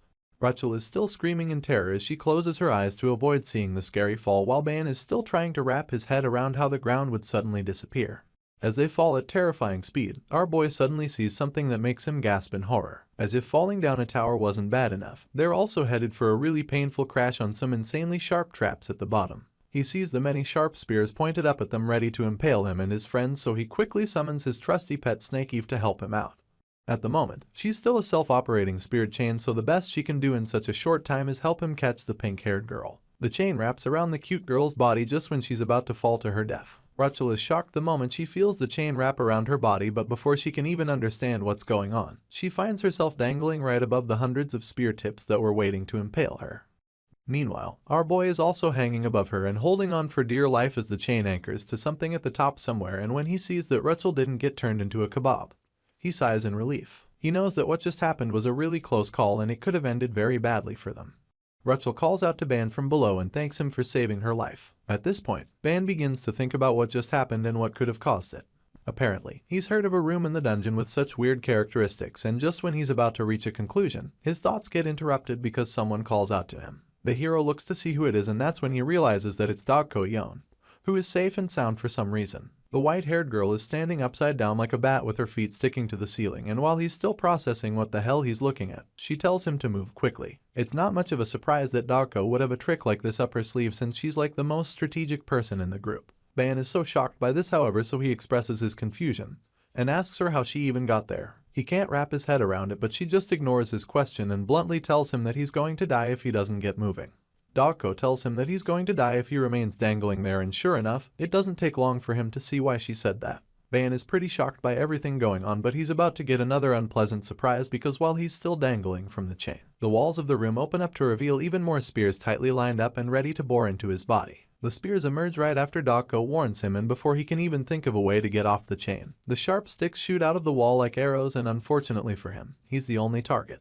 The spears are launched at him with insane speed and he sees this on time, but he doesn't exactly have many options of escape right now. For starters, he's still suspended in the air, and on top of that, he's also the only thing keeping Rachel from falling to her death.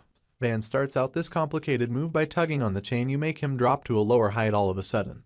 But before he does this, uses all the strength he can muster to pull Rachel up with his other arm. He yanks the girl with the chain tied around her waist, which leaves her really shocked too. His little gamble works out because he drops to a lower height, causing all the spears that were aimed at him to miss. He looks up and sees all the sticks with pointy ends collide with one another, and while that's happening, he also manages to catch Rachel gracefully after pulling her up. With Ban coming lower and Rachel going higher, they meet in between, and when our boy catches her, he calms her down by assuring her that he's got her. Everything happens so fast that the pink-haired girl is left speechless for a second. One moment she was dangling inches above many sharp spears, and the next thing she knows, she's being caught safely in Ban's arms. Her cheeks turn bright red as she curls up in his arms, and while she's still trying to put her response together, we see that they're both currently on Ban's hoverbike Lilith. Our boy apologizes for the rough handling and explains that he didn't really have any other choice because of how dangerous the situation was just now. It was either what he did or risking both their lives by delaying even for another second. Hearing all of this, the girl is finally able to put a few words together and tells him that it's okay. Hearing this, our boy is pretty relieved to see that she's completely okay besides the shock she suffered, so he gives her a heads up this time around, telling her to hold on tight. As you can imagine, he's about to zoom off on the hoverbike, so he makes her stay behind him and hold on tight. Our boy knows that they need to move very quickly now since they've already been faced with 2 near-death experiences after being in this room for only a short while. Ban looks around at this point and sees many more spears being shot at them, so he grunts in excitement, knowing that he's in for a really wild ride to avoid getting hit. As you can imagine, he's not the only one having a tough time in this part of the tower. The rest of his classmates are also forced to fight for their lives as they dodge and deflect the traps being thrown at them. We finally get to catch up with a slide in room 3. The pretty boy is currently being faced with multiple axes flying toward him, and of course, he's ready to take them on. Surprisingly, he's also got the special ability to walk horizontally on pillars and walls like Dokko. Golden wings with a flame aura surrounding them destroy the axes, smashing them into pieces. After the dust settles, we see that the pretty boy has now got gold wings to go along with his shiny knight armor. He still doesn't understand what's going on in this room because it's completely different from what they were told to expect. It's just room 3 of the tower, but they're already being faced with some of the most dangerous traps ever. It doesn't add up because the pretty boy clearly remembers that during the briefing, Professor Yumina told them traps only start appearing after reaching room 20 of the tower. You don't need to be a genius to know that room 20 is still pretty far ahead of room 3, so it doesn't really make sense that they're already being faced with deadly traps. As such, the blonde knight is extremely confused, and he can't help but admit that the difficulty seems way off considering the fact that they haven't even gone far in their exploration. Just then, he sees his roommate jet past him on a hoverbike, which just leaves him astounded again. He's already aware that Ban possesses some really cool stuff that always leaves them surprised, but to see a high-tech flying vehicle this time around, he can only wonder what his roommate has pulled out. At such insane speed, you'd think that they'd have evaded all the traps by now, but that's not the case. It's almost like room 3 of the tower has a personal vendetta against our boy because despite his best efforts, he's just unable to catch a break. He's doing everything he can to escape, but it's like nothing is working, so he's starting to get really stressed out. As far as Ban is concerned, these traps are just pouring out everywhere at this point. He's starting to get really pissed, so he wonders what exactly the deal is with this particular structure of the tower. While he's busy trying to make it out of this sticky situation alive, Rachel is at the back daydreaming about him. She finds everything going on really fascinating and starts fantasizing because she's pretty much developed feelings for Ban. She remembers when he told her to hold on tight and how it made her feel, so she quickly wraps her arms around his torso. As she holds on, a small smile creeps up on her face, suggesting that she's definitely found something calming in all this chaos. Unfortunately, while it's soothing for her, it just makes Ban really nervous. He's already stressed out by the unending wave of traps being thrown at them, and now he's forced to deal with the nerves from being hugged. Bro literally starts sweating as his entire face turns red. He winces like a girl when he feels Rachel hug him from behind, and for some reason, his back is also heating up all of a sudden. Ban gets distracted for a second but is quickly forced to regain his focus when one of the arrows hits the back of his hoverbike. Lilith takes a little damage at the back, reminding all of them that they're still in a race to evade death. Our boy screams when he realizes just how close that was because the arrow could have hit him or even Rachel. This makes him remember just how dangerous what they're doing is, so he attempts to pick up the pace. But of course, this doesn't really matter since more traps are just shot at them. One of the missile arrows is about to make contact with them when all of a sudden, a golden slash takes the spear out and destroys several other flying weapons too. As you can imagine, our boy is surprised when he sees that the traps were suddenly destroyed, so he slows down a bit to check what happened. He can afford to slow down now since they're not being chased for the first time in a while. They finally have a chance to catch their breaths, and that's when the pretty boy calls out to him. A slight reveals that he was the one who just saved them and asks Ban what the hell he's doing.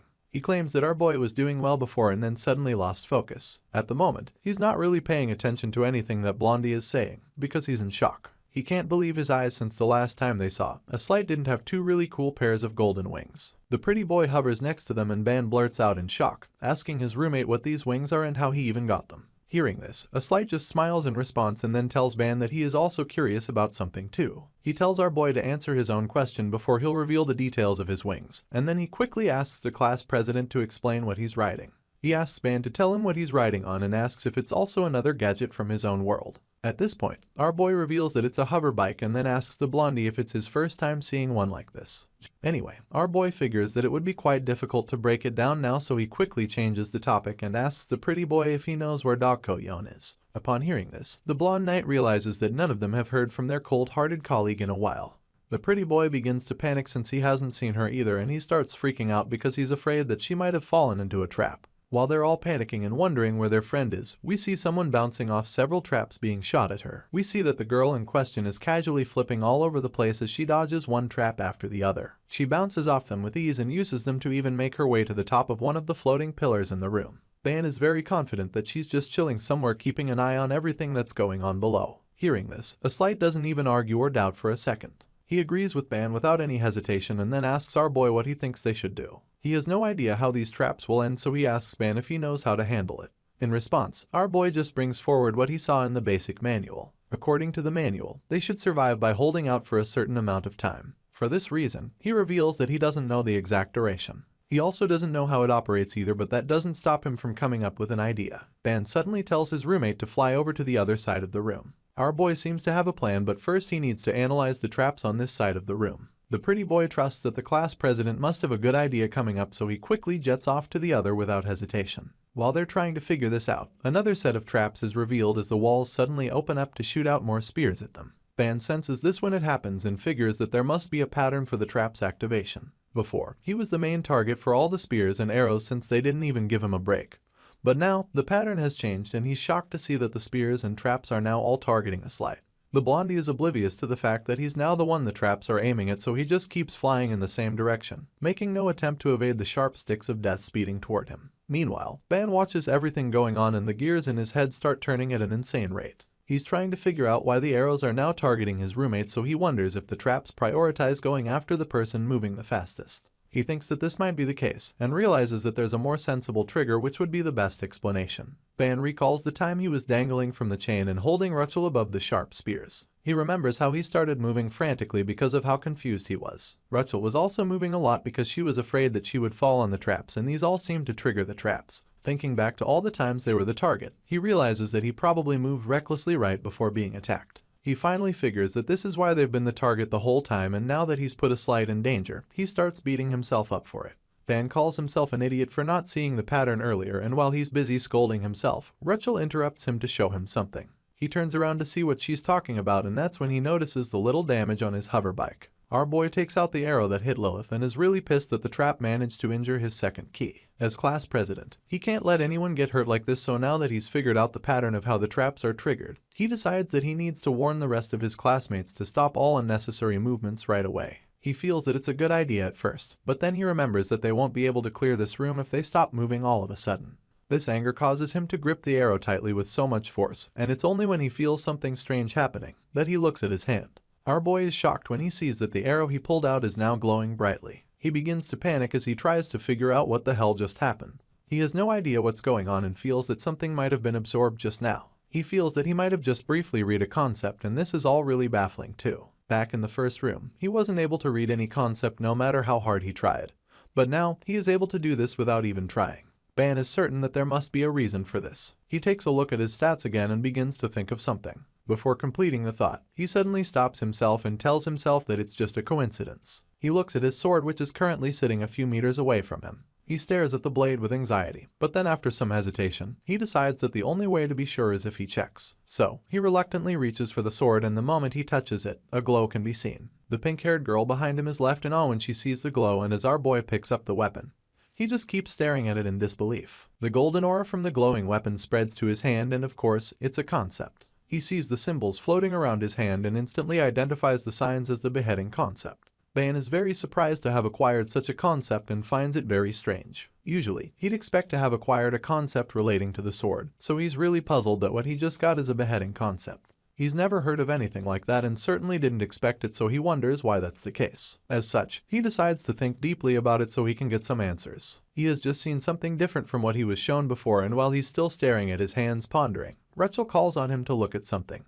He looks over at where she's pointing and is shocked to see that his roommate has gotten himself in trouble. For some reason, the guy that was supposed to be flying is now stuck on the ground, and the moment Ban sees it, he just screams in disappointment, calling his roommate an idiot. He's currently soaked in a pink fluid that seems to have a profound effect on him. He's struggling to stay on his feet and it's pretty obvious that he's very exhausted. The only thing keeping him from falling flat to the ground right now is his sword, which he's using to anchor himself. The pretty boy feels that he's in this mess because he let his guard down. He thought that the weapons were the only things that were dangerous, and he never imagined that water would suddenly pour from a trap. He's suffering the consequences now and blames himself for it. The pretty boy gets really dizzy all of a sudden and realizes that there must have been something mixed in the water. His senses are numbing and his vision is starting to blur, so he's certain that he's in a lot of trouble. With the way things are going, making it out of this room is going to be extremely difficult. While he's still thinking about this, another compartment of traps opens up right above him. Unfortunately, that's not even the only one. Multiple chambers open up in the pillars in front of him and he realizes that he won't be able to respond to the next trap launched at him because he'd have passed out by the time the arrows are shot at him. He doesn't know how he can get out of this sticky situation, so he just stands there and watches as the worst unfolds. On the other side of the room, our boy gets his hover bike in gear and blasts himself toward his roommate. Ban is determined to save his friends and make sure that they all make it out of this room alive. With this in mind, he makes Rachel get off the hover bike and blasts himself in a slight's direction. He needs all the speed he can get right now because he has to make it to the other side of the room as fast as he can. Rachel watches him move with blistering speed and just looks on with a confused expression on her face. The girl looks really anxious too because she's seen the gravity of things in this room, while Ban just apologizes to her, hoping that she doesn't feel like he abandoned her or something. In a flashback, we see her feeling left out, but this is something that Ban is okay with for the time being. He's already gambled with her life once in this room, and now that he's about to take another really big risk, he refuses to put her in danger a second time. Our boy doesn't want to drag her into yet another desperate game of chance, so he hopes that he can just wait there for him while he handles the issue at hand. The pink-haired girl agrees with his plan, claiming that she can wait there for him, but the moment he zooms off, she feels really scared again. She clutches her hands together, thinking about Ban the whole time, and desperately prays for him to stay strong. While the pink-haired girl is getting worked up at the back, we see our hero blasting through the air at incredible speeds. While speeding on the hover bike, he stretches his hand out and the concepts can be seen coming out like flames. All of a sudden, the system informs him that he has just gained over the points in acid and waves from this new concept. It comes as a surprise to us, but Ban seems to have expected this message. Apparently, our boy had already seen it coming by recalling what happened to him. Not too long ago, he was touched by water, but what he acquired was the wave and not water, so he's applied the same logic to this, and now he seems to finally understand how this whole concept acquisition thing works. Putting this theory in play, it now makes sense to him that the concept he acquired earlier was the beheading and not a sword. While Ban is blazing over to the other side of the room to save his friend, we finally catch up with the more elusive member of the team. The white-haired girl bounces off all the pillars and she's so fast that it's almost as if she's flying. She finally makes it to the last pillar and just stops there. Just as our boy presumed earlier, she's been watching everything from above, but she didn't seem to realize the new change that Ban is experiencing. She sees the class president moving rapidly on his hover bike, and now that she's seen the flames surrounding him, she figures that something is up. Dogko is taken aback by this and begins to wonder what he's planning this time around. At this point, he's only a few meters away from the pretty boy, who is still stuck with his soaked wings. As he steps on the gas, you can see the strain on his face and the flames all over his body. Bro looks like he's about to blow up because of how fast he's moving. And the whole time, all he thinks about is how the state of a substance at the moment it manifests determines the concept that can be acquired. With this in mind, Ban recalls the time when he was riding Lilith with Rachel behind him. Back then, he could see that the projectiles were all aiming for his neck each time, and as such, when he finally managed to get out of that sticky situation, he learned that they carried that concept of beheading and not the sword. That's why he acquired the beheading concept from the arrow that he pulled out of the hover bike. The arrows and projectiles were trying to behead him by going for his neck, which explains the kind of concept they possessed. The deadly projectiles fly towards him like heat-seeking missiles, and all he can do is hiss in frustration as he watches them rain on him. Just when it looks like the pretty boy is about to be finished off, the cavalry arrives. And by cavalry, we're talking about our boy Ban, who is determined to make sure that the students of Class 11 survive this deadly dungeon. He gets close enough so he tells Incite that he'll handle the traps. You know how Ban has a very cool skill that allows him to see other people's stats and even their aura without them knowing? Well, it's called the all-seeing eyes or the infinite eyes of reading. It's like his cool gimmick that gives him an edge from time to time, and this is kind of the technique he has in mind to use right now. He's currently planning to tweak the infinite eyes of reading, so that they can allow him to see even deeper than usual. It's a long shot, but it's worth a try because he might be able to deepen the all-seeing eyes and become even more active. Then they'll allow him to see beyond the essence of the target. While he's trying to initiate this little tweak, a slight struggles to stay on his feet. The pretty boy refuses to go down without a fight, so he takes out his sword and prepares to start swinging so that he can protect himself. It's not going to be easy, of course, but he's willing to try. He notices Ban trying something crazy, so he calls out to our boy and tries to talk him out of it. He doesn't want anyone else to take the fall for him or risk getting hurt, but it's too late for any of that now because the loyal class president is all in at this point. Ban starts trying out his plan, believing that he'll be able to read the intent of the projectiles being shot out by the trap. At this point, our boy has found his way to the potential meeting point of all the sharp projectiles being unleashed from the traps. He's pretty much in the eye of the storm, but he doesn't mind since he's got a crazy plan which is already in full swing. He hovers there with the flames surrounding him, and then all of a sudden, he makes a breakthrough. Just like magic, all the sharp spears, arrows, and other deadly projectiles start glowing as well, before suddenly revealing their concepts to him in the form of different symbols. He can see all of the symbols glowing like magic circles, and he doesn't just see them, because he also absorbs them in that moment. It's a really cool sight which gives others an idea of how powerful the class president actually is. The pretty boy watches in horror as his roommate attempts to carry out the impossible, and that's when Ban reveals that he's not planning to absorb everything. The truth is that he might not be able to take all of those different concepts at the same time. So, he decides that it would be better to mix all of them up together and then break its form down. With this in mind, our boy begins to execute step 2 of his master plan. Ban suddenly begins to draw all the glowing waves surrounding him together. He uses his hands to control them, and they follow suit like waves to all merge into a single ball of energy. The scenes as he tries out this idea are unbelievable, and it's almost like he's trying to attain godlike status with this display because even Dog Ko-yeon has never managed something this impressive. As this happens, the look on our blue-haired hero's face slowly turns from anxiety to a very confident expression. A smirk creeps up on his face as he confirms that he's finally gotten the hang of it.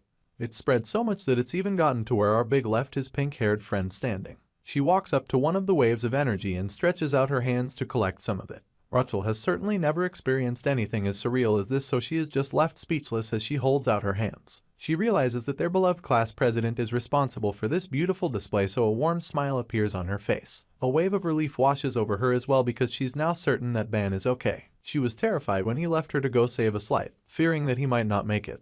But now, she's glad to see that his brilliant plan worked. While she's on the other side admiring our boy's feat, we catch up with the hero himself, who finally rides his hover bike back down to ground level. Bro skids in like a legend after saving the day, and the pretty boy instantly rushes toward him. The blondie can't believe that anyone would be able to pull off such a crazy stunt, so he runs over to check if his daredevil roommate is still okay. When he gets close enough, he asks Ban if he's alright, and our boy just responds with a sigh of relief. Judging by the look on his face, you can tell just how accomplished he feels that he was able to save the pretty boy too. He smiles at Blondie and admits that he's glad he's face. He goes on to let out a gentle laugh, stating just how close that was for them. One slip up and they would probably have been dead by now, so the hero is really glad that they made it out alive, even though it was just by the skin of their teeth. He had to take a very big gamble with that last move, a lot bigger than what he was forced to try a while back when he needed to save Rachel and himself while dangling from a chain. The pretty boy is also really glad that they're alive, but right now, looking at the glowing balls of energy there, he can see a symbol which he knows is probably a concept, so he reveals that he feels like he just gained something amazing.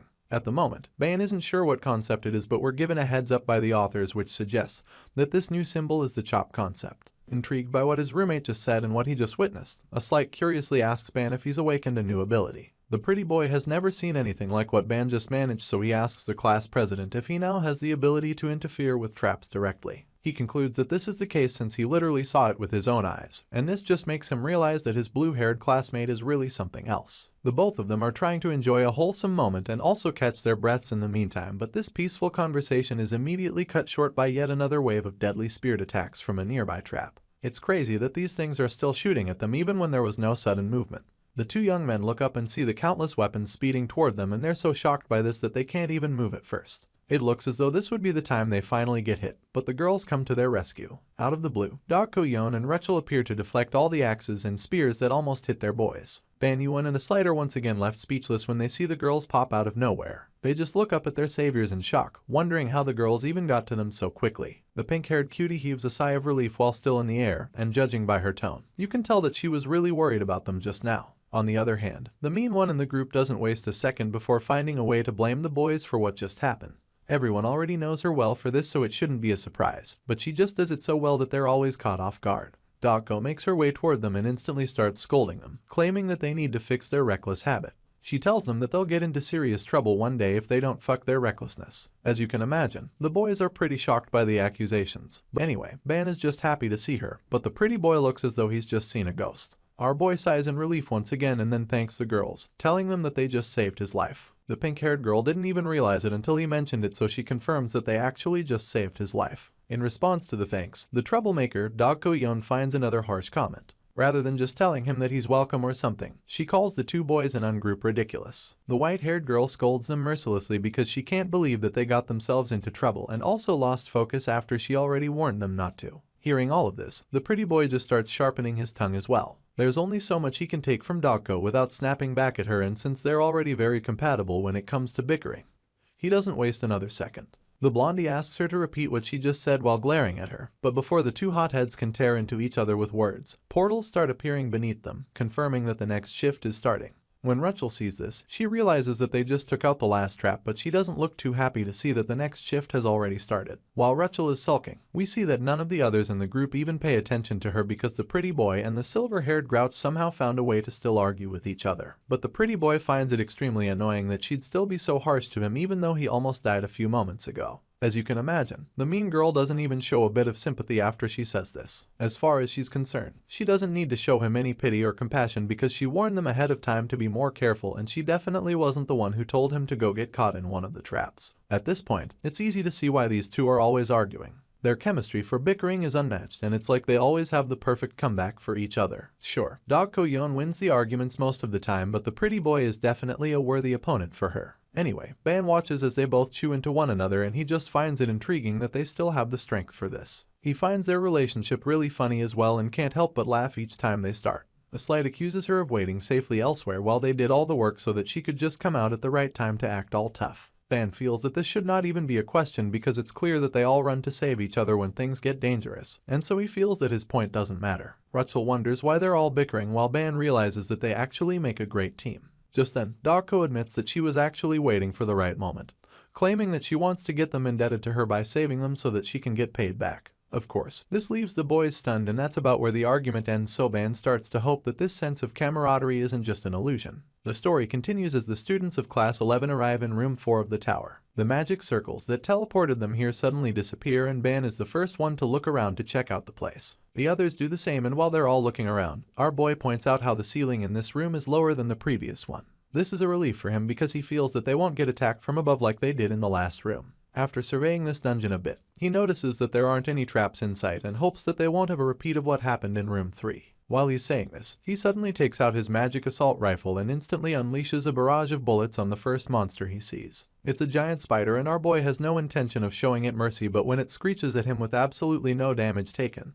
he's left speechless for a moment. He's shocked to see that they'll be facing such powerful spiders in this dungeon, and the pretty boy also looks really horrified by the tower spiders. Apparently, these creatures are unique monsters that appear on any floor of the tower regardless of the level, and judging by how nervous a Slide is right now, it's clear that these creatures are probably really tough to deal with. Our boy can't believe his eyes when he sees that the monsters are perfectly fine even after his barrage of bullets. They practically deflected Eve's attack, so he's not sure what to do now. At this point, the blonde knight explains that the stats of the tower spiders are randomized regardless of the floor they're on. As such, he suggests that Ban's weapon is not effective enough to do any damage to the giant spiders. That being said, it's clear that the class president might have to sit this one out, so a Slide volunteers to take it from here. He claims that Dako and him will need to step in this time around, and Ban completely understands. At this time, the spiders are already closing in on them, so they have to move fast. Even though he understands why he has to stay out of this fight, our boy still feels really bad, and Dako just watches him brood in silence. He's so annoyed and can't believe that monsters this strong are already showing up when it's still so early. Seeing him upset, the silver-haired girl just sighs as she feels sorry for him. She doesn't like that he's feeling this way, so she steps forward to handle the monsters. She tells the others to stand back and asks Ban to watch closely as she handles the situation. Dogko takes a battle stance as she begins to activate her powers and then informs Ban that this is exactly what he's been searching for. The moment she says this, she unleashes a powerful energy blast on the giant spiders, and the unsuspecting monsters are immediately blown away by this attack. The energy blast sends them flying like tiny insects, and all they can do is screech. After this display, Ban is amazed because he didn't expect to see such a powerful energy blast. His eyes widen in excitement, and after seeing just how effective it was, he figures that the blast did a lot more damage than Eve's bullets. From what he can see, most of the spiders have been knocked out as well, and this just goes to show how insane Dogko's attack was. All of a sudden, the white-haired girl suggests that they let Ban Yu-1 finish off the remaining monsters, and this catches our boy off guard. He's surprised to hear this, so the girl just lets out a laugh, suggesting that there isn't a ruler more merciful than her. Ban finds the joke quite funny, so he just laughs nervously too. Nevertheless, he's excited that he can get in on the action, so he summons his long sword and tells the others to help him out. He asks a Slight to cover the rear for him while Rachel watches the ceiling just in case. The pretty boy and the cute girl understand their assignments, so they get right to it while Dogko just sits back since she's done her part. The hero steps forward with his sword while thinking about what Dogko just said. He certainly knows that she's not his ruler, but he didn't expect that she'd be so considerate about his situation. One of the giant spiders left screeches at him, so he leaps into the air to initiate his attack. The whole time he's in the air with his sword, all he thinks about is how he's really grateful for what Dogko just did. With this in mind, he lands a sword strike on the creature, but to everyone's surprise, nothing happens. Seeing this, the others become worried for him, and Ban suddenly realizes that even his sword isn't strong enough to penetrate the monster's tough bodies. As you can imagine, this makes the spider pretty confident, and its eyes begin to glow right before it delivers a counter-attack on our boy. The spider shoves Ban to the ground, but he somehow manages to stay on his feet. He's determined to finish off the creature even though it's not going to be easy. So, he goes in for another attack, and this time around, he uses a powerful thrust to drive his sword right through the spider's head. Rachel is really excited to see that Ban finished the job, and a Slight is relieved as well, but he still feels that it's really pointless if slashing of the sword isn't enough to do any damage. Of course, Ban also knows this, and he's starting to get a little stressed out because he knows that he can't just keep stabbing and retreating with so many monsters around. He won't be able to beat them if that's the case, so he concludes that tower spiders are still too much for him to take on for now. Just then, he suddenly remembers something that makes him smile. Ban calls himself an idiot for even forgetting about the amazing concept he acquired from the previous room. It's the chop concept, and he totally forgot he had it.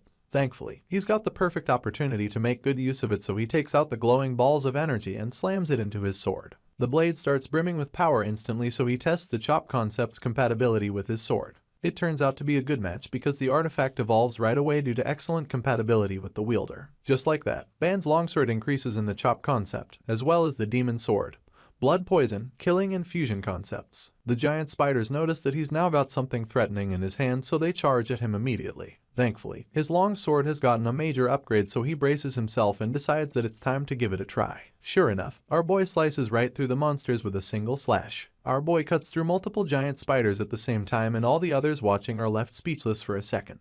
The pretty boy is completely astounded by what just happened, so he wonders how things switched up in a flash. Rachel is more excited than shocked, while Dogko just stands at the back with nothing to say. While the others watch him speechlessly, the hero himself also notices something that shocks him. Sure, he made a clean cut, but something still feels off. It feels awkward, and he doesn't get how it happened so effortlessly. He wonders if he swung harder than he needed to, so he decides to try it out again and find out exactly what's going on. The giant spiders surround him as he turns around to unleash the second deadly slash. Ban is determined to land the swing the right way this time, but a Slight notices that there are too many monsters. The blondie feels that Ban won't be able to handle them alone, so he rushes in, offering to help out, and Rachel follows him, but Dogko just stays put so she can observe some more. The white-haired girl is pretty sure that Ban did something to his sword because that's the only explanation for what just happened.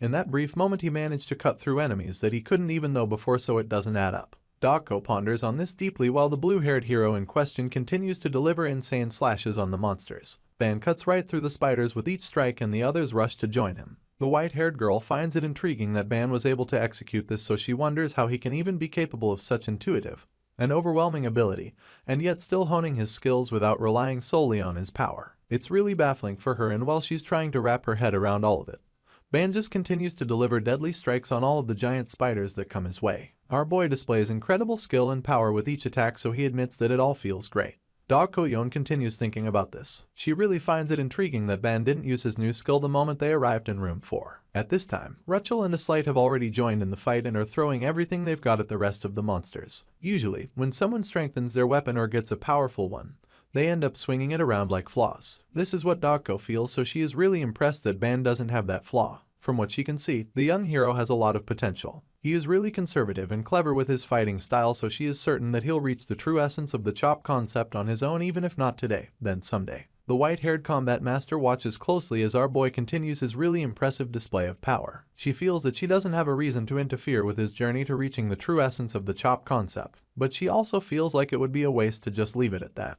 Ko-yeon is a lot more experienced than anyone around might know, and this explains why she's taken an interest in our boy. After overcoming the tree calamities, she took pride in being called the greatest prodigy of the martial world. This title gave her a lot of respect, and she was practically honored like royalty in her world as a result. However, here she is now, watching someone who makes her past look pathetic. A wave of determination washes over her as she makes up her mind to get involved. Ban has way too much potential for her to just let him grow by himself, so she concludes that her current position won't do. With this in mind, Ko-yeon decides that she'll have to make this young man hers. Ko's eyes are literally glowing red as she thinks this while the clueless hero keeps swinging his sword around. The white-haired martial master vows to make Ban Yu-won hers, and it appears that our boy might have sensed this because the look of excitement on his face suddenly turns into that of shock and fear. He stops fighting for a second and turns around frantically. The pretty boy asks him what's wrong, so he reveals that he just felt chills run down his spine for a second.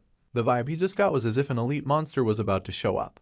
But in reality, it's just Ko being a creep. Anyway, he notices the girl in question standing there doing nothing to help them, so he asks if she could assist them with her energy blast. In response, she just snaps at him, claiming that he was doing just fine without her help. Hearing this, the mischievous hero decides to mess with her, suggesting that he doesn't need to give her the soda from earlier since he's doing all the work on his own. This definitely gets Ko on edge, and a slight just makes it worse by confirming that they're finally done clearing the room. At this point, Ban just runs away with the soda while Ko chases after him, feeling that he's just looking for an excuse to keep the sweet drink to himself. But he simply tells her that he's going to share it with Rachel and Light since they're the ones who helped him out. While Ban and Ko are busy messing around, the blondie receives an external message that leaves him really nervous. He informs the others and they suddenly receive the notification as well. They're all taken aback by this, including Rachel, who is standing by herself in a corner. Ko doesn't look too pleased to receive the message now of all times, while a slight just asks if they all received an external message. They open the message, and while they're at it, some red portals start to appear around the room.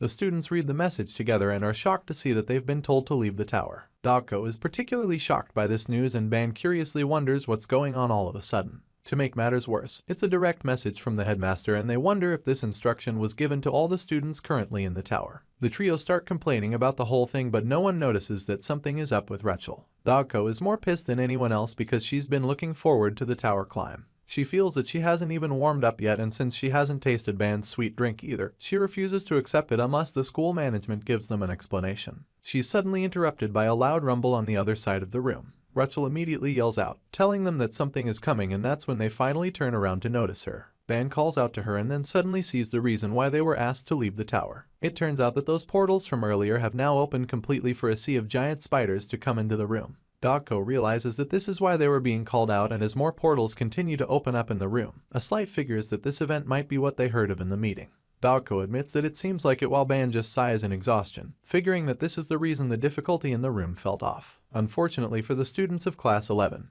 they can't even teleport back to the school if they wanted because their student IDs aren't exactly working at the moment. Ko brings out her pendant, but there's no signal, so they're stuck and she's left speechless. She informs the others as they all brace themselves for the incoming wave of giant spiders, and Ban realizes that they're trapped in room 4. At this point, it's become really clear that they're now in danger because the giant spiders are a lot more than before. Slight realizes that this must have been what the professor was talking about when she said that there is a phenomenon where even students can die in the tower. The endless sea of monsters charge at them, leaving nowhere for them to run to. As you can imagine, our boy and his friends aren't cowards, so they engage the enemies even though the odds are against them. This phenomenon that has suddenly put their lives at risk is called spatial irregularity.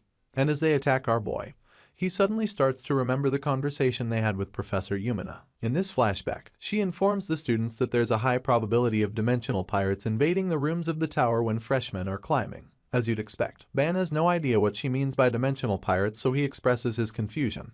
But there's really time to go into it, so she promises to explain it to him later. In the meantime, she claims that the abnormal invasions cause an irregular and unpredictable phenomenon to occur. The professor reminds them once again that they wouldn't normally die in the regular tower exploration, but admits that it all changes once things turn irregular. Once this happens, all the rules inside the tower get twisted, and areas that were once relatively safe become dangerous all of a sudden. Just like that, they'll find themselves in a no-safety zone because the number of monsters multiplies uncontrollably. On top of that, the room difficulty spikes unpredictably and a multitude of problems also start happening simultaneously. Basically, the tower goes into hell mode once the dimension pirates invade and disrupt the system. All of this is really overwhelming for Ban, who's still really hoping that the professor is messing with them or something. It's really terrifying for them, so they start freaking out. Professor Yumina explains all of this, showing them why the tower doesn't guarantee their safety. As such, she wants them to keep this in mind during their climb and pay attention to the next thing she's about to say. With the four of them listening closely, she tells them to know that they're in a truly dangerous situation if they ever find themselves caught in an irregular phenomenon.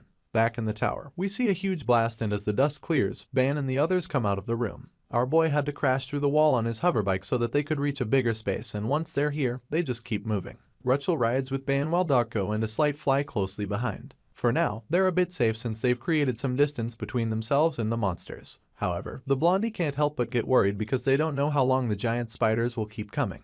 Our boy agrees with him, feeling that it would be risky to hold out in a cramped area. Rachel growls at the spiders as they keep moving toward them, and the moment the sea of monsters force themselves through the hole in the wall, Darko realizes that these creatures might actually be coming from an endless source. The monsters close in on the team, but not when it looks like they might be swallowed by the sea of spiders. Darko takes out the first wave with an energy blast. The pretty boy assists her by unleashing some deadly slashes of his own to keep the creatures at bay for some time. The two ferocious warriors continue throwing their powerful blasts to hold the spiders off, and Incite tells Darko not to stop. In response, she just scoffs and tells him to worry about himself instead. As they keep throwing these blasts at the monsters, Ban just watches in awe. He's really amazed that Darko has already managed to fight off dozens of spiders coming this far, and he can also see that Light has thrown a lot of blows too. As such, he figures that they must be pretty worn out, and as if that's not bad enough, he turns to look at Rachel, who's fighting ferociously, only to see that more than half of her hair has already turned dark. The once cute girl is slowly losing control of herself, and Ban knows this because for a while now, she hasn't even been speaking.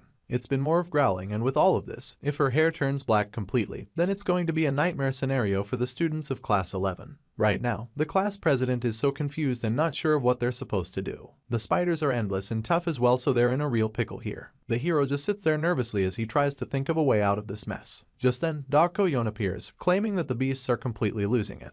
Our boy is surprised to see her still going at it, and she just admits that she never thought it would come to this. At this rate, she's going to get exhausted sooner or later, and she feels that things might get even more dangerous for them if she doesn't take a breather soon. She's afraid that she can't go on like this much longer, and while she's still talking, our boy quickly takes out a can of the much coveted soda and hands it to her. She's surprised that he's suddenly willing to give it to her, but he just ignores her expression and tells her to drink it to get her energy up. While she's at it, he offers to hold the endless sea of spiders off, and then immediately jets away so she can rest. Darko's face lightens up when she sees the can of soda, but she's also pretty concerned about him, so she asks him if he's sure he can hold the monsters back. In response, Ban just laughs and brings out a grenade from his inventory. He assures her that he can take care of things and immediately pulls the pin. With only a few seconds left before it explodes, he tells her to watch closely and then throws the grenade high up to the ceiling. He sends the bomb up there and it starts brimming with power, which makes everyone pause first. Rachel ceases her attack to watch what's about to happen, and sure enough, the grenade explodes as it reaches the spiders and wipes out a multitude of them.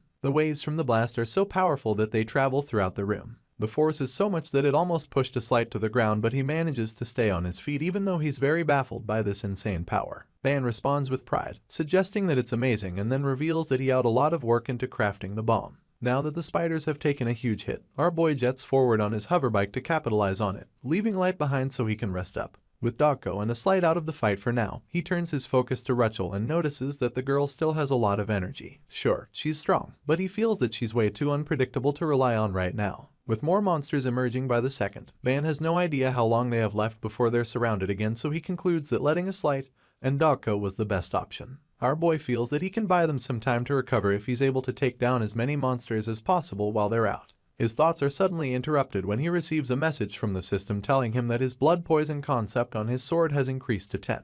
He's taken aback by this, but then he's informed that he's faintly grasped the concept of chop and that his depth of it has reached the 2nd level. With this in mind, our boy looks at the longsword in his hand and is surprised to see that the blade is turning red. The powerful weapon is brimming with energy and exuding a really terrifying aura. Ban is so confused when it starts turning red, but he can't let his focus slip right now, so he ignores the change for now and goes on for another attack. In the process, he thinks about how he still doesn't know what the blood poison concept is based on, but decides that he'll just figure that out when he tests the newly enhanced sword. With this in mind, he advances toward the giant spiders waiting for him, and when they least expect it, he delivers a devastating strike on them. This has to be his most deadly slash yet because the flames that follow are absolutely destructive. The range is way more than before, and when our boy realizes this, his eyes widen in shock. He's surprised to see that the sword's trajectory has been extended seriously, which means that his attacks will now go even farther than before. At this point, the hero finally puts all the pieces of the puzzle together. He feels that if chop strengthens the slash of the sword itself, then the blood poison concept extends the attack's range and distance. Ban has pretty much figured it out right now, but there's a little drawback, which is the fact that his blood gets sucked whenever he uses it.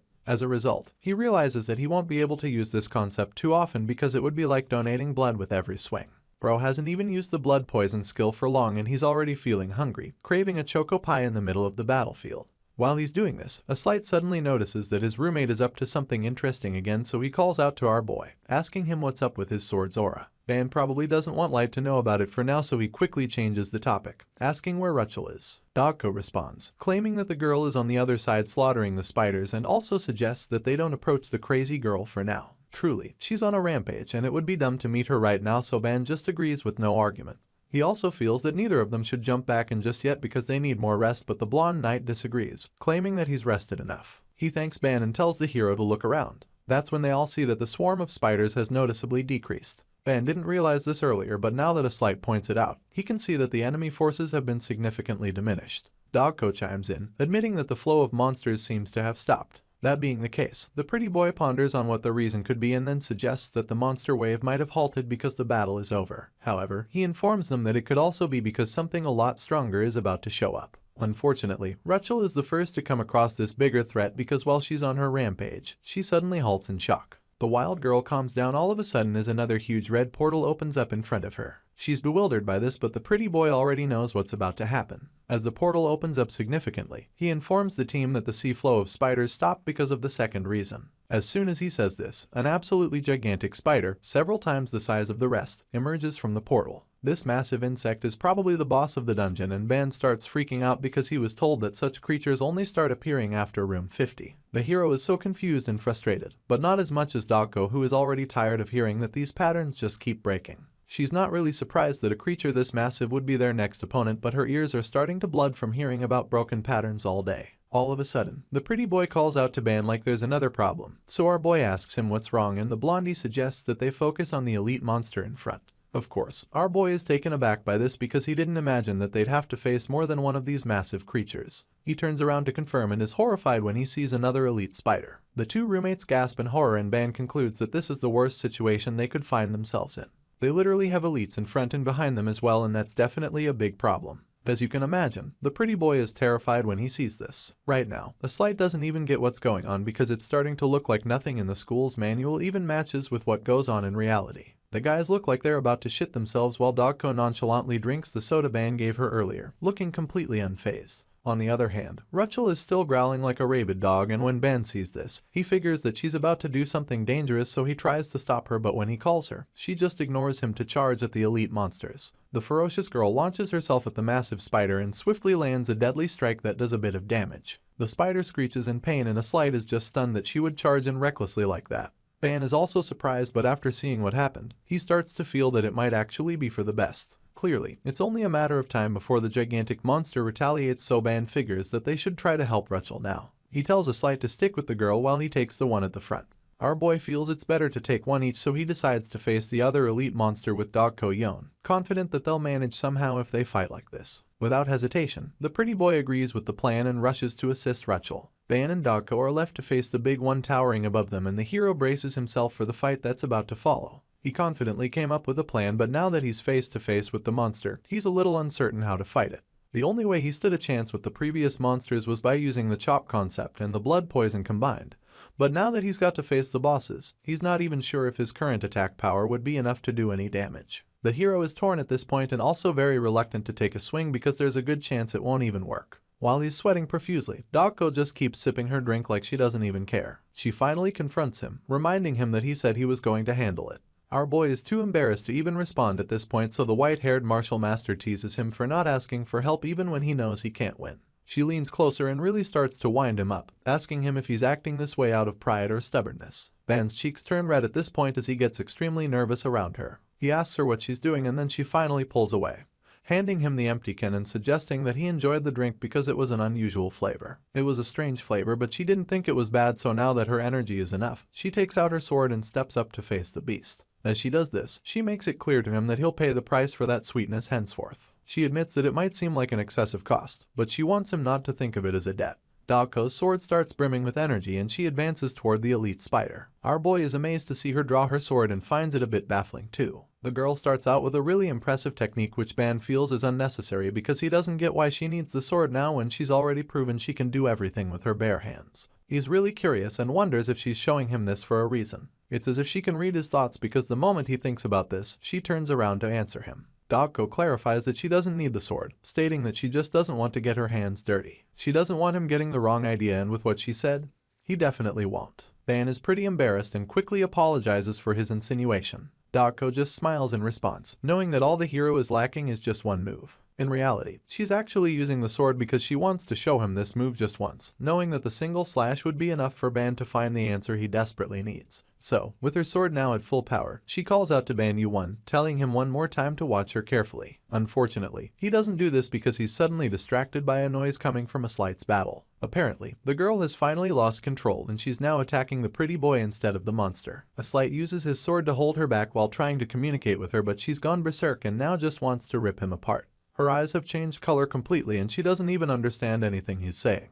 This little distraction quickly causes problems for the team because the elite spider immediately capitalizes and shoots webs at them while they're fighting. Before a slight can even realize what is going on, he is tangled in the webs and finds himself stuck. Rachel, on the other hand, manages to evade the strike, which leaves the gigantic spider pretty shocked too. This just makes things worse for the pretty boy because now he's stuck, which means that Rachel can probably finish him off without any obstruction. The wild girl in question lands right on top of the pillar he's stuck to and then starts growling at the massive monster. The blonde knight starts sobbing at this point, feeling that he's doomed, but the gigantic spider screeches at Rachel, which makes her totally forget about him for a while. She turns her focus to the beast and engages it. On the other side of the room, Ban sees the situation with his roommate, so he concludes that everything is a mess. Before he can think of doing anything about it, Dako Yon calls out to him and tells him to focus on what she's showing him. After all, she's only going to do it once. Our boy claims that he's paying attention to her, but then also informs her that the others are in a pickle right now. Before he can finish his statement, she cuts him off, reminding him that she told him it's fine. The girl uses a single slash to split the elite spider in two, informing Ban that the only monsters left now are the ones outside. Seeing this, the hero is just stunned by the skill she just pulled off. Just as Dako Yon expected, our boy is left in a state of awe. The technique she used plays back in head and he thinks about how it was just a swing from below. Dako simply executed a basic move, slashing upwards, but in that extremely simple movement, what Ban saw was a death that divides the world. The girl was so effortless with the strike, but it was powerful enough to split such a massive elite monster into two. After Dako Yon unleashes this killer move, the deceased elite spider falls to the ground, and the result of watching this move seems to take a toll on our boy. The system starts blowing his brain up with notification and he immediately suffers a headache. The messages are basically saying the same thing, which is that he has leveled up again. One of them confirms that Ban instantly understood advanced techniques, stating that his power control has also increased. In another message, he's informed that the depth of 10,000 poisons, 10,000 purities, and 10,000 words deepened by 5 each. All of this information is very overwhelming, so our boy is finding it hard to take it all in. He's practically at a loss for words, but that's not all, because he receives yet another message, stating that he's just managed to grasp a very powerful and complex martial concept. As such, the depth of his soul goes up to 390, and the depth of his martial arts increases to 97. The hero is really taken aback by all of this because he didn't imagine that he would make such a huge breakthrough just by glimpsing a fragment of Dako's martial skill. He can already feel his inner side rising fiercely, and then he receives another message, telling him that the depth of his swordsmanship has reached 52. He has also observed the essence of slash in his depth, for that is now at 15. The power that our boy felt just now was like when Ortima's force field was shattered, and so Ban feels that this skill Dako just used must be an enhanced version of the move that cut through the power of death that was released back then. The whole thing is still messing with Ban, and he finds it hard to understand how a person can infuse such will into their sword. He really doesn't get it, and he tries to figure it out by recalling the concept for death he discovered and how it worked back then. Unfortunately, he's not able to finish the thought because Dako suddenly interrupts him by calling his name more than once. It's so clear and vivid now that it gives our boy chills, and while he's still thinking about this, Dako bluntly asks him if he was watching her carefully. She's asking him this because she won't show him a second time, and when he hears this, his eyes widen in shock. As you can imagine, Ban isn't pleased to hear this, so he starts throwing a tantrum, and when Dako sees him running around, she asks him what's up. In response, he just complains about how it's always way too close with her. He's still whining like a toddler when she suddenly shuts him off by giving him something. Dako tosses the glowing balls of energy to him and he catches it with a really confused expression on his face. At first, he's not sure what he's looking at, but then he realizes that the purple orb brimming in his hands is the core from the elite spider she just killed. The core has 3 life concepts, 11 flesh, 12 demon, 15 shell, 10 web, and 1 resistance concept. The hero is pretty excited to absorb them, but then he remembers that Dako Yon was the one who killed the elite spider, so he's not sure if it's okay for him to take it. He looks really nervous at this point, and the white-haired girl notices his hesitation, so she informs him that the core is his reward. She doesn't want him to waste another second before accepting it, but Ban still feels uncomfortable taking it from her. He's very reluctant to accept it, and while they're busy playing mind games, a slight calls out to the both of them. He tells them to stop flirting and come help him out of his sticky situation. The pretty boy is still stuck in the webs and he desperately wants to get out, so he tells them to hurry up before he gets mauled by the wild girl on their team. He reminds them that Rachel is going berserk, and that's when we see that the girl somehow managed to defeat the elite spider all on her own. She's currently standing on the bloody corpse and laughing maniacally, so it's pretty clear that she's finally lost it. Our boy feels really sad to see her in this state, but there's no time for all that right now. He has to come up with a plan. Ban feels that light is completely useless at the moment, and even though the pretty boy tries to argue, he just gets ignored. Our hero knows that he'll probably be torn to shreds and defeated in a second if he goes to confront Rachel, so that's out of his options. All things considered, the class president concludes that the only person who can defeat Rachel in this state is still Dako Yon. Both he and a slight attempt to flatter her into helping them deal with Rachel, but the white-haired girl knows exactly what they're trying to do. At first, she just looks away from them and warns Ban not to look at her again. As far as she's concerned, she's done her part in this battle already and just keeps scowling. Hearing this, our boy admits that he already knew she would dislike his request, but then again, he reminds her that this is an irregular situation. He pleads with her not to ignore them, reminding her that they don't know what would happen if any of them ends up dying in the tower. Dako is left speechless when he makes this point, and it looks like she might actually change her mind. While he's trying to convince her, the bloody elite monster they thought was dead suddenly starts moving again, and Dako senses it, so she decides to help them finally. However, she's only going to deal with Rachel if Ban keeps the spider entertained. Ban is shocked when she tells him that he has to finish off the massive spider in exchange for her help, but he doesn't really have much of a choice, so he's forced to get right to it. Meanwhile, Rachel seems to understand what's about to happen, so she braces herself for the fight. Dako starts charging up her attacks and urges Ban to get moving, but our boy tries to warn her about the spider. She ignores him and Rachel just growls at her before going in for the attack. The martial master feels really excited because she knows she's about to have some real fun with the wild girl. Rachel just comes at her with murderous intent laced in her eyes, and as she reveals her claws, Dako just laughs out loud. The wild girl lands a powerful strike that sends shockwaves all over the room, but Dako casually evades the attack. She taunts the berserker, telling her to keep coming for more. As you can imagine, this infuriates the wild girl, so she launches yet another strike and starts throwing everything she's got at Dako Yon. Rachel tries over and over again to land a clean slash, but she just keeps missing by inches because Dako is way too fast for her. As if that wasn't annoying enough, the white-haired martial master suddenly grabs her hand like she's a child and then slams her into the ground with zero effort. Even though she didn't even use much power, Rachel is sent down hard to the point that the ground opens up. Dako taunts her some more, making her feel slow, and then starts dragging her across the ground like a rag. At this point, Rachel's eyes start to clear up, and it's almost like her senses have been smacked back into her head. Her eyes are no longer glowing and she actually feels fear like a human being, so Dako figures that she's had enough. After all, she's only trying to get her brain working again and not trying to kill her classmate. With this in mind, he stops dragging Rachel across the ground and then gives the girl a hand while laughing at her. She finds it amusing that the girl charges blindly at her when she's the stronger one, and that's what she had to flip her over. She calls Rachel a beast and tells her to get up. That's when she sees that the pink-haired girl is still wild. Dako notices that Rachel is still brimming with energy, so she encourages her to go wild again, stating that she'll entertain the berserker just enough to keep her conscious. As she says this, Rachel's eyes start glowing again and the growls continue, but they quickly turn into winces because Dako immediately starts wiping the floor with her. Ban watches the whole thing nervously, feeling really sorry for the wild girl. Bro is sweating from just watching the beatdown, and he starts to get the feeling that Dako might actually be enjoying this more than she should. The white-haired girl notices Ban staring at her like he just saw a ghost, so she reminds him that this isn't the time to get distracted. He's supposed to be fighting the elite spider, so she urges him to get back to business. Hearing this, the hero summons his long sword again as he prepares for the last fight. He claims that he knows what Dako is trying to say, but also suggests that this task might be too difficult for him. He still doesn't know if his sword can do any damage to the massive spider, so he's reluctant to even take a step forward. Seeing how scared he is, Dogko assures him that he should be able to take out the beast if he properly saw her first strike. From the look on his face, he isn't confident that he can just imitate her slash perfectly, and while he's still being a coward, the spider launches a sharp attack on him. Thankfully, he doesn't get hit, but when he sees the small crater it left behind, fear grips him. A Slight calls out to him, hoping that he's okay, and the dazed hero just wonders what the hell just attacked him. He's shocked at how fast the spider was with that strike. The creature practically pounced on him the moment the girls backed down. Even though the giant spider is in a near-death state, it still feels that it can handle him with ease, and this actually pisses Ban off. The hero feels insulted by the overgrown insect and decides to show it exactly what he's capable of. Ban is immediately motivated to fight, so he starts by summoning Eve to help him out, and the autonomous chain spear shoots out of multiple magic circles in the moment.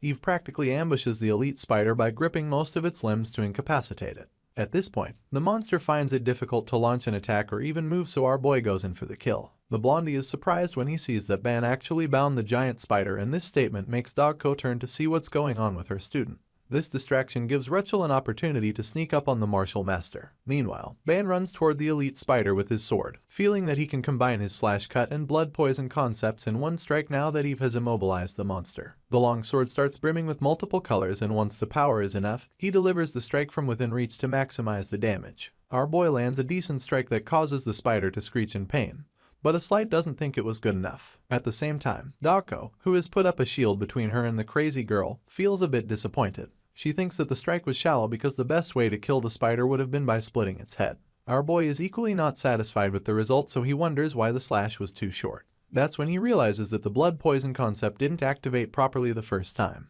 As soon as he figures this out, one of the chains snaps and the elite spider launches another attack with that free limb. Ban thinks back, and it starts to make sense because he remembers that using two abilities consecutively like that has rarely ever done the trick. He's still trying to come up with another attack when he sees the spider's limb speeding toward him. By the time he sees the incoming attack, it's already too late, and the next thing that follows is a massive blast with Ban seemingly caught right in the middle. The story continues with the elite spider breaking the chains and lands an incredibly swift attack on him. From the look of things, our boy seems not to see it coming and ends up being slammed into the ground. As soon as this happens, Dogko Yon screams in horror because she's afraid that her favorite student might have been finished off. This distraction allows Rachel to charge at her with ease, and even the pretty boy stuck to a pillar screams in fear. The elite spider puts a lot of force into that limb to ensure that it finishes the job, but then the dust begins to clear, and that's when we see the blade glinting from within the rubble. The sharp sword can be seen sticking up, and by the time the dust settles finally, we get to see our boy in his superhero pose. It turns out that Ban managed to protect himself at the last second, and this attempt to save himself also seems to have finished the massive monster off for good. The elite spider stands still in that spot just as the hero sighs in exhaustion. Once he's sure that the monster's attack is done, he finally drops his sword and then grabs his left arm so he can catch his breath. Ban looks like he's having a panic attack as he breathes heavily in an attempt to catch his breath. For a second there, he was afraid that he wouldn't be able to block the elite spider's attack, and his life probably flashed before his eyes as a result. We get to see a little flashback, and it turns out that Ban had to change the angle of his sword to deflect the strike as soon as the blade made contact. It was definitely a risky move that he had to execute in a split second, because if he had taken that attack head-on and didn't change the angle, then both the sword and his arm would have definitely shattered as a result. Ban is literally trembling at this point because of how close that was in at the same time. He's pretty puzzled by how he was able to sense the giant spider's attack because of how fast it was. Even if it was just for a moment, Ban believes that what was supposed to be an instant felt like an eternity because of this. The spider's strike happened in the blink of an eye, but it was almost as if time slowed down just long enough for him to sense it and also deflect it to escape death by the skin of his teeth. Ban thinks back to what happened and still finds it difficult to understand, so he wonders if it was because he saw Dogko Yon's sword technique back then.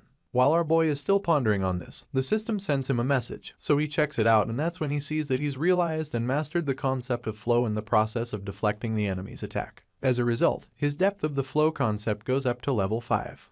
Our boy is intrigued by this, but it also seems to help him understand what's going on. After reading the message, Ban figures that the one strike Dogko showed him really had a big impact on him. It surprises him a little, but it also makes a lot of sense, so he finally attempts to get back on his feet while laughing at the back of his mind, thinking about how amazing Dogko Yon truly is. Ban gets up and pulls his long sword out of the ground, admitting that he didn't think he had it in him to be able to awaken a martial essence. He didn't even know he had it within him. With this in mind, our boy feels that knows what to do now, even if he can't replicate Dogko's sword technique, and when the elite spider hears this, the creature begins to panic a bit. A part of the massive monster knows that the blue-haired fellow standing there won't be a pushover, so it's now really scared. Ban confirms that he's no longer afraid by lifting his sword and pointing it at the beast, suggesting they go in for round 2. From the look on his face, you can tell that he means business, so he challenges the overgrown insect to come at him. Sure enough, the elite spider screeches in rage and charges at him with a deadly attack. The spider tries to stab him with multiple sharp limbs at the same time, but Ban just stands there unfazed. When it looks as though he's about to take a hit, he starts countering all the strikes with his sword. The hero moves with blistering speed as he deflects every single attack with his sword, and this leaves a Slight pretty dumbfounded as he watches on. The blonde knight is still stuck in the spider web, so all he can do is watch Ban take on the creature alone. While he's there, he thinks about the concept called parrying. It's basically deflecting or redirecting an enemy's attack to the side. Using this, one can disrupt the attacks and even prevent serious injuries.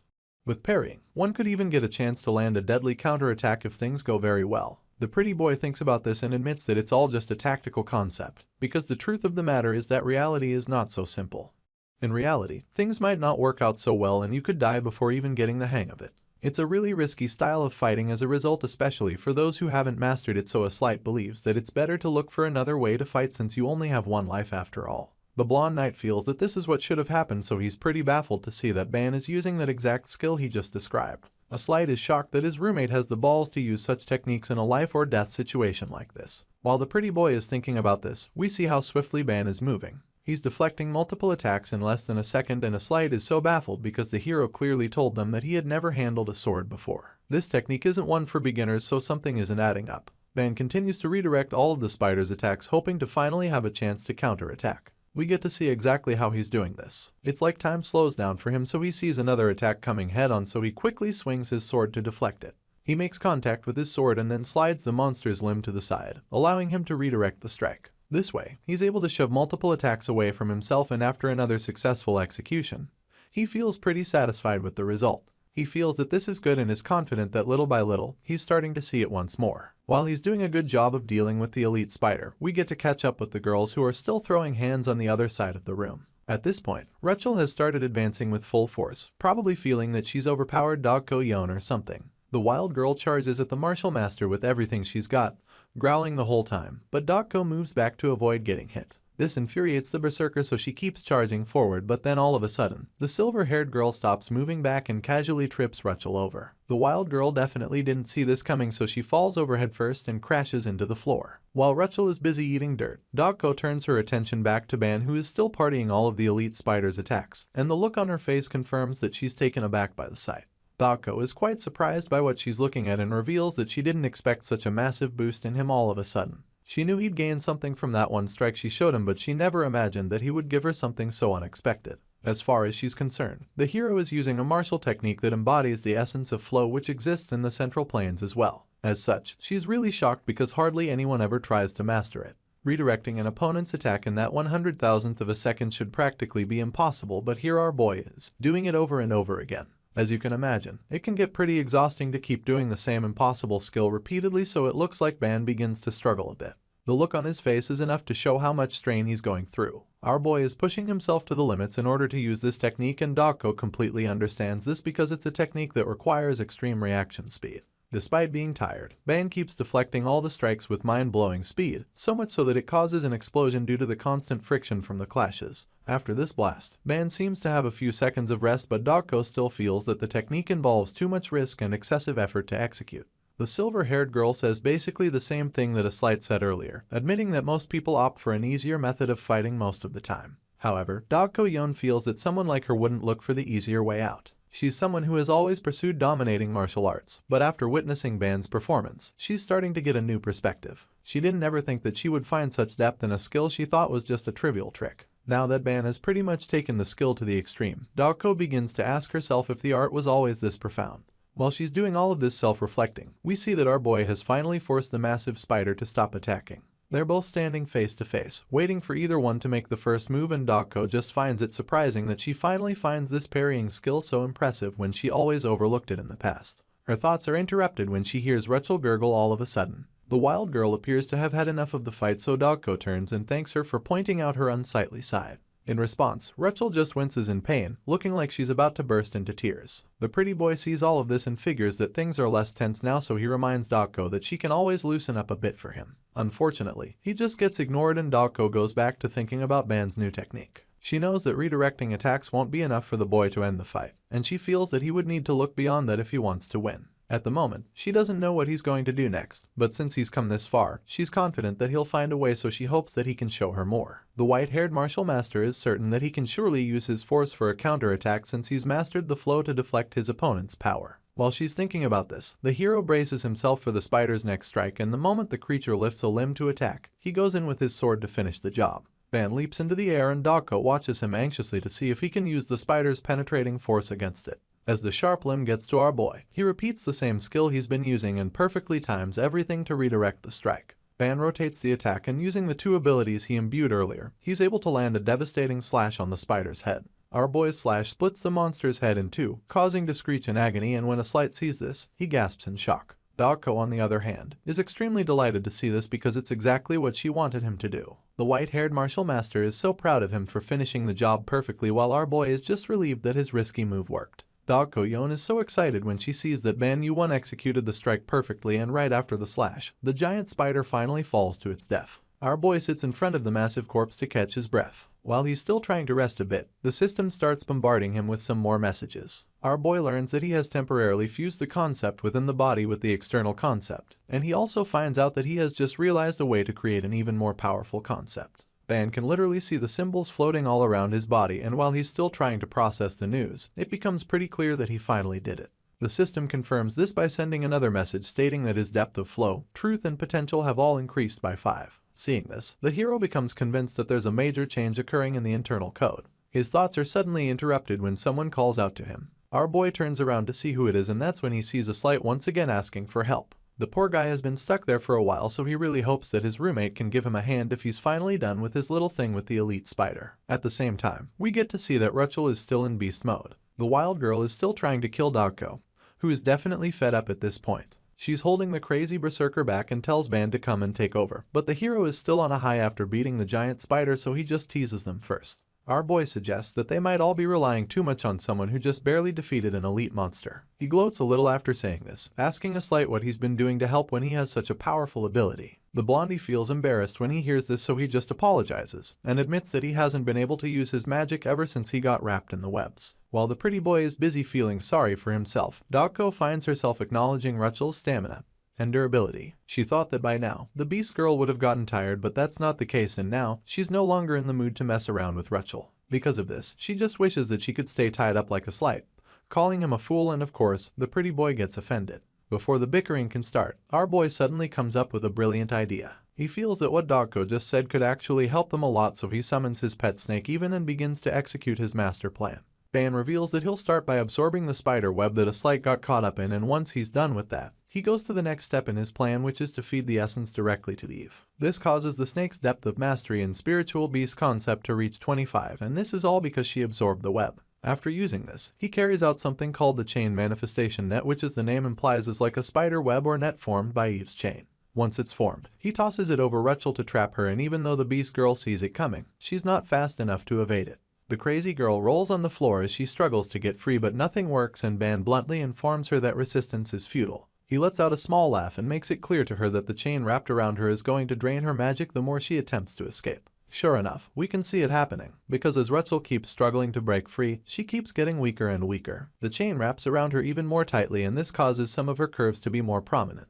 The boys are this and are instantly flustered. Both their cheeks are bright red, but a Slight figures that Ban is the one that needs censoring, so he covers his roommate's eyes, telling him he can't look. Ban knows exactly what the pretty boy is trying to do, so he asks if he's okay with looking. The clown responds, claiming that he's fine, but Ban isn't. Anyway, Dogko interrupts the boys before they can embarrass themselves any further by expressing her concerns about the room. They've completed their mission in this room, but it doesn't look like any shift to room 5 is going to happen. Just then, they all notice that the chains seem to be working. Rachel's hair turns pink again as the chains drain the magic inside her. That's not the only piece of good news though, because even their student IDs seem to be working again. They can now make their way out of the tower, and since they were already instructed to leave earlier, Ban figures that they should be on their way out, at least for now. Unlike before, Dogko is a bit more tired of the tower now, so she agrees with him and admits that it's a good idea for the meantime. Just as they're coming to this conclusion, an ominous portal appears in front of them and an overwhelming voice addresses them, telling them that they've overcome the trial. As you can imagine, the 4 of them have no idea what this is about, and Ban is so taken aback by the ominous sound. While they're trying to figure out what the hell is going on, The voice bestows their rewards upon them for overcoming this mysterious trial they had no idea about. The voice claims that they are the reward, telling the students of Class 11 that they will be granted the chance to make a pact with this mysterious being. The voice introduces herself as the observer of the Thousand Eyes before giving Ban and his friends the opportunity to make a pact with her. The scene shifts at this point and we're taken outside the tower. There, a couple students are walking around while Professor Yumina is desperately waiting there for her students to return. The lady looks like she's been there for a while and she was almost losing hope, but then a look of shock appears on her face when she sees a portal appearing. The magic seal glows with a blinding light, so she covers her eyes, and by the time she opens them back, she sees Ban and the others standing on the magic circle. The hero sighs in relief now that they're outside the tower and then asks his classmates if they're all okay. They all look fine, but they're also very curious. A Slight asks where they are and Dogko quickly informs him that this is right in front of the entrance where they first entered. Their little conversation is interrupted when Professor Yumina anxiously asks if any of them are injured. Ban is taken aback when he sees that their teacher was right there, but he's happy to see her. He turns to her and she immediately spots a wound on his body, which gets her very worried. She looks like she's about to freak out over it, so our boy claims that it's nothing. He tells her to calm down and assures her that everyone is fine. Other students around notice that a group of students just teleported her, so they start talking and quickly realize that it's the rebellion. A few of them are surprised to see that the group made it out of the tower safely while others aren't at all. Now that they're back, Professor Yumina informs the students that she was really worried about them earlier, especially when none of them showed up after the eviction notice was posted to students in the tower at the time. She's glad that they were all able to make it back safely, but she's also very curious to know what exactly happened inside. Ban and his friends are a little taken aback by her curiosity, so they just stay quiet for a second. The professor asks them if they cleared the tower, but they're all reluctant to say anything, especially Ban. After realizing how difficult it would be to actually tell her anything, the class president suggests that they all keep walking for a moment. The scene shifts once again, and this time around, we see that our boy and the others are all in a more private space. They seem to be hiding from the other students, and now that they're all alone, he asks Yumina what went wrong when they were inside the tower. Ban reveals that they got caught in an irregular room after the fourth room shift and admits that it was really shocking since it hadn't been long since they entered the tower. He tells her what happened to them and then asks her once more to explain what went wrong on the outside that caused it. Hearing this, Professor Yumina gets a little nervous and seems reluctant to say it, but she eventually does, telling them that a student was killed by an outsider. This horrible news sends chills down their spines when they hear it, and rightly so. The four of them are now completely eager to know more, so Yumina explains that the academy is currently trying to resolve the issue. An investigation is going on as they speak and police are on the matter, but Yumina admits that it's a bit too difficult for the victim's teammates to handle. Those who were in the same party with the deceased are devastated, and Yumina concludes by stating that the murder was what caused the irregularity. After revealing this, she reminds them of the previous conversation they had about external intruders. The professor takes their minds back to the chat they had about the Dimension Pirates targeting new students. If these guys kill a student and collect the ID, then the victim will never be able to revive and will just remain trapped in the tower forever. Hearing all of this, our boy is starting to get really upset, so he asks Yumina what happened to the intruder that murdered a student. Unfortunately, the professor claims that they lost track of the culprit, claiming that the students on site probably had no way of stopping the evasion. At this point, Dogko Yon chimes in, suggesting that all of this seems like an orchestrated test. This statement shocks a Slight and Yumina, but it doesn't stop the white-haired girl from speaking her mind. She claims that there are many intruders who aim to climb the Tower of Babel, even if they aren't Academy students. Dogko reveals that it's a prime opportunity for the intruders whenever new students enter the tower, because this way, not only can they damage the Academy's reputation by tampering with the exam, but they can kill new students to earn their spot as climbers in the tower. By killing a prestigious new student, they can steal something that they've been longing for, which is a chance to climb the tower. Dogko goes on to say that these intruders can even obtain a coveted student ID, and because of this, she starts to think that the Academy is making enduring these intrusions a trial that new students must face so they can pass the blame naturally. The Martial Master points all of this out so elaborately and then asks the others what they think about it. As you can imagine, it's a lot to take in, especially for a teacher who works for the Academy. Professor Yumina is almost pushed to tears by the allegations Dogko Yon just made, but the girl in question doesn't give a shit. She stands by her opinion and scoffs at the thought of the Union Academy, claiming that it's definitely one hell of a place. As far as she's concerned, it's very disappointing to think that there are people brazenly invading the very tower that defines the Academy's existence, and yet the students cannot even protect their students from being murdered. Dogko states that it's very laughable indeed for something like this to happen in a place that is claimed to be the greatest institution across dimensions. After she's done calling out on their greatest failing yet, the others just stare at her, not knowing what to say because they all know that she's right. At this point, there's really not much Yumina can say to defend the school, but she doesn't want the students to carry on with this horrible impression of the academy, so she informs Dogko that there's a reason for this. Professor Yumina looks like she's about to cry, but she does her best to keep her emotions in check and tells them that the students are responsible for themselves the moment they enter the tower. And this is how it's been, even though the academy has an obligation to protect their students. Moreover, she feels that there's really nothing the academy can do to interfere with it if the tower chose an intruder over a student. As you can imagine, Dogko is absolutely livid when she hears these words from her own professor, but she keeps her rage in check for the meantime. Yumina continues speaking and then claims that they can't alter the will of the tower by interfering.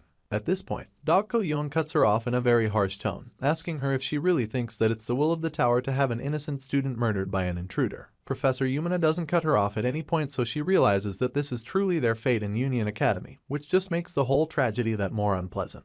With that being said, Dogko activates her student ID and teleports away from there before anyone can stop her. Yumina tries to tell her to wait, but it's too late and the white-haired girl disappears in front of her. After Dogko leaves, Ban walks up to the teacher and begs her to try and understand that there was something unsettling inside the tower. Hearing this, she turns to him and pleads with him to tell her exactly what it was that happened inside the tower. The class president is a little nervous at first, but Rachel and Incite just remain quiet, which gives him the go-ahead to tell the professor what happened.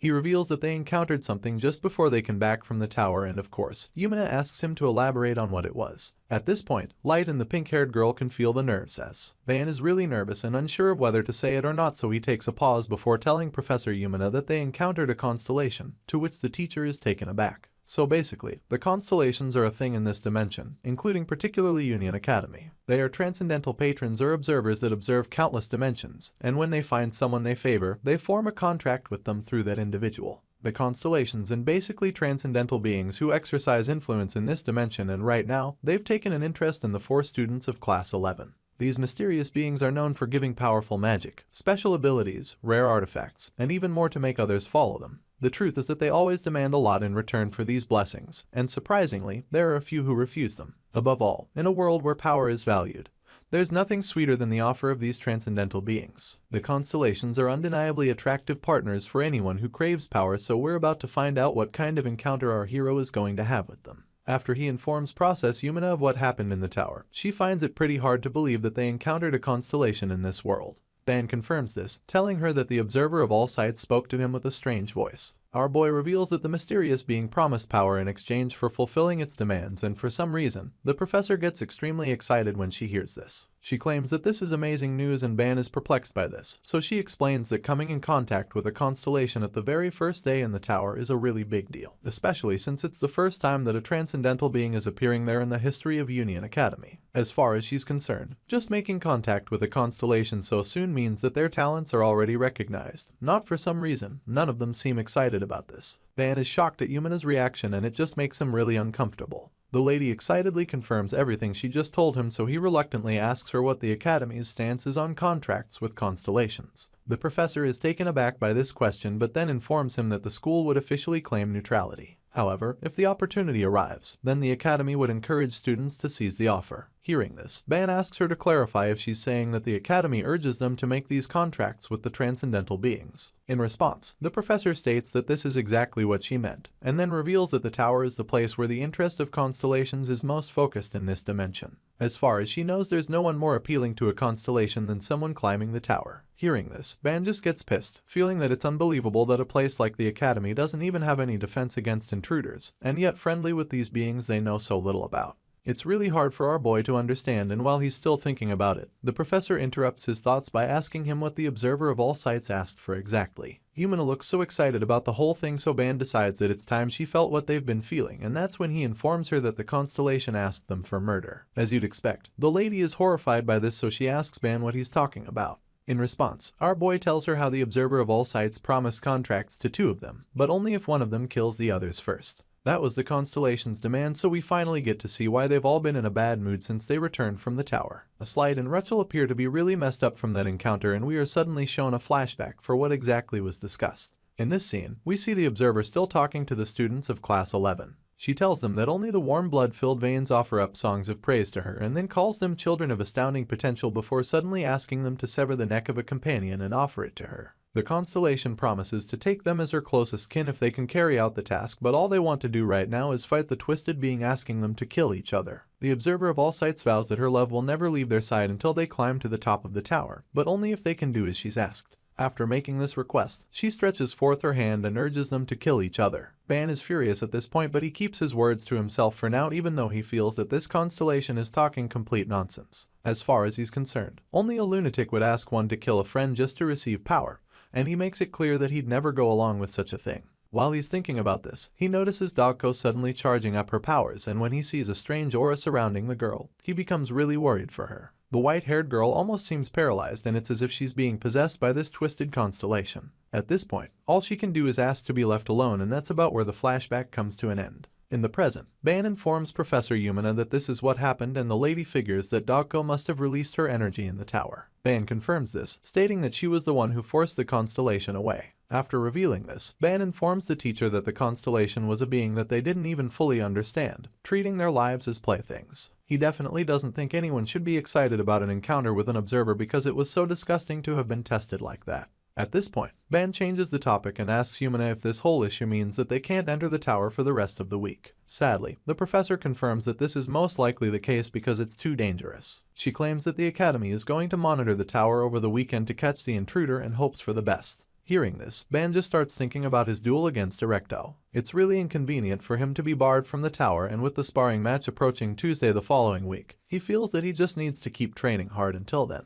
After making his mind up about this, he informs Professor Yumina that he intends to submit what happened in the tower in a report to the school. He also plans to submit the records then captured in their vision during their tower climb. The professor claims that it's an okay idea, but admits that she'd love to hear all about the adventure over a meal. As soon as she says this, she remembers that they're not really in the mood to talk, so she figures that it won't be possible. The class president agrees with her, confirming that everyone is still physically and mentally drained at the moment. Yumina looks over at her students, and it's really sad to see them looking all gloomy. As much as she hates to see them like this, she also knows that the best thing to do is let them be for now, so she tells Ban that she understands. Even though they can't chat about the experience right now, it doesn't stop her from commending the three of them. She tells them that they did a great job, and Ban thanks her for the consideration. The professor then promises to make sure that nothing like this ever happens again, and hopes that they don't think ill of the academy. None of them say a word, but the looks on their faces speaks volumes of how devastated they are, so she just lets them off, reminding them to have a lot of rest tonight. At this point, a slight finally responds to her, claiming that they'll take their leave now and wishing the professor a good weekend.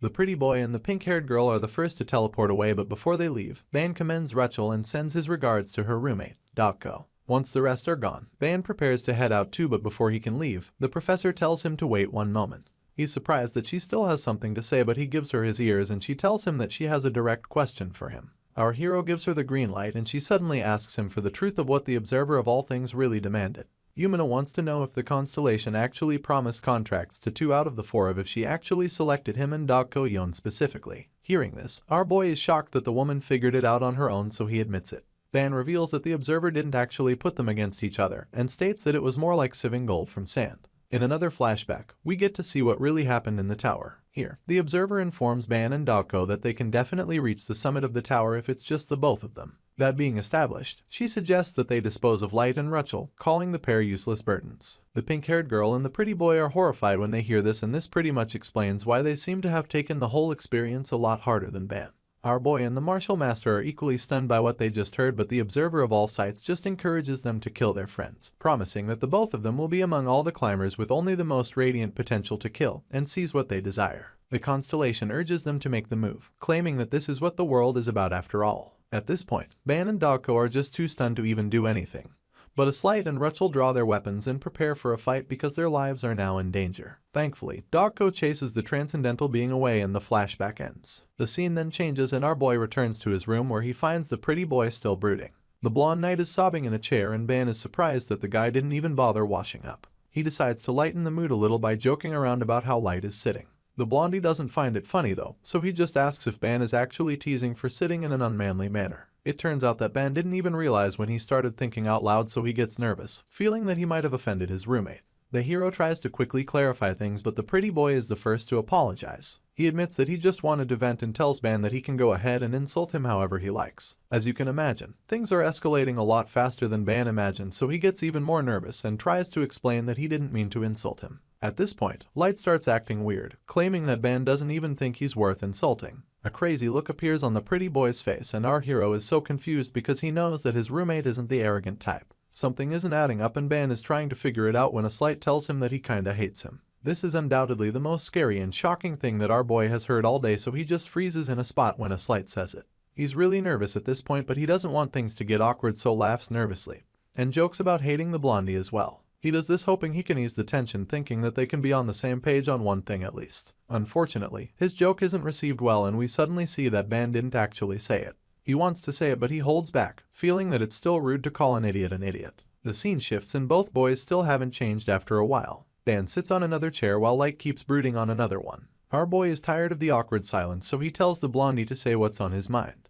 He promises to listen even if it's just a complaint, but the blondie doesn't say anything to him. The Slight looks really hurt and it's almost as if he wants to let it all out, but he's been battling it inside. Thankfully, he changes his mind and decides to open up. He starts by revealing that he was one of the greatest talents in the world he came from. Ban tries to relate to what he's trying to say and the pretty boy quickly states that he's not even exaggerating. He reveals that everyone, from his family to his retainers, all admired and praised his talent back home. The guy was practically worshipped there, referred to as the Amazing Light. They all considered him their hope for salvation to the point that they entrusted him with the Holy Sword, and it wasn't just flattery. It was to help him so that he could obtain the power of the Tower of Babel, and then become the final guardian to save them. Thanks to everyone's belief in him, he was able to form a contract with the Sacred Sword, and then he came to the Union Academy, full of everyone's expectations. He had such high hopes and so much faith in himself, but now, he doesn't even know what he's doing anymore. The pretty boy starts tearing up again as he remembers what happened in the tower, so he asks Ban why he's treating him like a useless burden. Hearing all of this, our boy feels really sorry for his friend, so he reminds Light that he doesn't need to take the words of that twisted constellation so seriously. Unfortunately, that's not even the point, because whether it's a divine being or not, a Slight doesn't think that it changes the fact that he's just a bystander. He says some mean things to Ban in the process, claiming that our boy can stand there and talk because he was chosen after all. In the end, he feels that he'll always just be a side character, and it doesn't help that such a thing was said by a transcendent being far stronger and more knowledgeable than humans. As such, he wonders how Ban and Dogko could reject an offer like that, and at this point, it becomes clear that it's the pain and jealousy talking.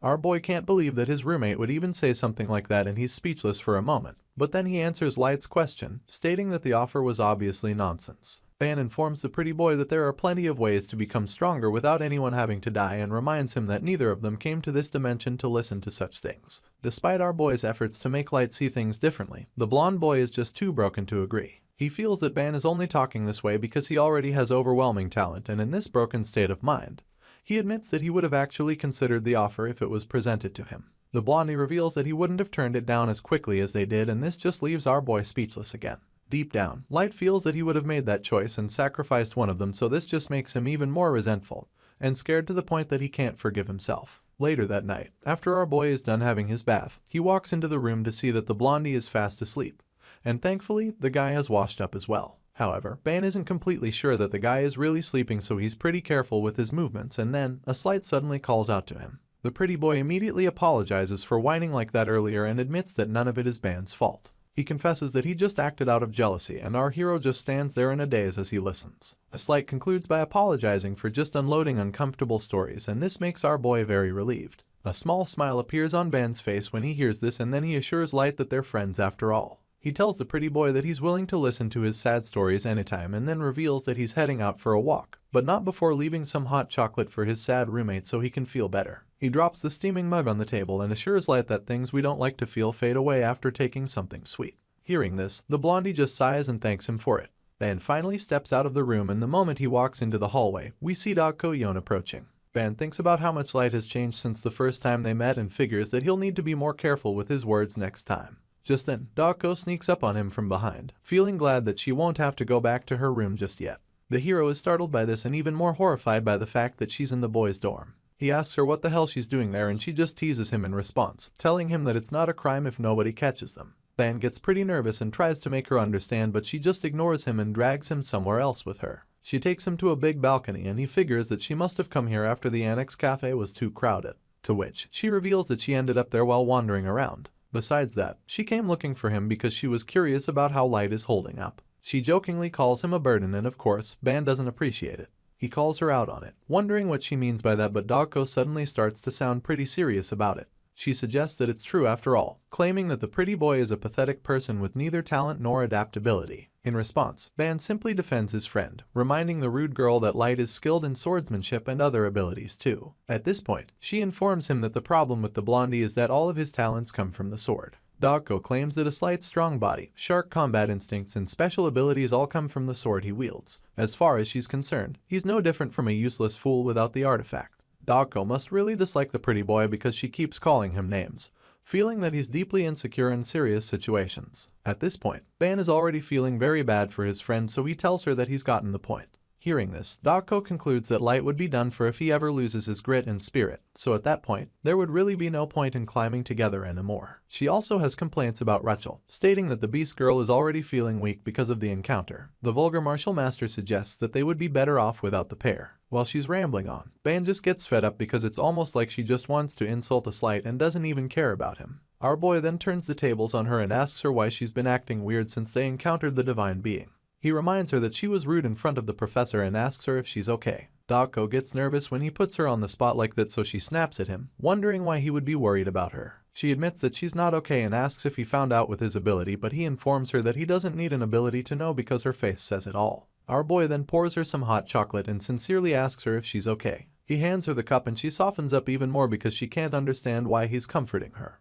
Dogko takes a sip of the chocolate and admits that it's sweeter than she expected. Hearing this, Ban wonders what she's talking about since hot chocolate is always sweet. She thanks him for worrying about her but assures him that it's nothing, claiming that she was just irritated back then. Our boy asks what got her so irritated and she hesitates a bit, but then informs him that she may have been in the same frame of mind as the observer of 10,000 worlds. Dogko feels that she and the divine being might have been thinking the same thing back in the tower, and of course, this leaves Ban horrified. And with this, we've caught up with the latest chapter of this series. I hope you guys enjoyed my rapid coverage on this title, and are excited to see more of it in the future. And if so, please be sure to smash the like button under the video to boost your boy's algorithm, and comment down below your favorite scenes so far. We will now have to wait for more chapters to be released before I can make another video on this manhwa, but I'll see you tomorrow once again with another title. For now, excuse me as I get some sleep to freshen up for more work. Until next time.